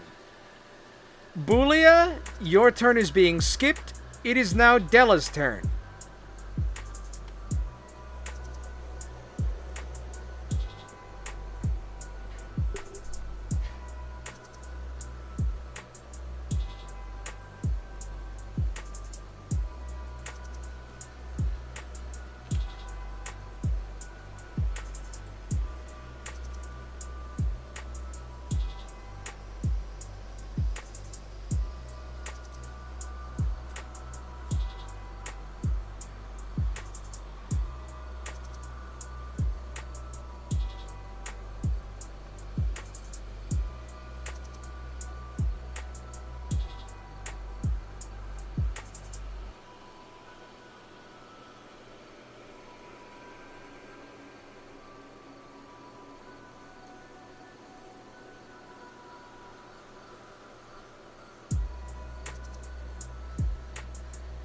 Please just hit the stupid book, please.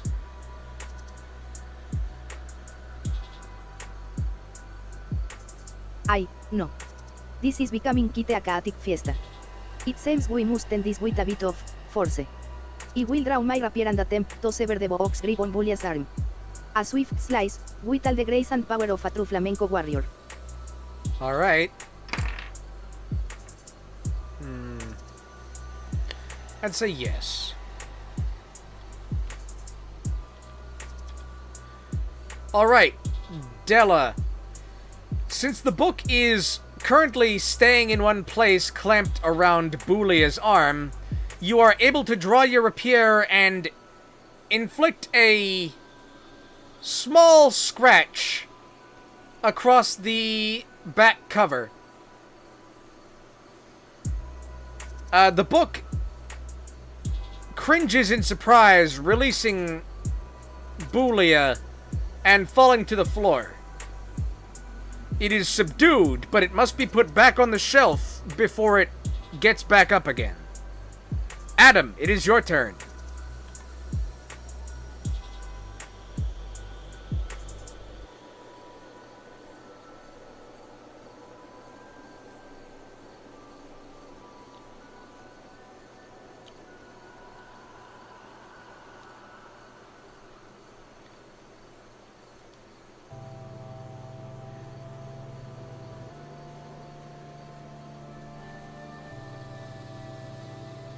Brother? Yes, brother. Do you think they're going to get to our section soon? Brother, have you seen the time?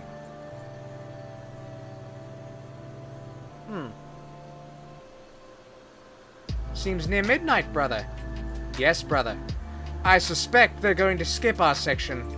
Oh, but brother, we worked so very hard on this. No, we didn't. No, we didn't. Bit of a shame, though. Yes, bit of a shame.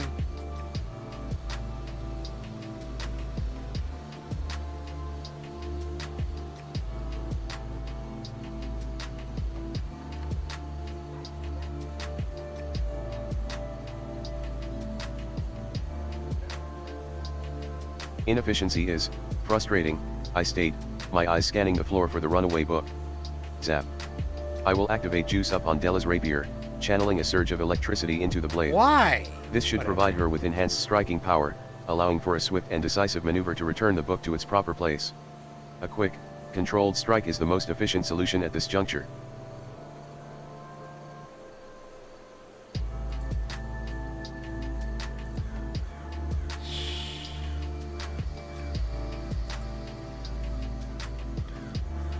Okay. Adam, instead of picking the subdued book up with his hands and putting it in its proper place, instead decides to imbue Della's rapier with electricity. The book, still stunned until the next turn, does nothing. Boolia, it is your turn. There is a subdued book on the ground that must be returned to its proper place.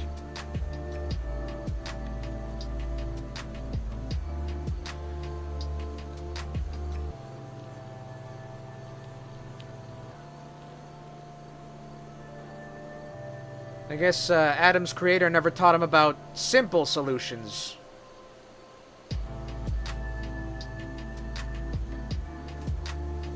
Though, his creator was a mad scientist, so, you know.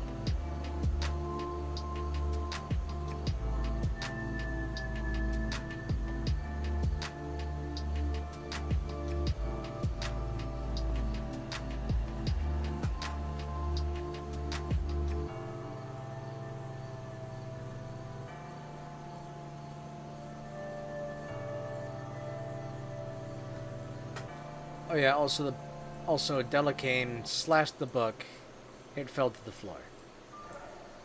And then you did the thing with the lightning. Oh, I didn't prompt Boolia.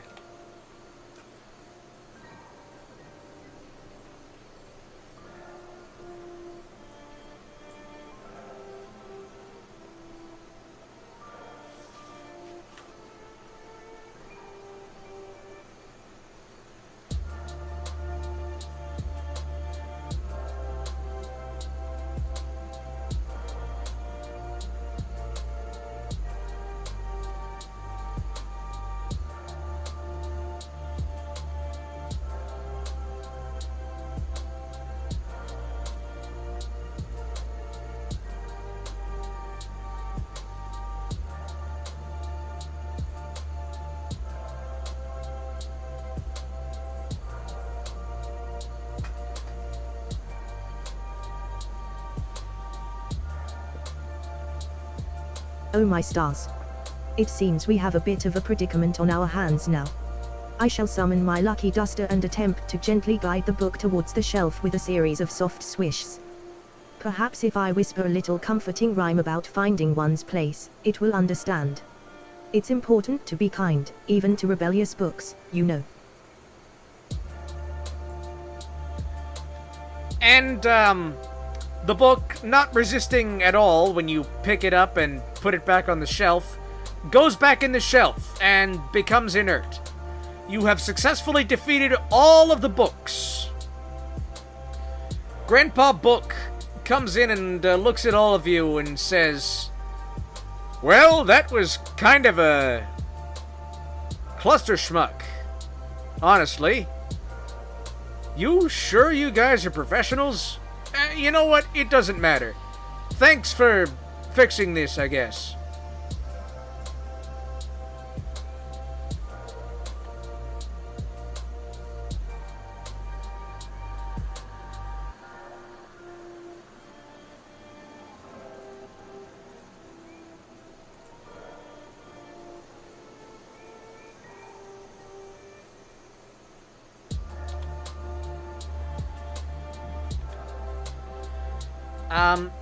Immediately after Grandpa Book thanks you, you hear an unsettling crash coming from the room next to you.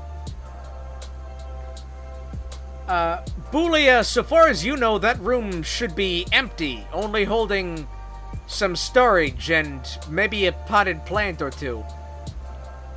But whatever happened in the next room sounded possibly urgent.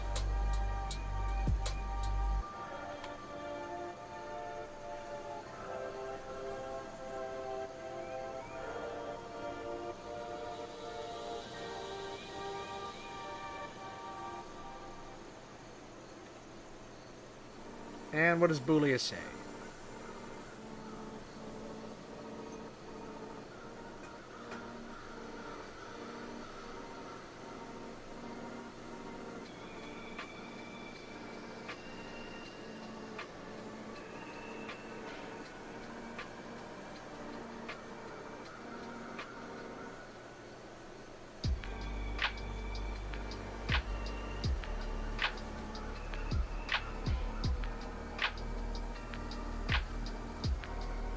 Oh dearie me. A crash, you say?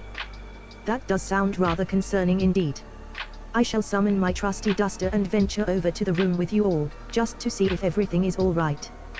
One must be prepared for anything, after all, even ghostly disturbances.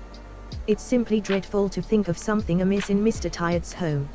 Yeah! Random hauntings. That's something that basically never happens in this house. Yeah.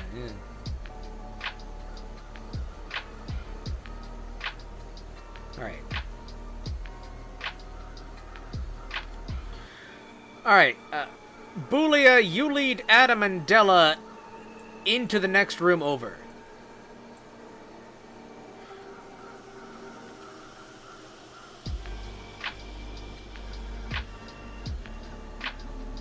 Give me a second.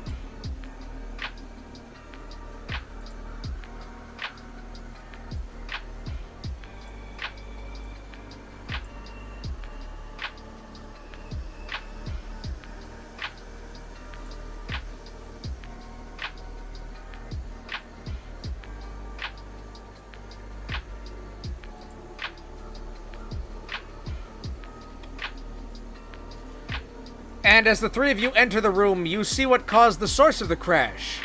There is what initially appears to be a ghost, but upon closer inspection is actually just a human in a bedsheet.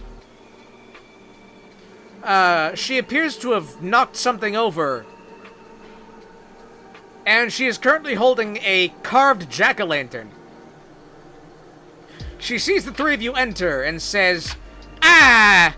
More of that whelp Mr. Tired's toady is here to thwart my scheme. Well, you're too late. I am going to make this the least spooky house on the street. And this year's Spookiest House Award will belong to me, Karen von Spooky House."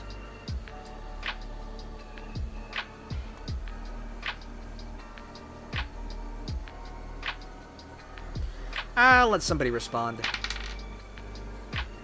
Someone besides Bella.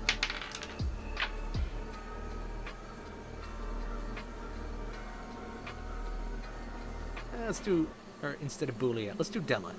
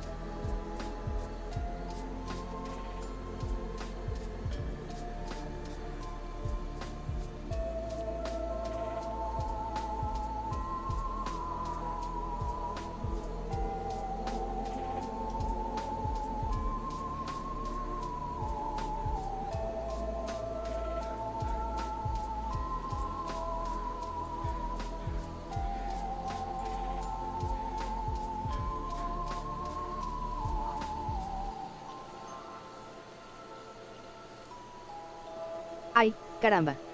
Arrival for the Spookiest House Award. This is an outrage. I will step forward, My rapier held with dramatic flair, and deliver a witty retort to this Karen Bone's spooky house. My dear, a true hunting comes from the earth, not from cheap tricks and a poorly executed bedset. You may have your jack-o'-lantern, but you lack the soul of a proper spectre. Karen glares at you and says, "Shut up! Shut up! The only reason the Homeowners Association has given Mr. Tired so many Spookiest House Awards is because he's a skeleton. That's it!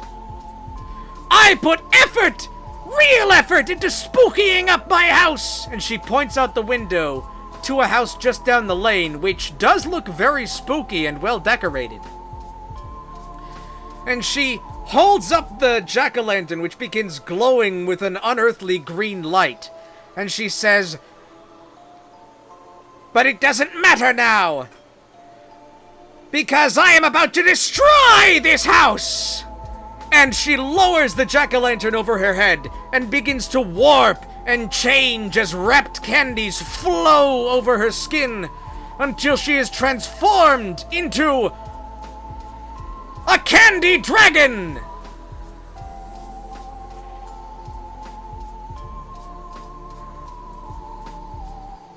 She growls at all of you in an unearthly candy growl and attacks!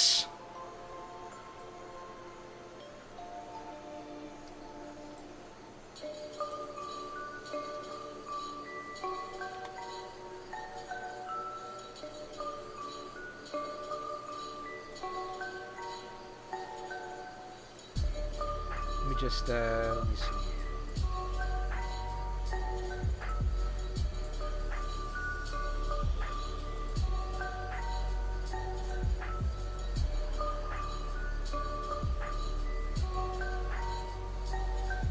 Also, let me just, hold on a second.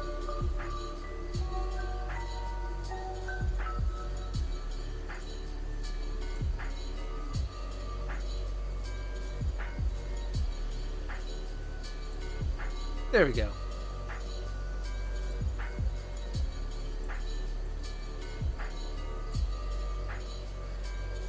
Okay. The candy dragon breathes a cone of red hots at you, attempting to hit you with the spicy, unpleasant candy. Della, you are able to expertly dodge out of the way. Boolia, you are hit by the red hots and take a heart of damage, bringing you from 3 hearts to 2 hearts. Adam, you are also able to dodge out of the way of the red hot breath.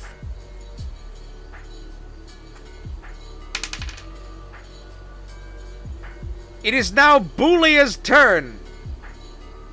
The candy dragon is leering at all of you menacingly.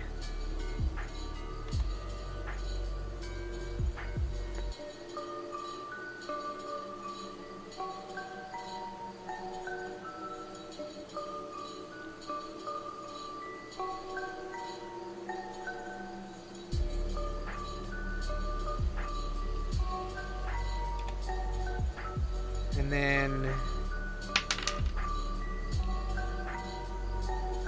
I guess we're doing the same turn order then. Huh.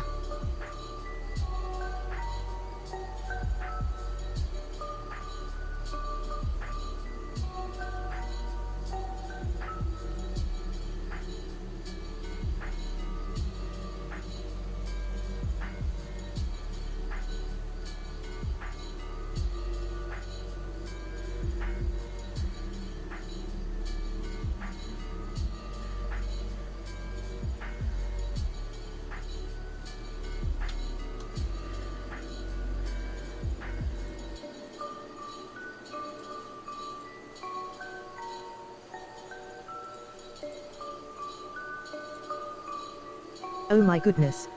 A candy dragon. That is quite unexpected indeed. I shall quickly summon my dust up, and give this sugary beast a good cleaning. Perhaps a thorough dusting will disrupt its wicked plans, and restore some order to the house. It's the least I can do for Mr. Tired's estate, you see. On a sec, how do I...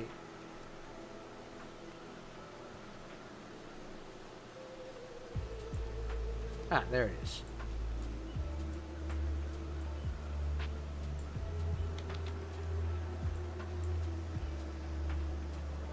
Alright.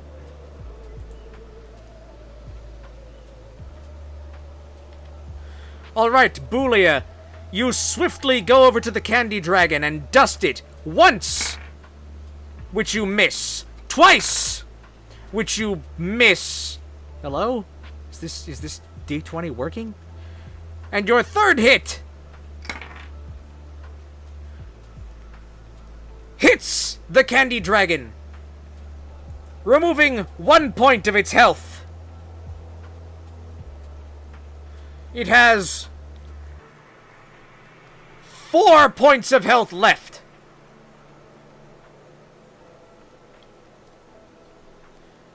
Now it is Adam's turn.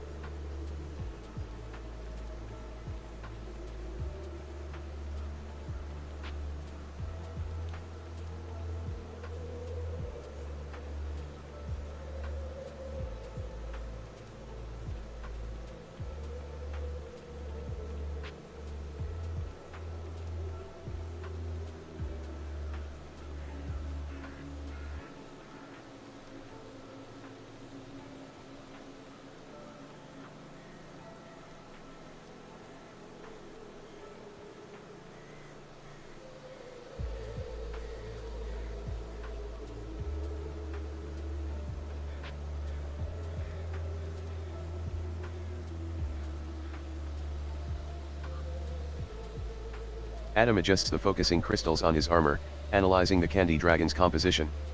Zap. The sugary scales seem brittle, and the core appears to be a concentrated mass of hardened caramel. I will attempt to use juice up on Della's weapon. A little extra oomph might help us bring this confectionery monstrosity down before it causes too much damage. Let's hope.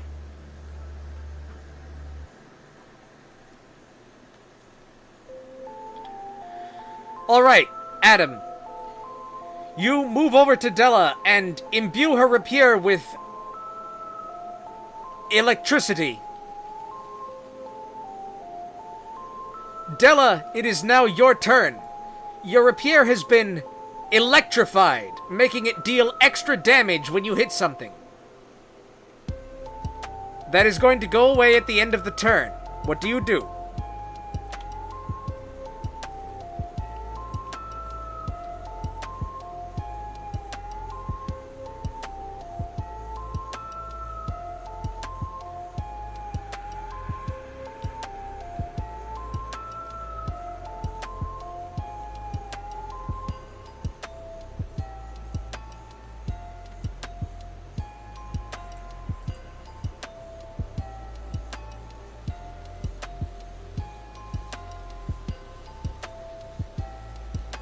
I should have said sword. It didn't recognize rapier.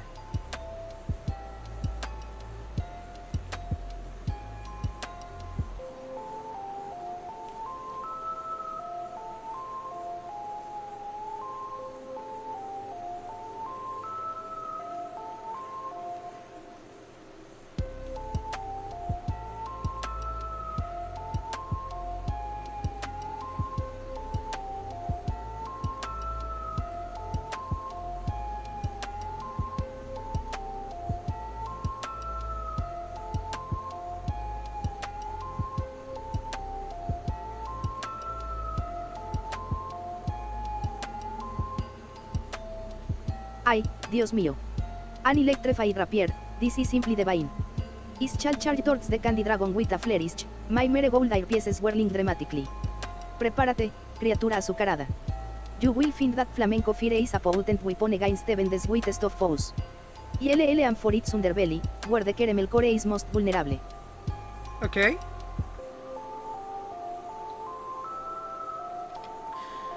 Della, you twirl up to the candy dragon and slash at its underbelly. And with a 15 on the D20, you hit, dealing an extra 2 points of damage to its health. It now has 2 points of health left. But it is now the dragon's turn.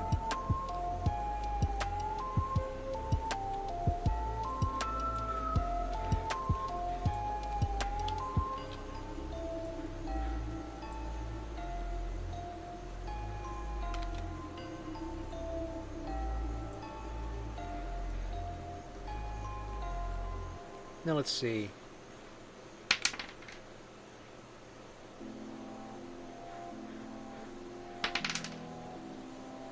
All right. The dragon turns its attention to you, Adam. Considering you to be the most immediate threat. It slashes at you with its candy corn claws. Oh, but with a natural 1 on the D20,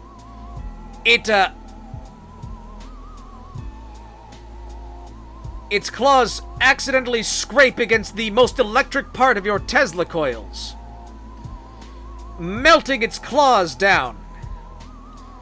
It will be harder for the dragon to make more attacks. But the dragon attempts a second attack on Adam. And with a 15, it does manage to hit, chomping down on Adam with its sharp jack-o'-lantern mouth, and dealing 1 point of damage, bringing Adam down to 2 health out of 3. It is now Bouliette's turn. Sorry, Boulia's turn.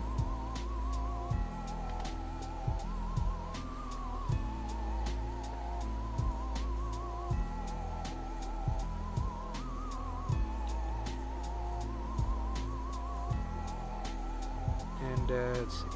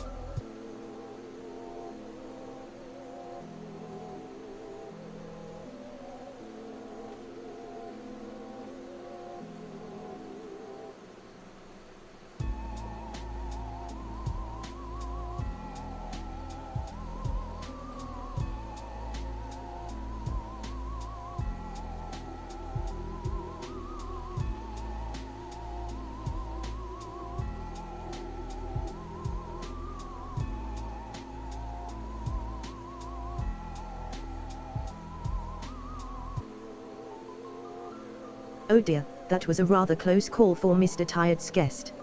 I must summon my Mr. Wired to give you a boost of energy right away. A cold can of Mr. Wired should perk you up nicely and help you stand against this frightful beast. It is the least I can do for a valued guest in his estate, wouldn't you agree? Okay. Adam, Boulia summons a cold can of Mr. Wired energy drink and serves it to you. As you down it, you feel your insides surge with an electric feeling that is quite unlike the electricity that you have inside of you, but is a little similar. You'll be able to make an extra attack on your turn. It is currently your turn.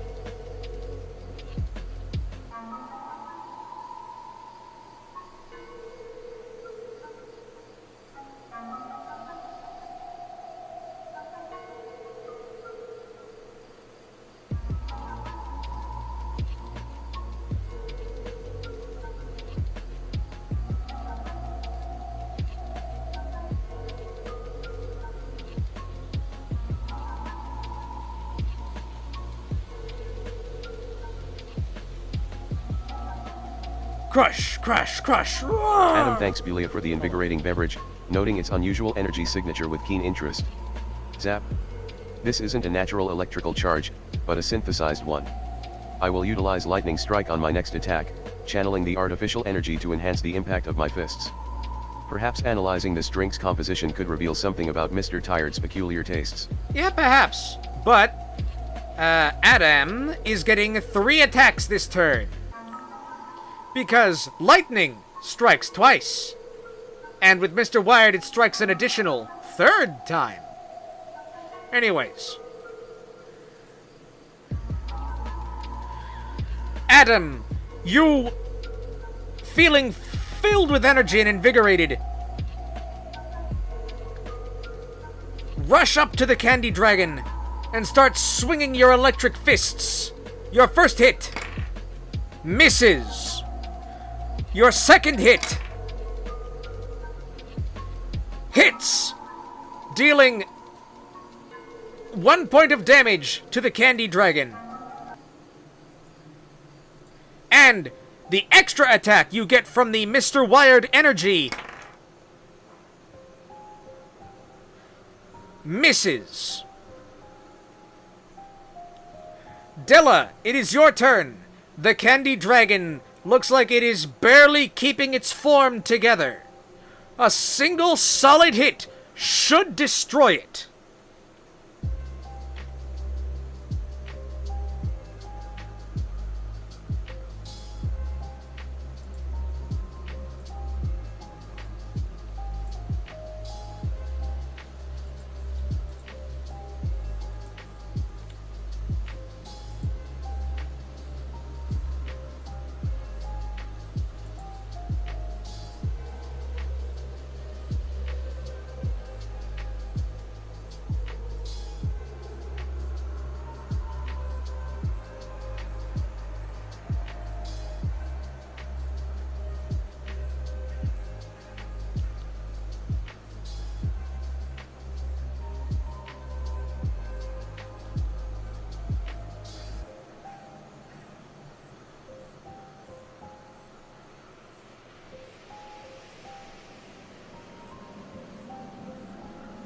Crush, crash, boom.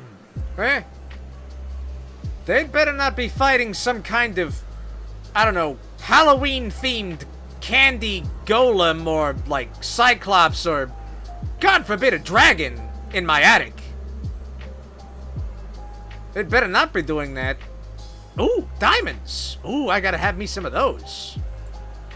Ah, my inventory's Ay, full. caramba. 1 life left, you say. This is where the true flamenco spirits shines. Is shall live unto the candy dragon's back, using my rapier tos calit's sugary hide like a seasoned climber. Ay, mi corazón. YLL and for its eyes surely even a creature of confection as a weak spot there. With a final, dramatic flourish, YLL plunged my rapier deep, severing the source of its sweetness. Alright, let's see. This could be the ending shot. Della, you expertly climb your way onto the back of the teetering candy dragon. And hold on, I didn't land right. The number you roll on the D20 is a 5. Unfortunately, you miss, landing back on the ground with the candy dragon still barely intact, but more than able to damage you. It is now the candy dragon's turn. It takes a swipe with its claws at Della, which misses. It takes a second swipe of its claw at Adam, which also misses. It is very unsteady and barely able to maintain its form. Boolia, it is your turn again.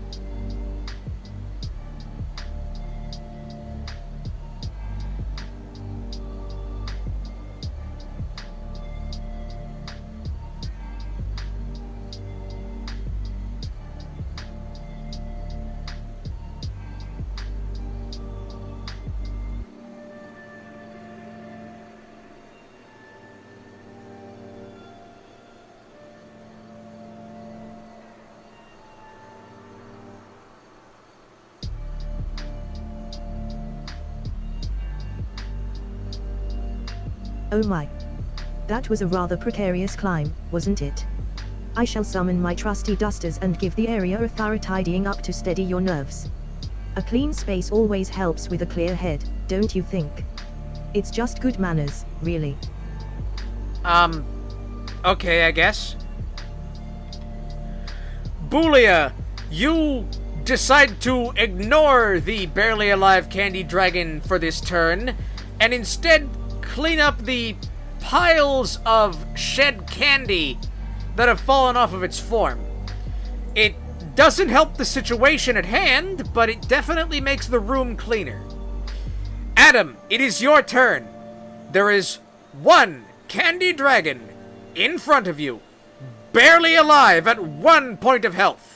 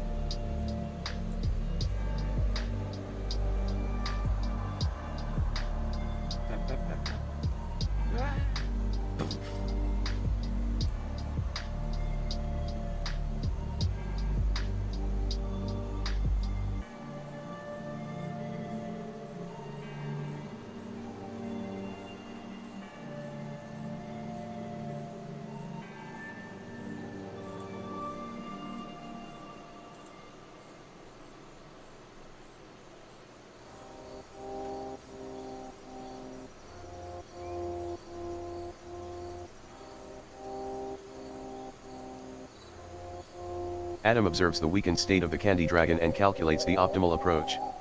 Zap. Given its fragility, a direct, powerful attack is the most efficient option. I will utilize Thunderdome, focusing the lightning energy into an area of effect blast to ensure its complete dissolution. It's time to end this quickly before it reforms. Alright, let's see if this dragon can get beyond Thunderdome. Ha, ha, ha, ha, ha, joke.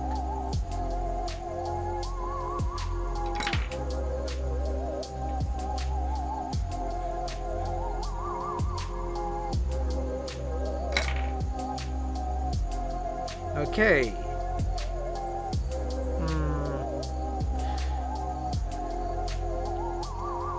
Alright. Adam, you surge forward,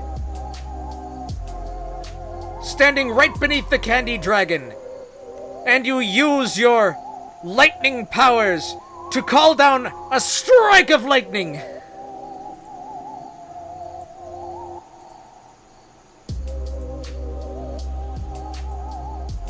That impacts your location.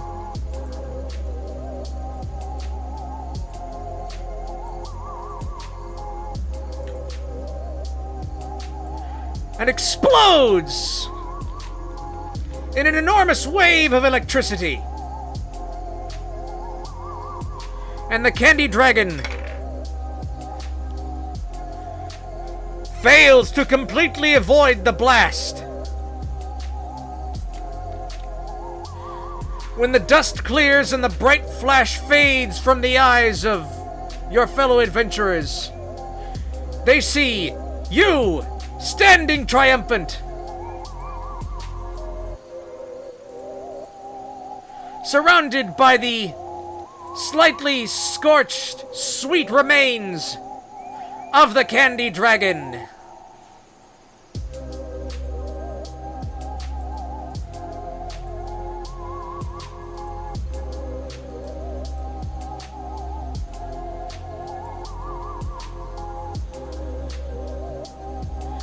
You have successfully defeated the candy dragon.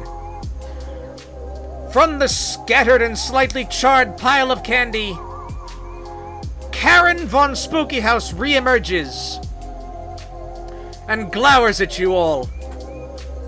I would have gotten away with this if it weren't for you meddling, spooky people. Congratulations! You have defeated the saboteur who was haunting Mr. Tired's house.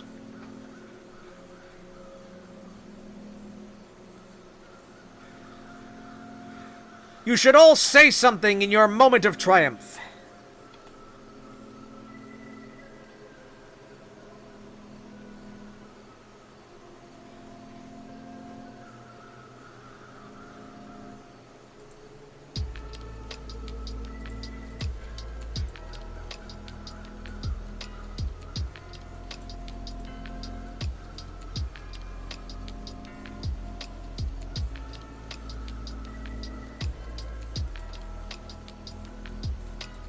And we'll do same turn order. Well, actually, we'll do... yeah, same turn order.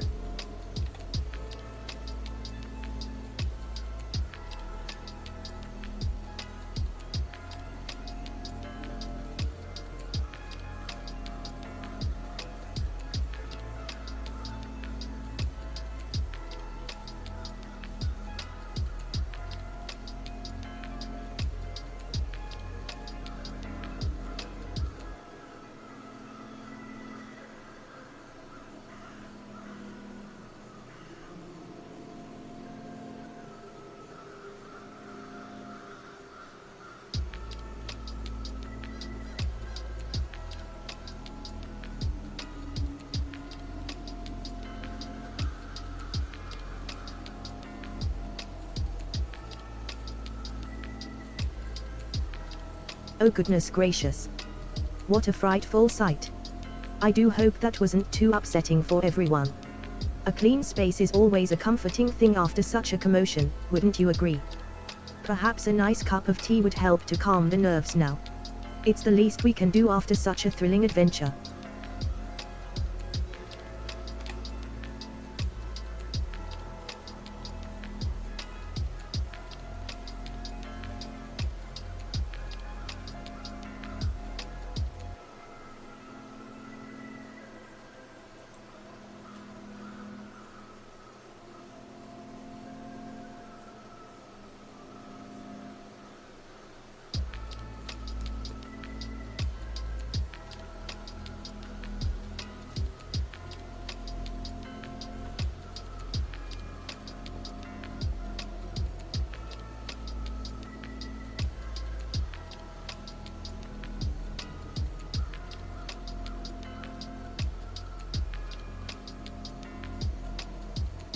The victory is satisfying.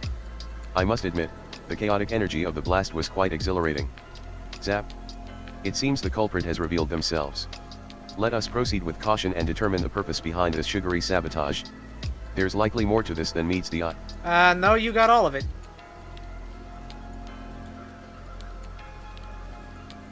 Whatever, let's see what Della has to say.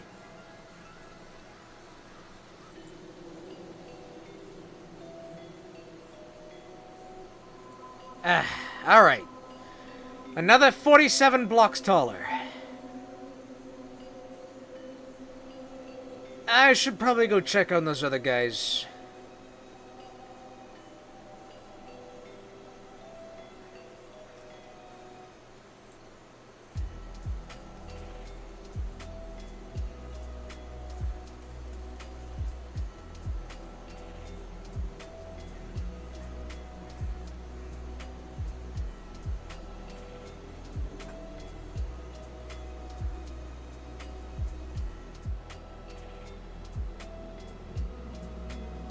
Ay, Dios mío. A saboteur, you say. This is most suspicious. It shall strike a dramatic pose, one worthy of the grandest style, and with a flourish, declare, no se engaña a de la muerta. We will uncover the truth behind this sugary mischief. Okay, so as a reminder, you actually already know why this happened. Karen von Spooky House was jealous of Mr. Tired always getting the Spookiest House of the Month award, and decided to come sabotage the place. And that was the extent of her motivations. And you've defeated her. Anyway, Mr. Tired enters the room and says, Hey, so I heard, like, a commotion and stuff. So, what all's going on? Did you fix all the various problems around the house? And, as a reminder, you did, in fact, fix all the problems around the house.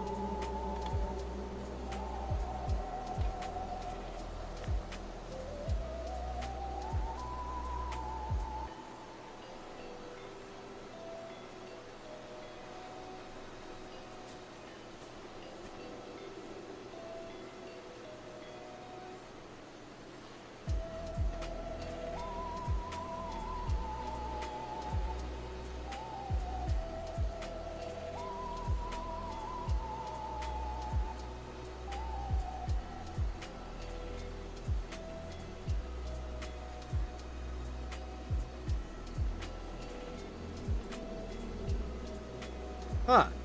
Is this candy corn? It's a little burnt. Yep. It's not very good at all. I'm lying. Oh, I love me some candy corn.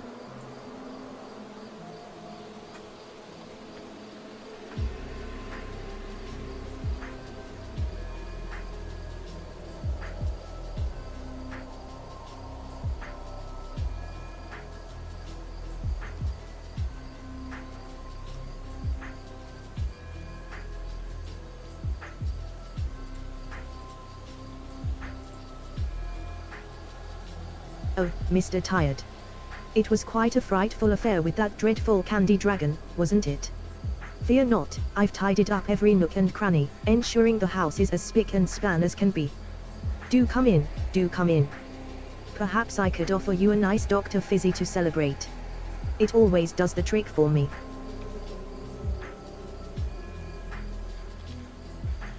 Mr. Tired smiles and says, "Oh yeah, I love me some Dr. Fizzy." Yeah, thanks. He accepts the drink from you and, begins casually sipping it. So, what about you two? He says, indicating Della and Adam. Either of you want some of this? It's good stuff.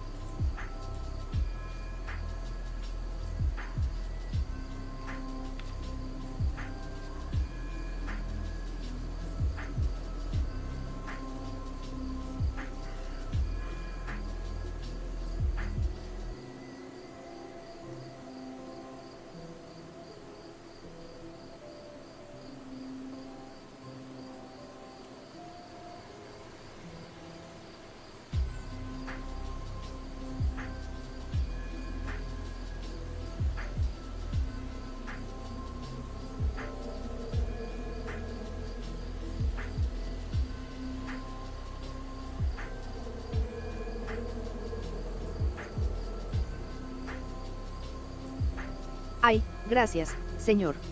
I reply, with a graceful bow.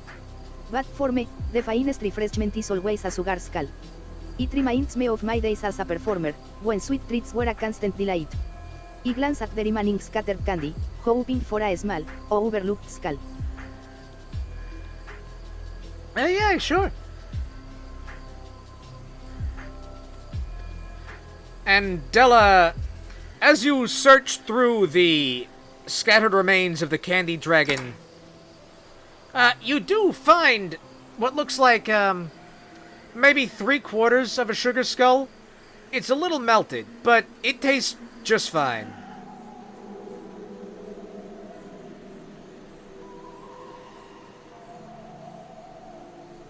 And Mr. Tired, looks at Adam and says, "So, you seem like the smart guy, yeah? Can you, bother explaining what all happened?" It's fine if you don't. I don't super care.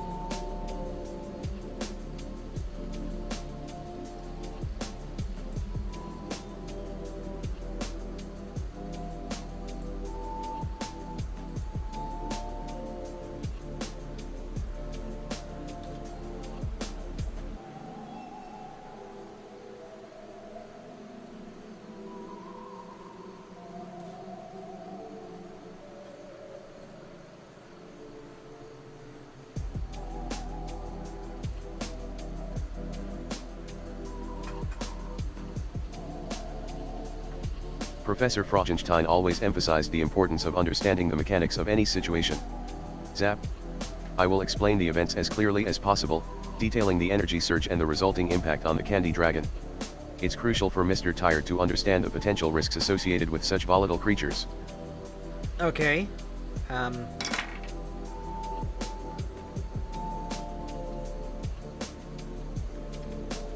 Mr. Tired looks honestly pretty lost when you start explaining the mechanics and science and all the numbers and stuff. But he shrugs and says, yeah, that probably makes sense to anyone that understood that. So, yeah, thanks, you two.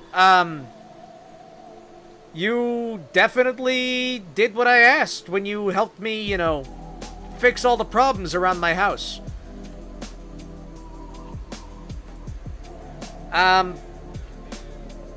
You know, feel free to stay. We're gonna be having the annual Halloween party tonight. It's gonna go until like dawn tomorrow. So, I mean, you don't have to stay the whole time, but anyways, if you want, you know. Otherwise, you know, you're free to go if you decide.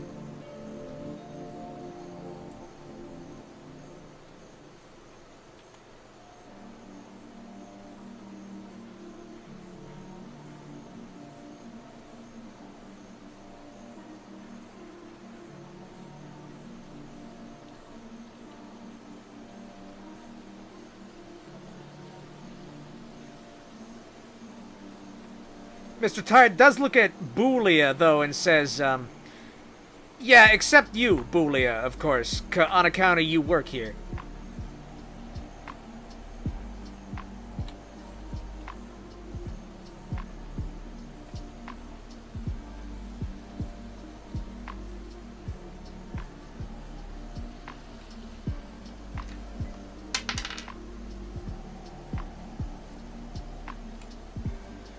We'll say Della.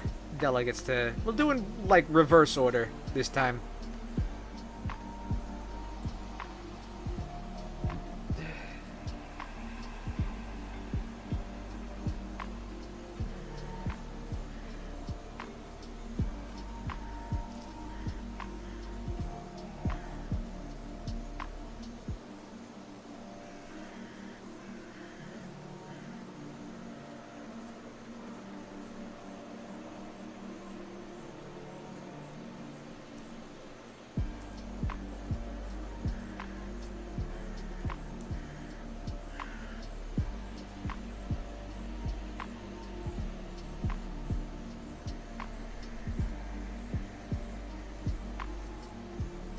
¡Ay, qué alegría!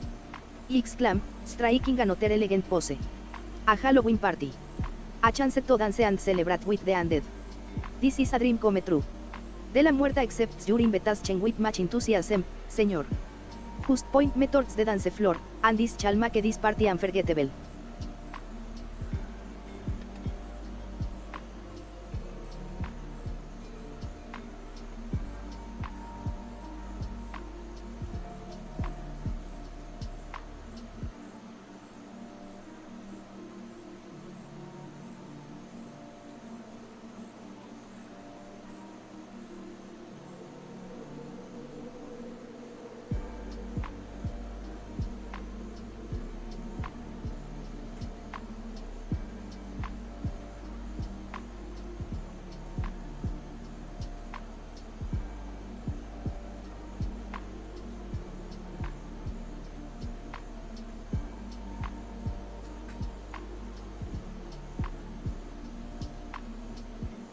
The prospect of a Halloween party presents a unique opportunity for observation. Zap. I will request to see the layout of the mansion, noting any potential structural weaknesses or areas requiring additional reinforcement for safety during the festivities. A well-organized event is a safer event, after all. And Boolia?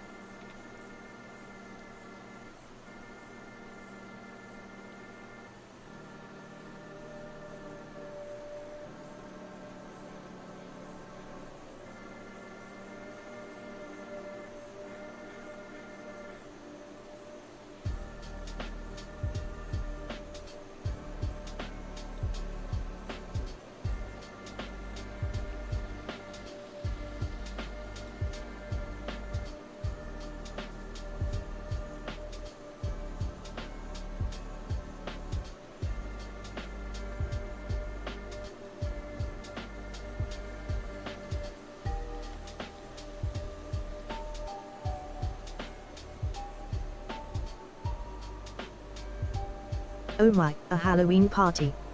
How delightful. I shall see to it that everything is perfectly tidy for the guests, of course. Perhaps a fresh pot of tea would be in order.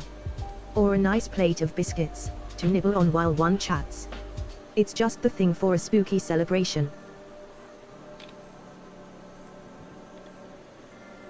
And as the scene fades, you all enjoy the festivities of Halloween night, thus ending this chapter of your adventure.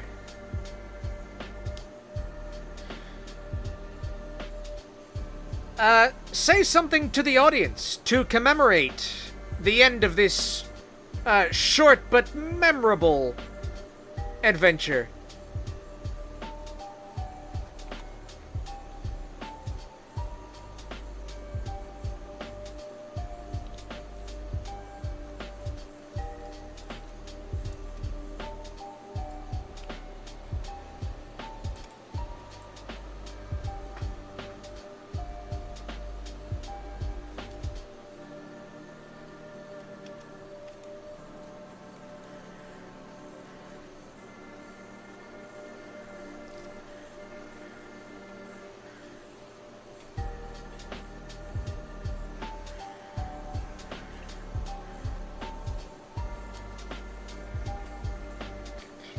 Eh?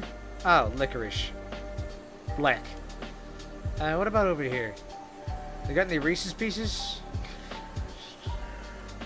Huh.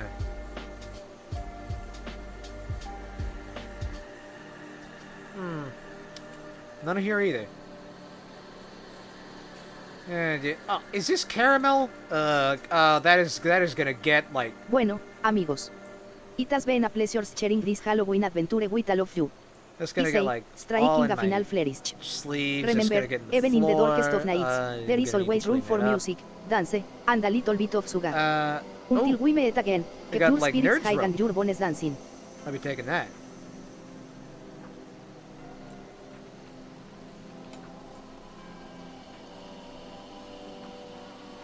What else we got here? Dots. Okay, I guess I'll take those.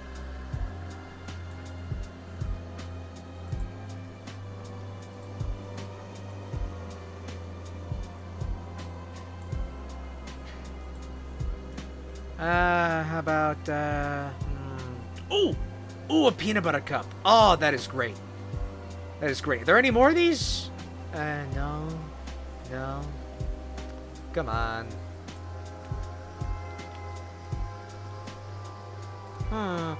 Mercury is in retrograde tonight. I suspect my part of the adventure was cut. Oh well. Easier to look at Mars from here. It was a valuable exercise in adapting to unforeseen circumstances. The intricacies of even a seemingly simple invitation hold layers of complexity. Zap.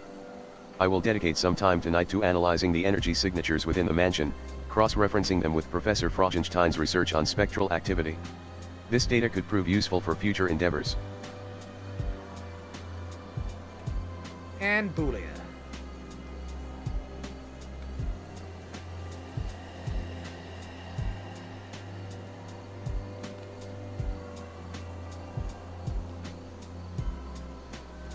Huh. I'm thirsty again. Shucks.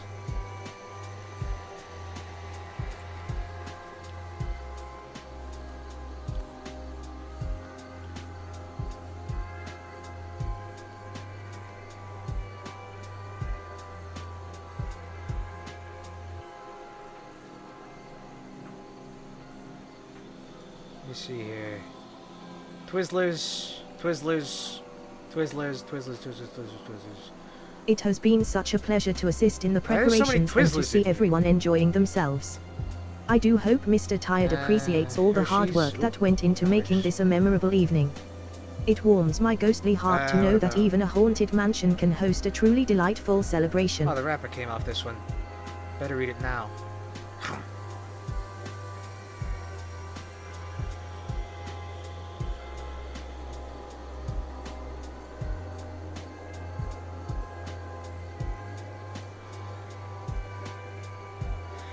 Alright, well, that's gonna be the end of the stream.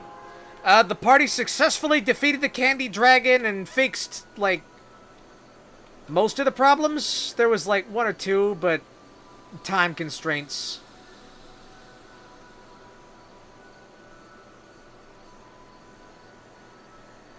Yeah, so we'll be back on Monday, doing something probably not Halloween related. Actually, I might go back into Scream Fortress. I didn't do a lot of those Miraz missions. I might as well, you know? But yes, that marks the end of this, this stream. It is, like, very nearly 1 in the morning. I hope everyone had fun. I did. I hope all you VOD watchers, if you are here, and any of you remaining live watchers, remember to leave a like on the video. Remember to subscribe. Remember to come back here Monday, where I will be doing something. I don't actually know what. And definitely, if you like this kind of content, make sure you let me know somehow. I mean, I'm planning on doing more of this, like, sometime with different characters. Except for Della. Della, I think, is going to be a constant because I only have 3 Microsoft text-to-speech voices that work, and one of them is the Spanish woman. So, that's why that character stayed the same between this adventure and, like, last time I did this.